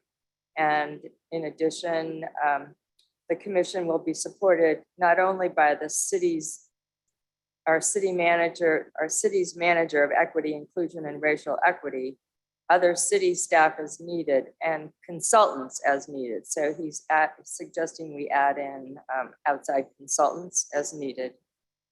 And the third is that we will establish a regular time and place of meeting, just like we do for the majority of our commissions, have a monthly meeting on a reliable day of the week. So I'll look forward to having those in the second reading version. And thank you, Mr. Harris. Any other comments or questions? Councilmember Griffin. Just to be sure I make it obvious, the reason why I'm going to vote no tonight on this, and I want to support this, and I'm glad this is going to have another reading in a couple of weeks, but letter A, to make recommendations regarding the implementation of the special commission final report. And I just want there to be clarity that there are certain terminologies and certain ideals that we're not going to support. So that's why I'm going to vote no tonight. But I could change my mind if we. Understood. Yes, sir. Any other comments, questions? All in favor, please say aye. Any opposed? Nay. The ayes have it. Next on our agenda is a report from the Health and Wellness Advisory Committee. Councilmember Shealy. you're Thank on. you, thank you, Mr. Mayor. On, there we go. All right. The Health and Wellness Advisory Committee's been very active in listening and also in action mode the last several months. I want to thank Paul Wieters, our wellness coordinator for the city, for all his leadership. He does an outstanding job of keeping us organized, on track, but he also builds some incredible relationships with medical professionals and health professionals out in the community who help us. So a big thank you to Paul. I want to also thank Robert Summerfield, and his staff for taking the time to listen and build an understanding of health and all policies, and then ensuring that it was included in the draft of the city plan. So thank you very much for that. We continue to thank Dr. Katie Richardson with DHEC. She's such a valuable resource for us, but she's helped us with the fast track cities, and especially the updates on health and communities throughout the pandemic. Of course, we appreciate her support with all health issues and encouraging us to have a healthy community. Her most recent reminder is that flu season's coming up, and she wanted us to convey that there still continues to be a strong need to remind everyone to get flu shots, along with obviously getting vaccinated for COVID if you can. We were able to get a brief snapshot of homicides and suicides in our city zip codes this past month, and it's helped us understand some social determinants of health facing different zip codes and some opportunities for us to engage in and to improve those life expectancy challenges. We had the heat watch. It was done on July 31st, where high-risk areas throughout the community were measured throughout the day to help better understand what impact rising temperatures have on us locally. And we're looking forward to learning more about those findings later on this year. Finally, we had the MUSC Center for Violence Prevention, under the direction of Dr. Ashley Hink, present to us the impactful opportunity their prevention strategies are geared to make. This program is now up and running. Dr. Hink shared that their intervention programs are separate from what the police department do, and police certainly need resources to fight crime and violence. However, violence intervention programs in the community and healthcare settings are separate from that. The criminal justice system has not been able to and cannot fight this alone. The MUSC intervention program is about addressing root causes of violence, trying to break cycles of retaliation with individuals and in the community, and to provide wraparound services to connect survivors of violence and others who are high risk with services pertaining to mental health, substance abuse, trauma, jobs, education, housing, transportation, etc. These programs are evidence-based, cost-saving, and address issues beyond violence for our high-risk youth and neighborhoods. The last instance of shootings that we know that happened are thought to be retaliation for shootings that left another person dead earlier this summer. We've got to break these cycles, and if Charleston wants to address these issues, we must invest in this work in addition to supporting our police, because both are necessary. During our last meeting, Mayor Tecklenburg shared similar work that the Mayor's Office for Children, Youth, and Families are doing with developing coalitions of mentorships to specifically help the police and our youth in areas of greatest need throughout the city. He also shared the opportunity that we need to reach out to our other local governments to help find financial resources to help support opportunities like the MUSC Violence Intervention Program.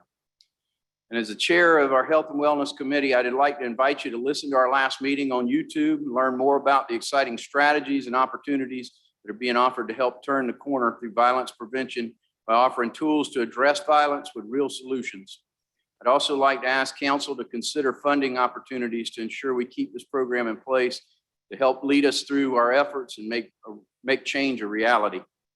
At a future meeting, I'd also like to have Dr. Hink take a few minutes, if council would allow, so that she can share her work and show us what can be done. So again, thank you to an incredible team of health and wellness advisors who care and are ready to be at the table to be engaged with our city council. So thank you, Mr. Mayor.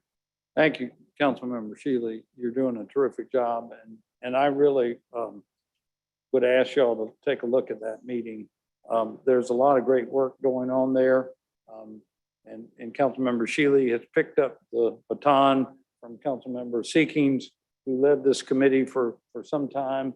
It really is a remarkable cadre of healthcare professionals in our community from all aspects, and keep up the good work.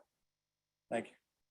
So speaking of health and wellness, next is our city's update on COVID-19, and Tracy McKee has just a few little bit of information to share with us, and then we have a few ordinances to consider. Yes, thank you, Mayor, and good evening, council members. Y'all received a very thorough update from Dr. Sweat last week, so I'll be very brief and share just a few bullet points on the current state of COVID-19. DHEC's press release today reported that in June, more than 90% of COVID-19 cases and deaths and 86% of hospitalizations were individuals who were not fully vaccinated. In July, those not fully vaccinated accounted for 88% of cases, 77% of hospitalizations, and 79% of deaths. Dr. Brandon Traxler was quoted as saying, "The rise of highly transmissible variants like Delta and lagging vaccination rates have led to increases in these categories, including breakthrough cases. Data still shows that vaccinations can end this pandemic if enough people are willing to roll up their sleeves." Statewide, the COVID positive hospital inpatient population has increased from 4% to over 19% over the past 5 weeks. In city zip codes, cases have been rising for 7 straight weeks, and the 7-day trend has increased 83% over the past 2 weeks. We're also seeing an increase in the number of employee infections.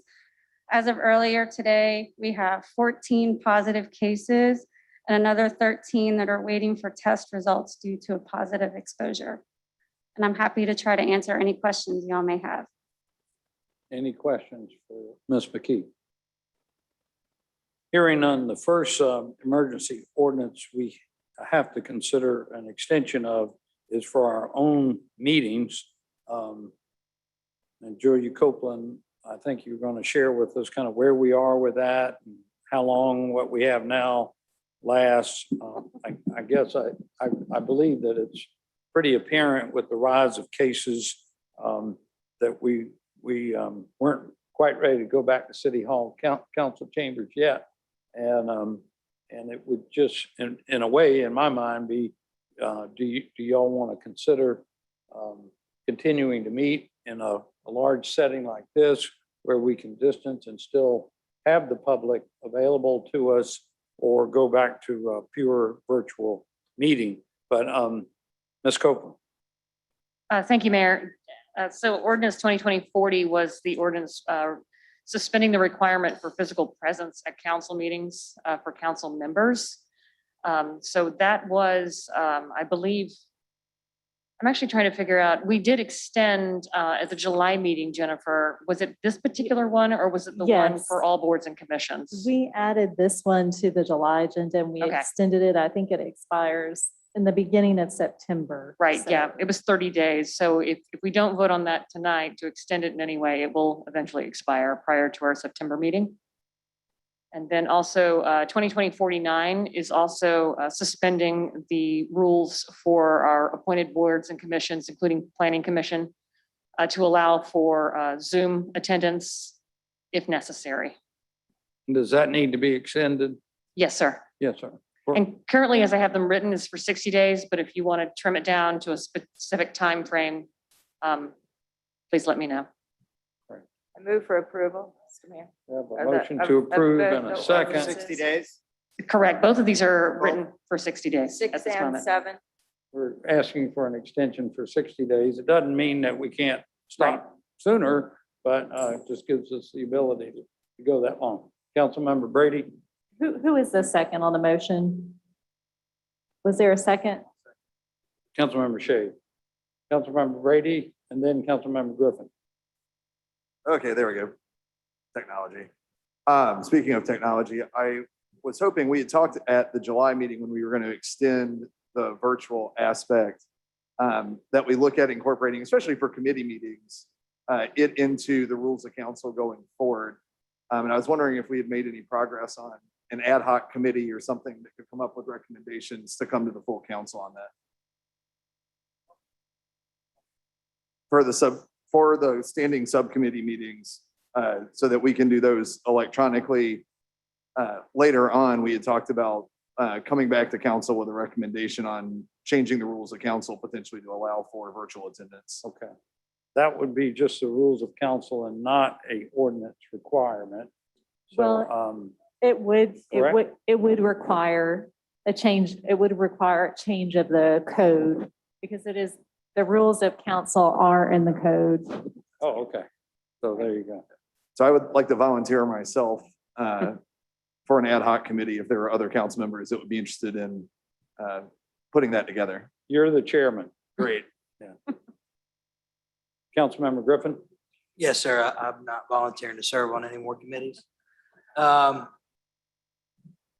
Even though tonight was rough and Councilman Shea had said it so perfectly, we were among the people. It was democracy. It may not have been pretty. All of us are questioning whether or not, we should even be in these seats right now, but we have to be among the people. We have to do everything we can to be among the people because we were gone for so long. And I think part of why we've seen such an influx of these last few months since we've came back in person, we've had some hostile moments. I think that there are people that have been wanting to face us for a while and didn't have that opportunity. So even though this is tough, and I definitely don't think city council itself is the right place right now due to everything going on around us. If we can keep having these large gymnasium forums, give the people the opportunity to get up and speak their mind. It's going to be rough for a while, but I think eventually, sometimes being able to vent actually helps people, and I think there's a lot of people that walked out of here tonight and they feel better because they had the opportunity to do that. As sometimes we're going to have to be a punching bag, but I think going back virtual is just going to cause us to lose the faith. And our constituents are going to lose faith in us. They're going to think, okay, well, they came back in person and when the going got tough, they went back to the virtual. So I don't think city council is the right answer, but I think this is. All right. Any other comments? Councilmember Jackson? Thank you. I agree with my colleague, Councilmember Griffin, that, the best venue is for the council to be in person in a place where the public is free to come as safely as we can require. But I do think that we need to watch the numbers and what's happening in the real world in real time and give ourselves the opportunity to make a change if all of a sudden we know we can't continue to keep the public safe in particular by meeting in person. So I like having both options. Right. Any other comments or questions? Councilmember Gregory? Yeah, I like having the options, Mayor. Both. You like what? Having options, okay? Because as things evolve, this may not be appropriate. I mean, right now, we have one council member sitting here that's not even obeying the rules of this gym. Okay, we need to set the example, Mr. Mayor. But I do think that we should have options of whether or not we do it virtually or in person. I'm fully Understood. vaccinated, by the way. I am going to ask when we come back next time that we set up on the other side of the room though, so the fan won't be right in our ears. But yeah. Any further comment? Councilmember Del Chapo? I just want to confirm when we talk about meeting in person, our full council meetings, but continuing our committee meetings via Zoom, that we're gonna try to still, like, that's what Councilmember Brady was talking about, that we'll kind of keep that going as long as it's copacetic for us to do so. Okay. that's what I Understood. wanted to check. Okay. All right, anyone else? So we're extending two ordinances here together. All in favor, please say aye. Any opposed? The ayes have it. Or any opposed? Nay, okay. The ayes have it. So next up is a consideration of additional measures, which would be a mask ordinance that was presented by council members Saccharin, Gregory, and Jackson. And I think our counselor would like to make some remarks about that. Wilbur? Yes, sir, Mr. Mayor. This proposed emergency ordinance would be essentially a codification, if you will, of the resolution that was considered and passed at the special meeting a few weeks ago, a month or so ago. And as I think everyone is aware, this emergency ordinance would mandate the wearing of face masks or face coverings in government buildings. Now, the wording that I think was sent to council, for example, the title of the ordinance, the legal department at this point is recommending that that wording actually be, for example, in the title, requiring face coverings indoors in government buildings, public school, private school, and child daycare under certain circumstances.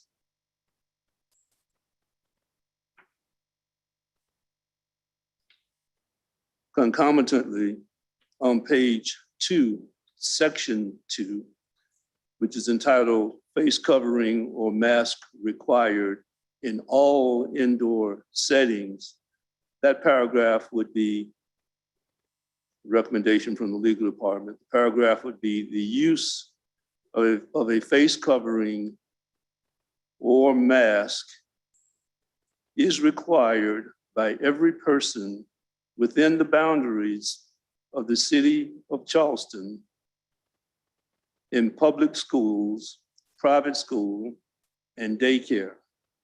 For purposes of this ordinance, person shall mean anyone over the age of 13 and any children ages 2 to 12, regardless of vaccination status. So what we're recommending be deleted from that paragraph in section 2 is the terminology all public facilities. Yes, sir. And so the adoption of this emergency ordinance will require 2/3 vote to amend the agenda and a 2/3 vote to pass. So first, we would require a motion to amend the agenda to include the emergency ordinance.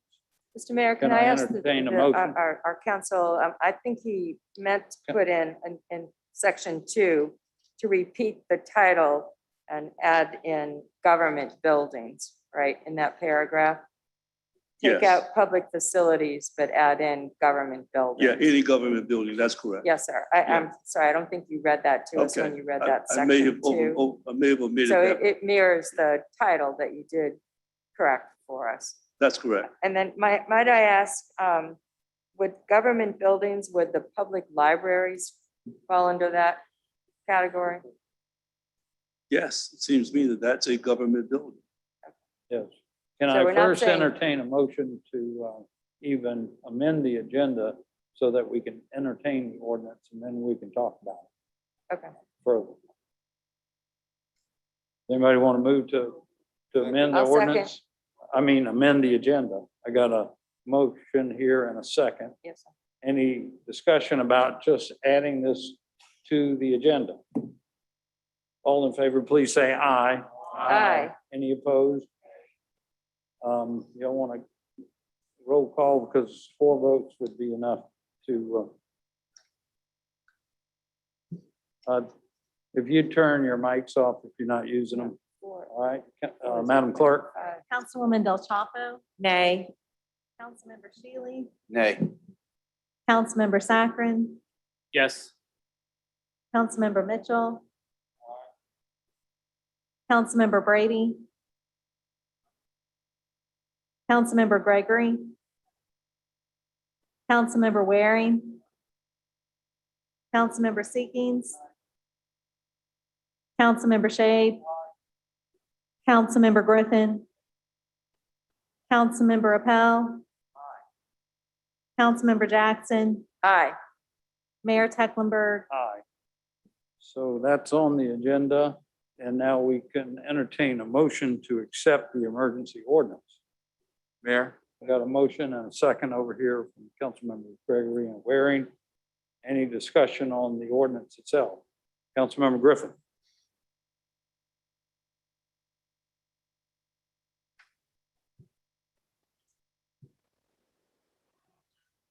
Mr. Mayor, if you don't mind, I'd like to ask our corporation counsel a question first.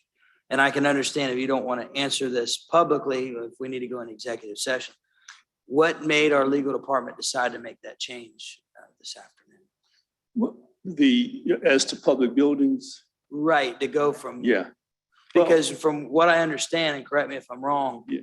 the previous iteration was all indoor facilities, which would have been businesses, and now it's only for government buildings, Yeah. which I believe our mayor's already executed the authority to require face coverings in government buildings already. And we've already had a resolution of the same effect. So what made our legal department decide to make that change today? Well, of course, the resolution was an encouragement, obviously not the same as an ordinance. But the idea was that the public facilities was fairly broad and was not particularly what was intended. So what is happening is that would be limited. That phrase, removing that phraseology would limit the stretch and the Thank you. reach. That explains it. Yeah. And I just had one comment I'd like to make, Mr. Mayor. As you all know, I've been very consistent throughout the whole pandemic that we should not mandate mask wearing. Yesterday, I made a poll that I sent out to all my neighborhood associations and had over 1,000 people that voted within a few hours. And over 62% supported encouraging masks or not masks at all. So tonight I will be staying consistent and voting to allow the will of the people to make the decision for what is right for them and their families. Thank you. Thank you, sir. Any other comments or questions? Councilmember Brady, then Del Chapo. Thank you, Mr. Mayor. I mean, just last week, I talked about how this body, we hate the overreach of state government whenever they infringe on home rule rights of a municipality. But it strikes me, especially with Charleston County School District's 8-1 vote yesterday, that by us passing this as an emergency ordinance tonight, that we're effectively overruling and extending our mandate into areas that already have duly elected officials that can make that decision. So as an example, we're in Berkeley County right now. The Berkeley County School District has duly elected officials serving on their school board that could make the decision, just like the Charleston County School District did, just like Richland 1 did, that if they wanted to defy the proviso and do that, they're duly elected and have the ability to do that. As Councilmember Griffin mentioned, the mayor executed that being in city government buildings, you need to wear a mask. Being in county buildings, the county is requiring masks. Most of the private schools in the area are already requiring masks. So it would seem to me that the point is moot, that we would need to pass this tonight on an emergency order when if it warrants later on that we want to do it, we can always do it under regular order. So I'll be voting no tonight. Councilmember Del Champo. I too took a poll. I'm not as popular as Councilmember Griffin. I only got 400 people to respond to mine. And I was very, very shocked. I do my very best to vote in alignment with what the majority of my constituents say. It doesn't matter what I think. I don't rule my district. I represent my district. As of 2:45 this afternoon, 374 people did not want a mask mandate and 75 did. So 83.3% do not want a mask mandate and 16.7% do. And I feel as though it would be disrespectful of me to issue a mask mandate given these types of numbers, especially when I provided a comment section and nearly everyone left a comment, and it was overwhelmingly to recommend a mask ordinance, to not mandate it, and then also feedback of you have this mandate and you're going to, enforce it, but what are the penalties for it? And wasn't it nearly impossible to enforce before? And all of the issues we ran into, why would you go right back to that again? And that gave me a lot of pause for consideration. And I agree, I don't think we can tell school districts what to do any more than we would want them coming in and telling us what to do. They are duly elected and they represent people just like we do and need to make decisions that are in line with their constituencies. I appreciated the meeting that we had last week where we were encouraging masks to be worn, strongly recommending it. I thought that was perfectly acceptable. People seem to be very happy with that. And I guess I'm trying to figure out, but now we want to say mandate, but there's no penalty. So isn't that still really a recommendation? I don't know if I'm splitting hairs, but I think, again, we've been talking this evening about words. Those of you who know me, my entire career is words. I write. And I think it's the word mandate that people are getting stuck on. I am all for a recommendation and encouragement, but based on my folks, I just can't go with mandate. Understood. Any other comments or questions, Councilmember Rappel? Thank you, Mr. Mayor. And, we're dealing with not only a rapidly evolving medical and scientific challenge, we're also dealing with a rapidly changing and evolving legal framework in this state over this issue. Since we've been up here today, the South Carolina Supreme Court unanimously rejected Attorney General Alan Wilson's interpretation over the proviso in the state budget dealing with masking in schools.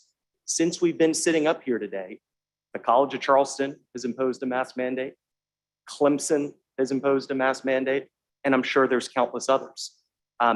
We all know what happened with the Charleston County School District last night. And y'all know how strongly I felt about this last week when I made some comments about what the legislature was doing up in Columbia and how I thought it was completely out of line and out of bounds and inconsistent with home rule, et cetera. But the source of my objection simply centered around the fact that the legislature in Columbia, a couple of frankly backbencher legislators from the upstate, were saying that they know the best for Charleston, Berkeley, et cetera. Charleston County School District wants to impose a mask mandate. Berkeley County School District doesn't. Let's respect that. So I would suggest we amend our ordinance to apply only to schools in Charleston County. So Charleston County School District, let's let Berkeley County do its own thing. We're not overstepping the Berkeley County School District.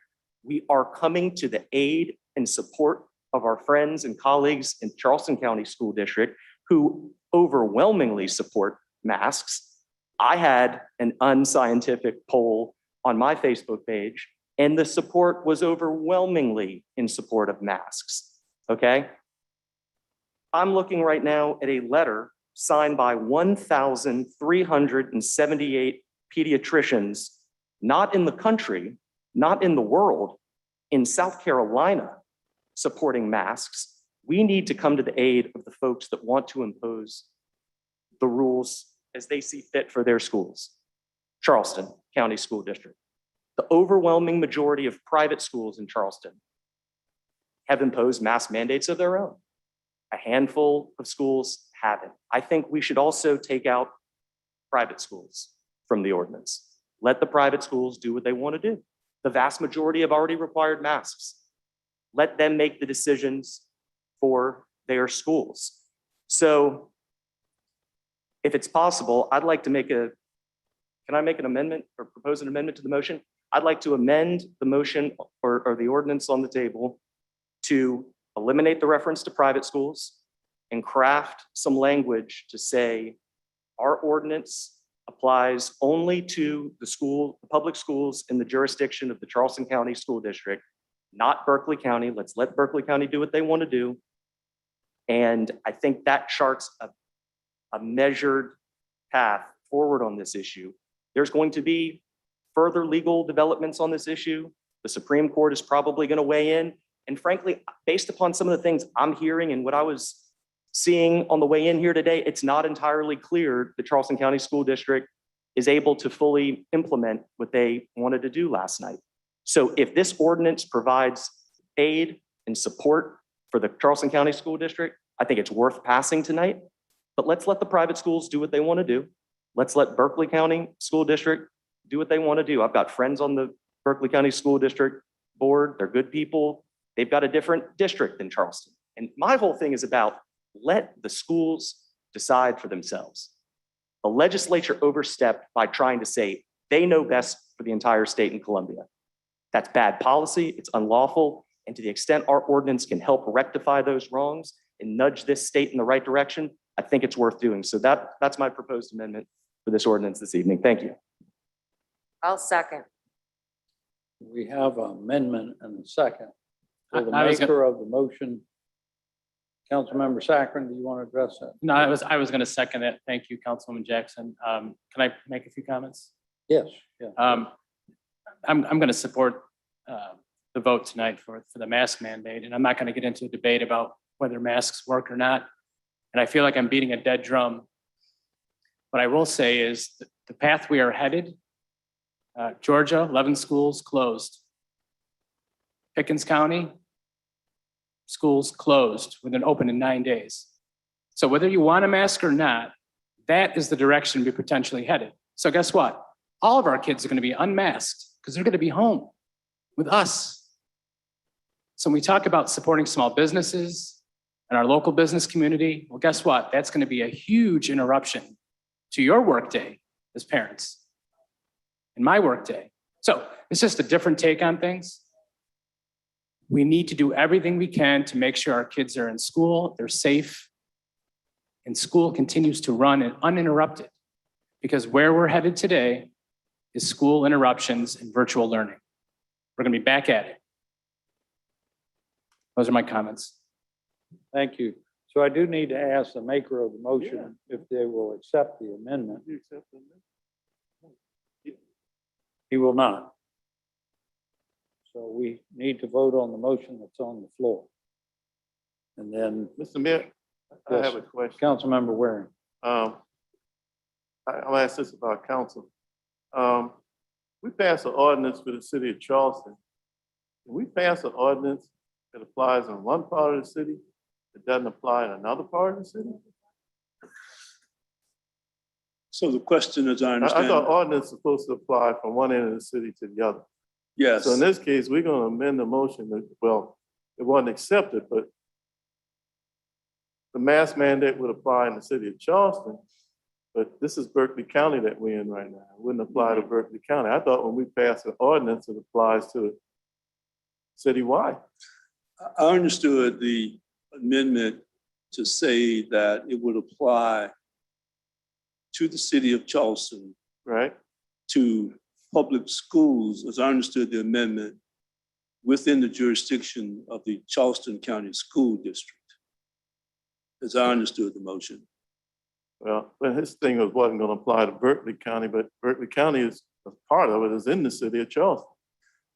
The amendment, as I understand it, proposed amendment would exclude schools that are within the jurisdiction of the Berkeley County School District. Right. Wouldn't necessarily exclude areas in the city of Charleston that may fall within Berkeley County.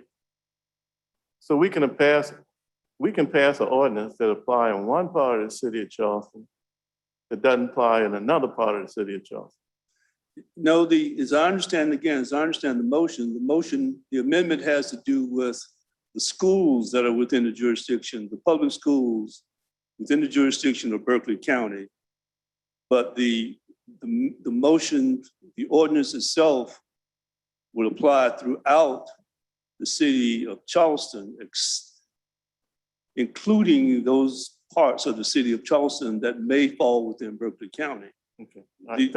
The exclusion will be the schools that are within the jurisdiction of the Berkeley County School District. That's my understanding of the motion. All right, so the amendment was not accepted. I have a question. Yes, procedurally. sir. Councilmember Siki. So I have a question procedurally. We had to have a vote of supermajority to vote on whether or not to undertake the motion. Yes. If the motion fails, which I'm suspecting it's about to, can we then have Councilmember Appel make a motion, get a supermajority vote, put it back on, and then vote on his amended motion?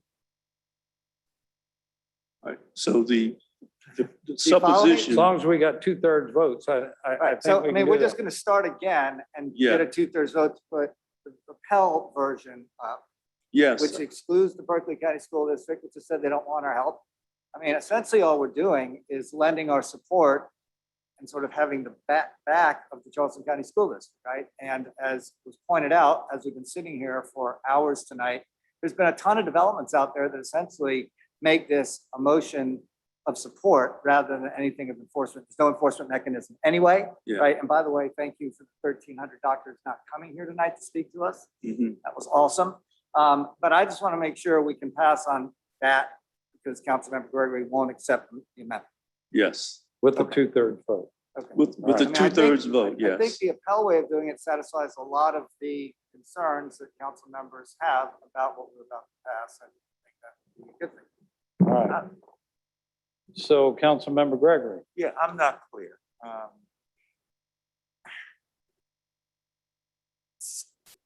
Berkeley County, okay, is not covered by this currently. Am I correct? It's covered by my motion. Well, yeah, that's still my motion, including those that are in Berkeley County. Right, if we're talking about government buildings. That's right. That are, okay. All right. So the original motion's on the floor, requires a 2/3 vote to pass. All in favor, please say aye. Aye. We'll be glad to take a roll call vote. I was just seeing how it sounded. So, It's not going to sound like it's going to pass, I can tell you that. all right, we're going to have a roll call vote. Councilmember Sacrin. We're voting on emergency ordinance requiring face masks, face coverings indoors in any government facility, public school, private school, and daycare in the city of Charleston. That includes both Charleston and the portion of Berkeley County that's the city of Charleston. Got it? Madam Clerk, please give us a roll call vote. Councilwoman Del Chapo, Nay. Councilmember Shealy, Nay. Councilmember Sacrin, No. Councilmember Mitchell, He says no. Councilmember Mitchell, Councilmember Brady, Nay. Councilmember Gregory, Councilmember Waring, Councilmember Seekings, Nay. Councilmember Shade, Councilmember Griffin, Nay. Councilmember Appel, Nay. Councilmember Jackson, Mayor Tecklenburg. Yes. The motion fails. Councilmember Appel, I'll recognize you. Mayor, I just had the craziest idea. I'm going to make a motion to amend the ordinance that was presented to us this evening and read to us by our corporate counsel, Mr. Johnson, with the following amendments. Strike the reference to private schools. Add language specifying that the school component of the mask mandate applies only to schools in the city of Charleston under the umbrella of the Charleston County School District, specifically omitting the schools under the umbrella of the Berkeley County School District. And as to government buildings in Charleston County and Berkeley County are all subject to the requirement because there are buildings, we get to make the rules for them, not the school district. And I would just maybe add one quick comment that, the city of Charleston, I mean, we draw lines all the time on ordinances. There's no rule that all ordinances have to have citywide applicability. I mean, we looked at a mid for Johns Island. Zoning by definition only applies to portions of the city. So I don't see there's a rational basis for what we're doing here. Namely the fact that Berkeley County School District doesn't want to do it, et cetera. So I think we're on legal ground for this. That's my motion. And I hope we can get 2/3 and come to the support of our colleagues at the Charleston County School District. Thanks. Second. Okay, hold that thought for just a minute. First, let's amend the agenda so we can consider the motion. Yeah. Right. Correct. Councilmember Seekings, can I entertain a motion? If I could turn on. Yeah, I mean, I amend the agenda to adopt the motion as presented by Councilmember. All right, we have a motion to amend the agenda as we did a few minutes ago. Is there a second? Second. All in favor to amend the agenda again, please say aye. Aye. Aye. Any Nay. opposed? Nay. The ayes, one nay, the ayes have it. So How now. How many nays were there? I had Councilmember Griffin and Yeah, I was a nay. Councilmember Shealy. Okay, thank you. So now, Councilmember Pell, I know we all been holding that thought, but if you could please succinctly restate your motion, we'd appreciate it. I'm going to focus on that word succinctly. I move to amend the ordinance that was presented to us this evening to take out the reference to private schools and to clarify the mask ordinance for public schools only applies to the public schools in Charleston County School District, not the public schools in Berkeley County School District, and leave everything else the same. And we have a second? A second. Second. Any discussion? Councilmember Del Chapo, Shealy, Mitchell. Oh, Del Chapo. Would it be cleaner to say, rather than calling out school districts, just saying those school districts who have voted, who have imposed a mask mandate? Again, should things change or something like that, does that make it cleaner and easier if we just, rather than specifying the two school districts? I'm just a thought. Because again, I mean, I don't know if anything, I don't have my crystal ball. I don't know how things may change in the future, but just trying to be a little bit forward thinking. Okay. Councilmember Shealy was next. Thank you, and then Mr. Mayor. Shay. I got a couple of questions. One of them, Councilman Appel, I guess, if we're talking private schools, we don't have any public daycares. So I'm assuming we're talking all private schools from age 2 up, I would assume. Oh yeah, I think we should take all private schools out of the ordinance. Okay, all right, very good. I guess my other question is, okay, if Charleston County lifts their ban and we don't have a meeting for a couple of weeks, then we're still banning masks. And I see that as a problem. If they decide to lift their mask ban and we've still got something in the city of Charleston, we've got an issue. And I just think we're overstepping our bounds on here. I mean, I think that they have, they've got the mask mandate. They've made that decision. I hear you saying we got their back, but we may have more than their back if we don't have a meeting. If they decide to drop that and we still have an ordinance here in the city, we've got an issue. That's the point. Councilmember Shade. I'm going to vote against this for this reason. We're making a distinction tonight between private schools and public schools. If our responsibility is public safety and to help stem this tide of this virus, we're making a determination and putting children to different classes, to different groups. Now, either we come across completely to support children in our city, regardless of what county they live in, regardless if they are a private school or a public school, then we need to make that stand. It's just that, really just that simple. We're going to carve out and say we're half a city. As Councilwoman Waring's point, we're half a city. Rules apply for a citizen of the city of Charleston in one county, but not the other. Rules apply for a student who goes to a public school, but not a private school. That's just not fair. I'm going to vote against it. Councilmember Griffin. And honestly, we may just have effectively caused Charleston County School District to lose a bunch of students who are now going to try to enroll in private schools so they don't have to wear a mask. I mean, I get what we're trying to do here. I mean, obviously, I'm not even wearing a mask. I haven't been wearing one all night, which shows that there isn't going to be an enforcement of this anyway. But, we're getting into the weeds now. I mean, I think we all know where our heart is at, and we just need to take the vote. Any other comments or questions? Councilmember Gregory. The motion on the floor is to distinguish between have a schools. face covering indoor requirement for government buildings and Charleston County School District But not private. buildings in the city of Charleston, but not in Berkeley County. Is that correct? Basically. And daycare care centers and private schools, I think they eliminate that. Yeah, I think the motion also excludes private schools. Right. Am I correct? That's right. And just real quickly, the vast majority of private schools have already required masks. There's a handful that don't want to do it. And they're small schools. And it's the Catholic schools, I think some of them are not doing it. And And they're not small schools. they're not small schools, but You eliminate Bishop England and you eliminate all the postal schools.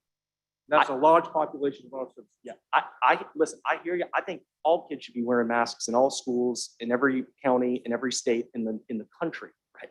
That's what I think is best. I'm just trying to we thread the needle so we can pass something tonight that can support the folks at the Charleston County School District and the Charleston County parents. I believe overwhelmingly want this. It's a different deal in Charleston County than it is in Berkeley County.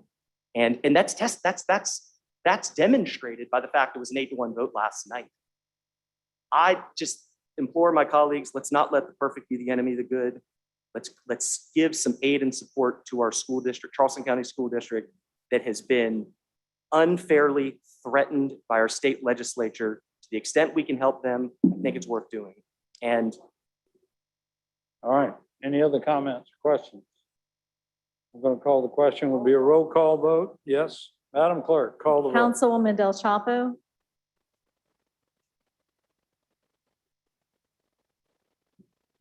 Yes. Councilmember Shealy, Nay.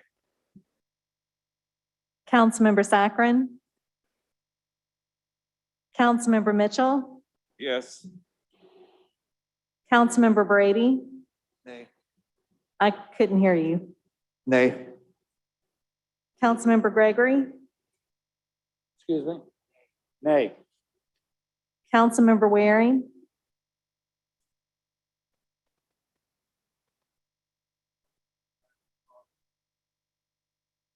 I I'm can't. gonna vote yeah. My colleague is trying so hard on this one. I'm gonna vote yeah. Councilmember Seekins, Aye. Councilmember Shade, Councilmember Griffin, Nay. Councilmember Appel, Councilmember Jackson, Mayor Tecklenburg. Yes, the motion fails. Correct. Motion fails. Motion fails. So our resolution from last week stands. We highly recommend that our citizens wear a mask inside, including students in school. And we highly recommend that our citizens get vaccinated. And as soon as the vaccine is available for those under 12 and under, we highly recommend that they receive the vaccine as well. Our resolution from last week still is in effect. Thank you very much. Next on our agenda is a status update on mobile street vendors requested by Councilmember Saccharin and Brady. So I'll ask either one or both of y'all to open up the discussion. Thank you, Mayor. Just some quick questions for Chief, if he's here, or if anyone from our police department is available. Anybody? All right. Okay.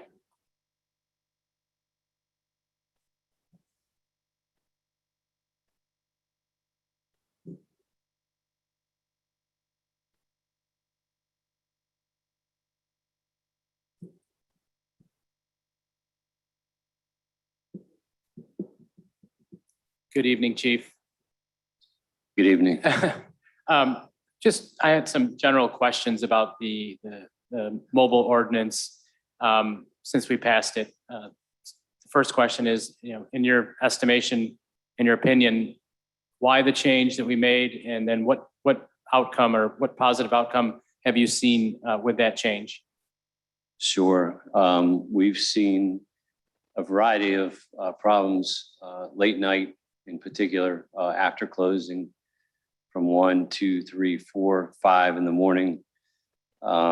Large numbers of people that did not leave. I'll kind of just nicely say, kind of quoting somebody else, the party was never ending and it was extending way beyond what it should have. We looked at this. We had some violent incidents where we had people shot and stabbed and some other things.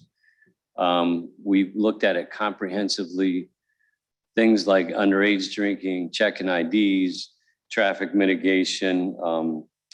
I'd just say extensive collaborative problem-solving efforts, parking meters, lighting, cameras, training and working with different establishments, occupancy permit enforcement, a lot of things. One of them, with the support of the council, was to close the food vendors down at 1:30 a.m. Of all the things that we've done, and I just say we've done at least 20 things, the most effective thing that we've done was to shut the food vendors down at 1:30. It's had a profound impact.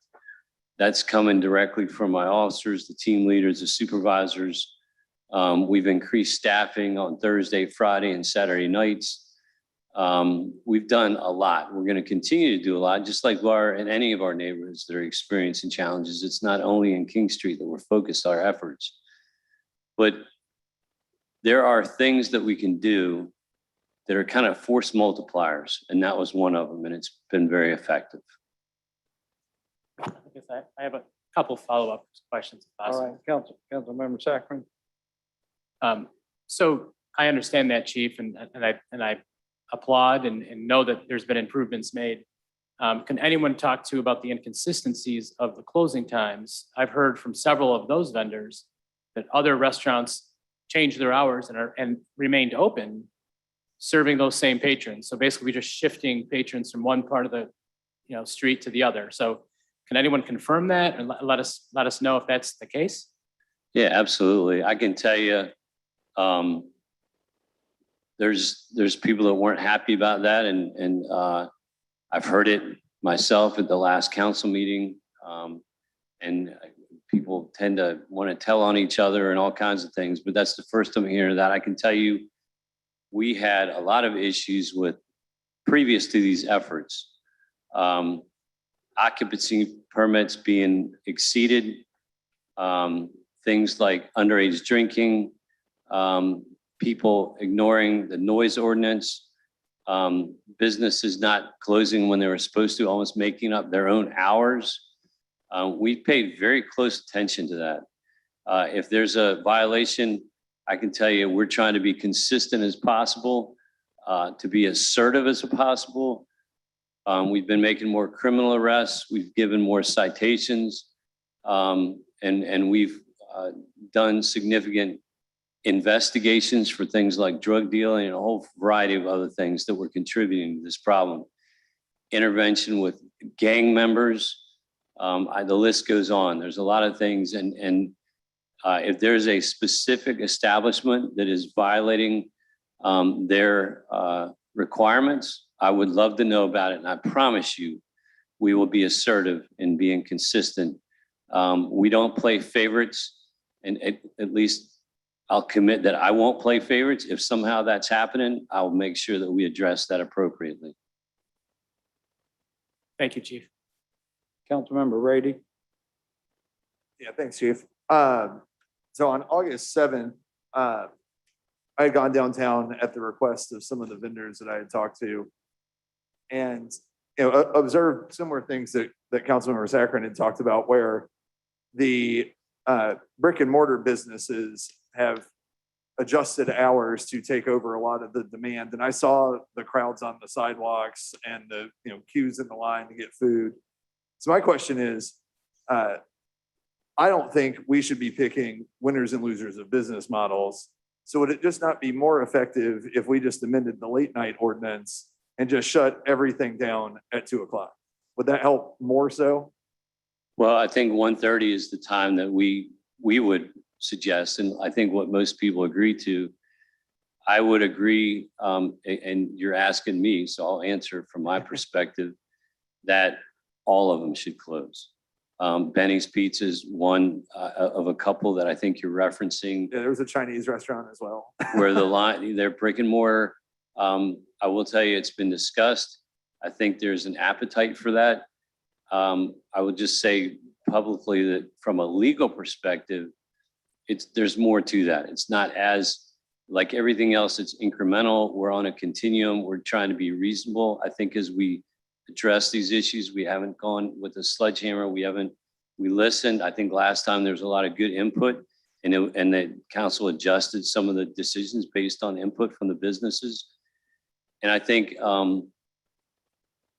that's going to be a little more difficult, is what I'm told, based on the zoning and the way the brick and mortar businesses are given their licenses, and that's a completely different kind of discussion. But I think there's an appetite for fairness and consistency to make that happen. Well, and I would agree with that and advocate for that. Yeah, and that was just my concern, is that they all pay a business license, yet we're picking which business models we like or don't like.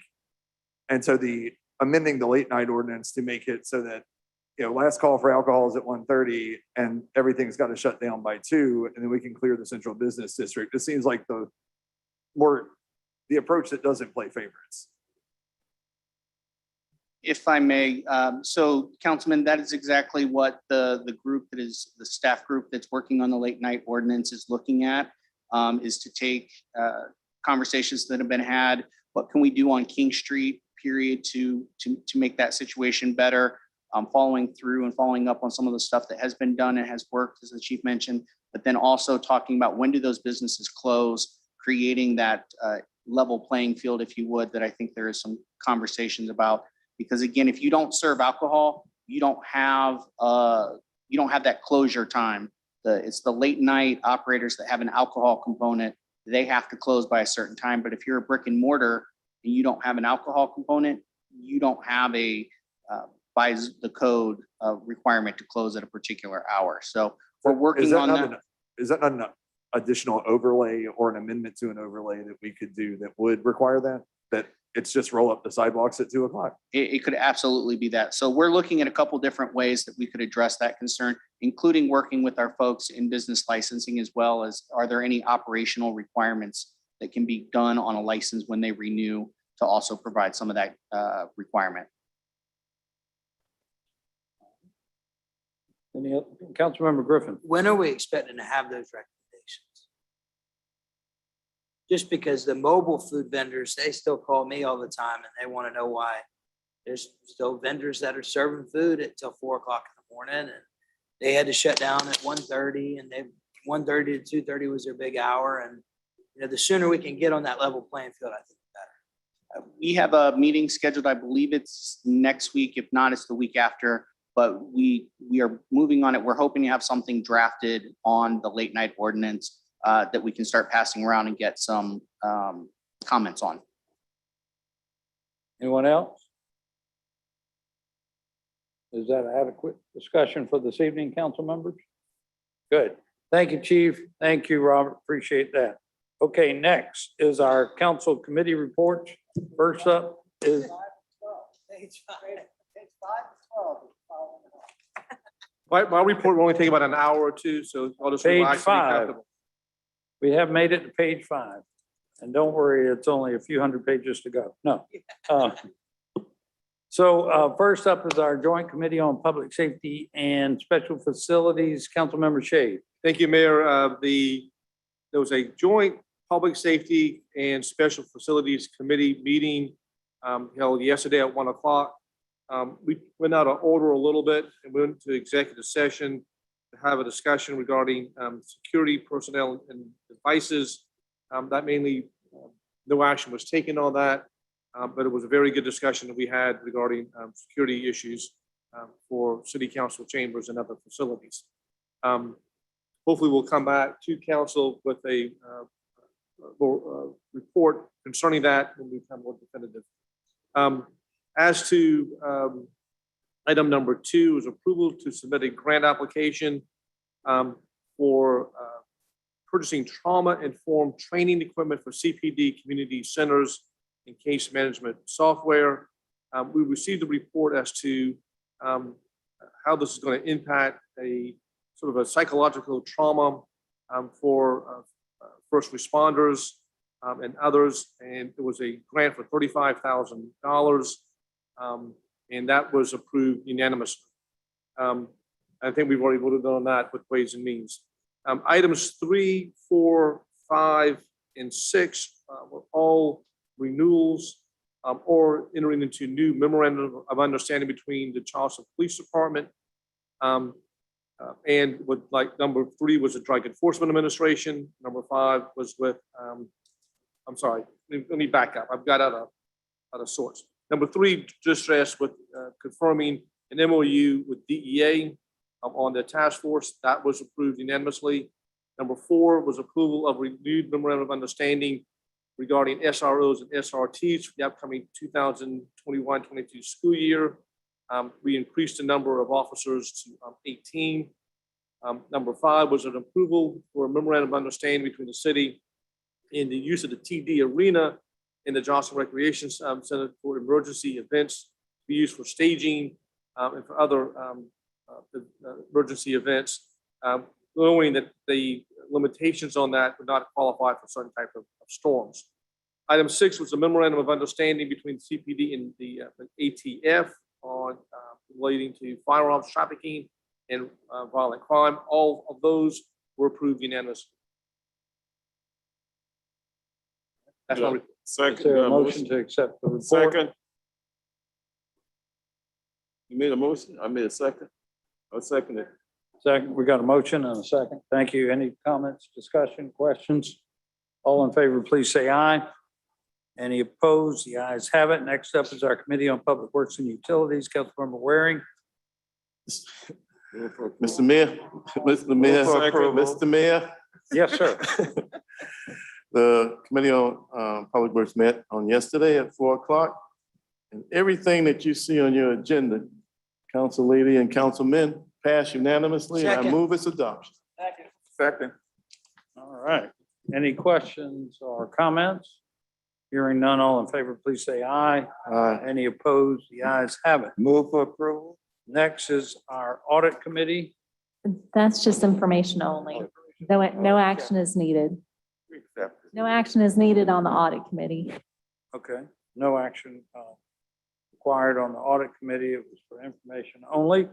So next we'll go right to our Move for approval Committee on Ways and Means. We've got a motion to with approve. amendments, Mr. Mayor, with amendment. Please note that I was recused on the first item on the Real Estate Committee. And that item failed to pass. Correct. Failed to pass. Any questions or comments? Hearing none, all in favor, please say aye. Aye. Any opposed? The ayes have it. Now we have bills up for the second reading. 1 through 12. We do have a couple of deferred requests, which were which numbers, Madam Clerk? 5 and 6. 5 and 6, we have a request for deferral. So you could take items 1 through 5 and then items, let's see if I got that right. 1 through 4. Take 1 through 4, I'm sorry, 1 through 4, 7 through 12. and then 7 through 12 together. Is that For acceptable? approval, those items. All right, and we got a second? Any discussion on any of that? Hearing none, all in favor, please say aye. Aye. Now for third reading So and moved. ratification Second. of those same items. Have a motion and a second. Any discussion? All in favor, please say aye. Aye. Any opposed? The ayes have it. Now we have a couple bills up for first reading. We got a Mr. Mayor, motion to approve number 1, which is the ordinance related to cemeteries to add certain provisions for gravesite protection and to provide for penalties. We got a motion and a second. Second. Do we have any discussion or questions about that item? Hearing none. Oh, Councilmember Del Chapo. Would y'all mind indulging me on this? Please.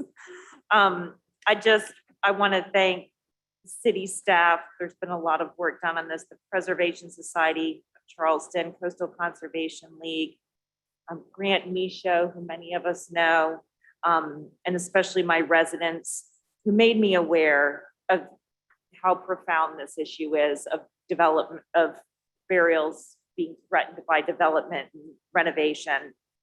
And I've learned so much through this process, and I just can't emphasize how important it is. And I know that through various discussions, something that maybe this hasn't gone far enough, but what I want to emphasize is this is kind of our first step in a longer term strategy. With my goal and that of some others that will eventually have mapping and an inventory, so we can better help guide development and renovation in a way that's much more respectful. And I know personally, I am committed to keeping this work moving forward because it's become just that important to me and so near and dear. I think the biggest thing is those folks resting here deserve respect. Their families deserve respect. And it's no secret that this disproportionately affects African-American burial sites. And Grant Michaud said something to me that was very profound, and I'm probably going to botch it. But he said these people were enslaved in life, and now they're enslaved in death because they're constantly under threat of being bulldozed, which is just absolutely devastating. None of us would want that to happen to our families, and there's no way under my watch it's going to happen to somebody else's family. These people should be able to enjoy where they're resting and enjoy their families coming to visit them. So I appreciate folks' support on this tonight, and especially support as we move forward and see some other things in the city that we can do to help continue to protect these precious sites. Thank you. Thank you, Councilmember Del Chapo, and thank you for your leadership on this issue. Appreciate that. Any other comments or questions for number 1? All in favor, please say aye. Aye. Any opposed? The ayes have it. Before we go to number 2, Madam Clerk asked me to please ask you to officially defer items 5 and 6 that was up for second reading. Move for approval. Second. Items. Move to defer. Defer. There's 2 Yeah. items. Got a motion to defer and a second. All in favor, please say aye. Aye. Any opposed? The ayes have it. Now to the second bill up for first reading. Mr. Mayor, And Move that for was, approval. we have Can a motion to approve and a second. And I'm going to call on Councilmember Appel. Mr. Mayor, yeah, I would respectfully request we amend the motion to defer this matter. Mr. Elmore from the Animal Society, extremely well-respected organization, reached out to me and said he understood what kind of meeting we were going to have tonight. They can mobilize 50 people in a heartbeat. He refrained from doing that as a courtesy to us and respectfully requested we defer this item so it could be more, fully considered, perhaps at a less, involved meeting. So I think that's a reasonable request, and I think we should defer this matter. Thank you. Is there a second? We have a motion to defer and a second, which takes precedence over the motion. Would anybody like to discuss the issue of deferring? Councilmember Mitchell. Mr. Mayor, I might support this, but it's like every year, as it seems like every year this comes up with the horse and carriage. I mean, ever since I was on council, every year they come in after the horse and carriage, every year. So I don't know when we're going to get to the point that, we're going to just let them go. I know they're not going to let those horses get hurt because that's their money. And I think, 3 years ago, they took me around to all the farms on Johns Island where the horses were staying. And you should see the way they keep those horses. Well kept, better than sometime when I lived, And so they're not going to, let those horses run or hurt those horses because that's their money maker.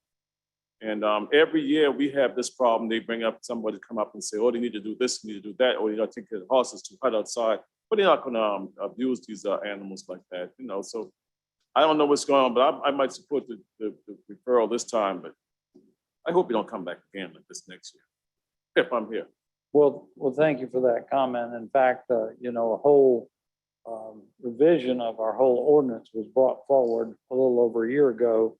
And what we have tonight is a result of a long series of meetings of subcommittees and the commission. So it's been scrutinized pretty thoroughly.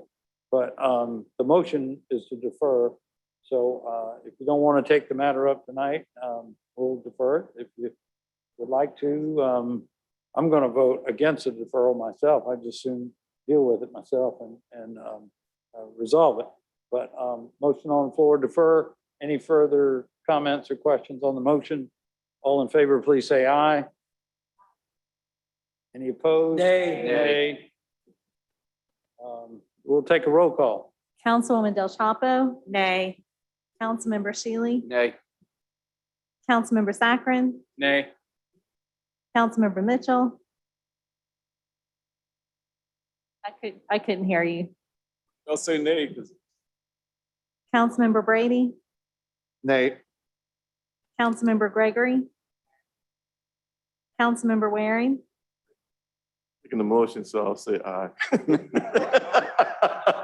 Councilmember Seekins, Councilmember Shea, Griffin, Nay. Councilmember Appel, Yay. Councilmember Jackson, Yes, Mayor Techlenburg. Motion fails. the motion fails, so we will consider the matter. Let's ask Dan Riccio, who's head of livability tourism management, to give us a report on the changes that are envisioned here. And I'll be brief and thank you. Just to indulge everyone, over a year of work went into this with staff, communication with both the Animal Society and their attorney for an entire year, and also the advocates, or correction, the carriage industry. The advocates proposed an ordinance that in our mind needed further vetting. It was a wish list that they had wanted to be viewed by City Council. We respectfully reviewed the entire ordinance and 12 pages of them.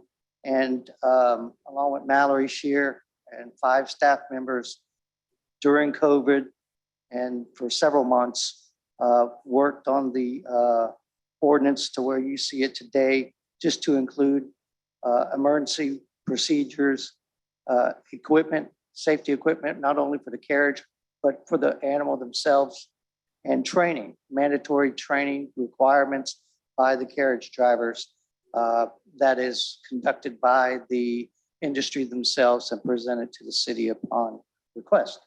So with that said, it was vetted because it was so comprehensive. It was vetted through 3 different committees over a 3-day period, then went to full commission. It was voted negatively on most of them and reworked to what you have today. Both sides had the opportunity for the last 4 months of this process to get it down to where we are today. And what I'm trying to explain to you is that you can't beat a dead horse, I guess. This is as far as it goes. We can't make any more changes. The industry agrees, and I've had no comments other than what Mr. What's his name came here tonight and wanted to defer it. So with that said, I would appreciate passage of the ordinance. Thank you, sir. And thank you for your due diligence on all of this, Dan. Appreciate it. Any comments or questions from council? Sir? I thought we had a think there- motion on the I floor. If think not, Councilmember- I'll entertain a motion. We are, Second, we We have a already, motion to approve. Is there a second? second.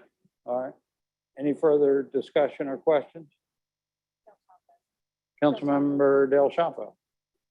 I would like, when this comes back for second reading, if it passes first reading tonight, that, so I would like to, I guess, amend the motion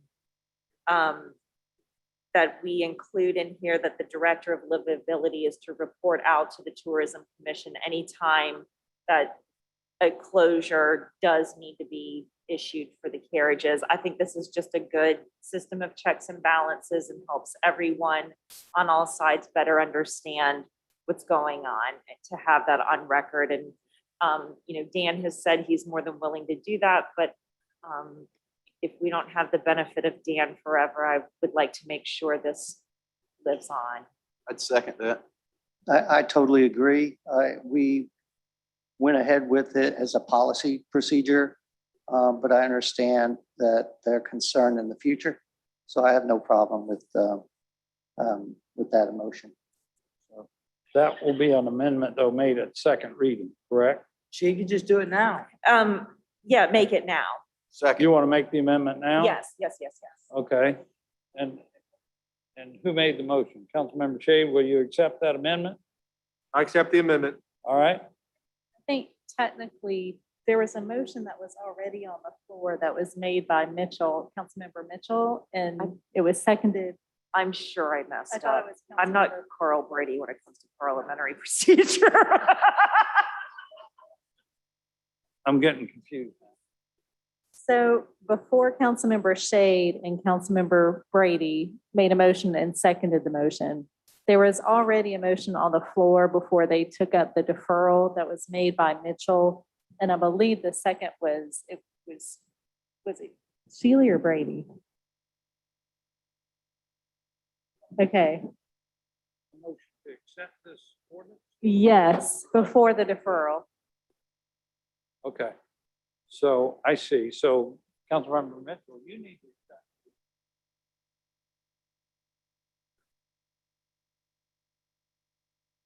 The minute, I don't remember I made a motion. I think you made the motion to approve prior to our discussion about the deferral. So in fact, Councilmember Griffin, I forgot too, there was already a motion on the floor. We didn't need another one. So we have an amended motion now. This is just first reading. So Councilmember Pell, Mr. Elmore is welcome to still advocate and come back for further amendments. This says exclude him from being able to do that. I want to make that clear. All right. Any further discussion? All in favor of the amended motion, say aye. Aye. Any opposed? The ayes have it. The next regular city council meeting will be Tuesday, September 14th, 2021. We know we're not meeting at city council chambers, but we will have to advise you on where we will be meeting because we hadn't determined that yet, but we'll let you know soon. Thank you, everybody, for your patience.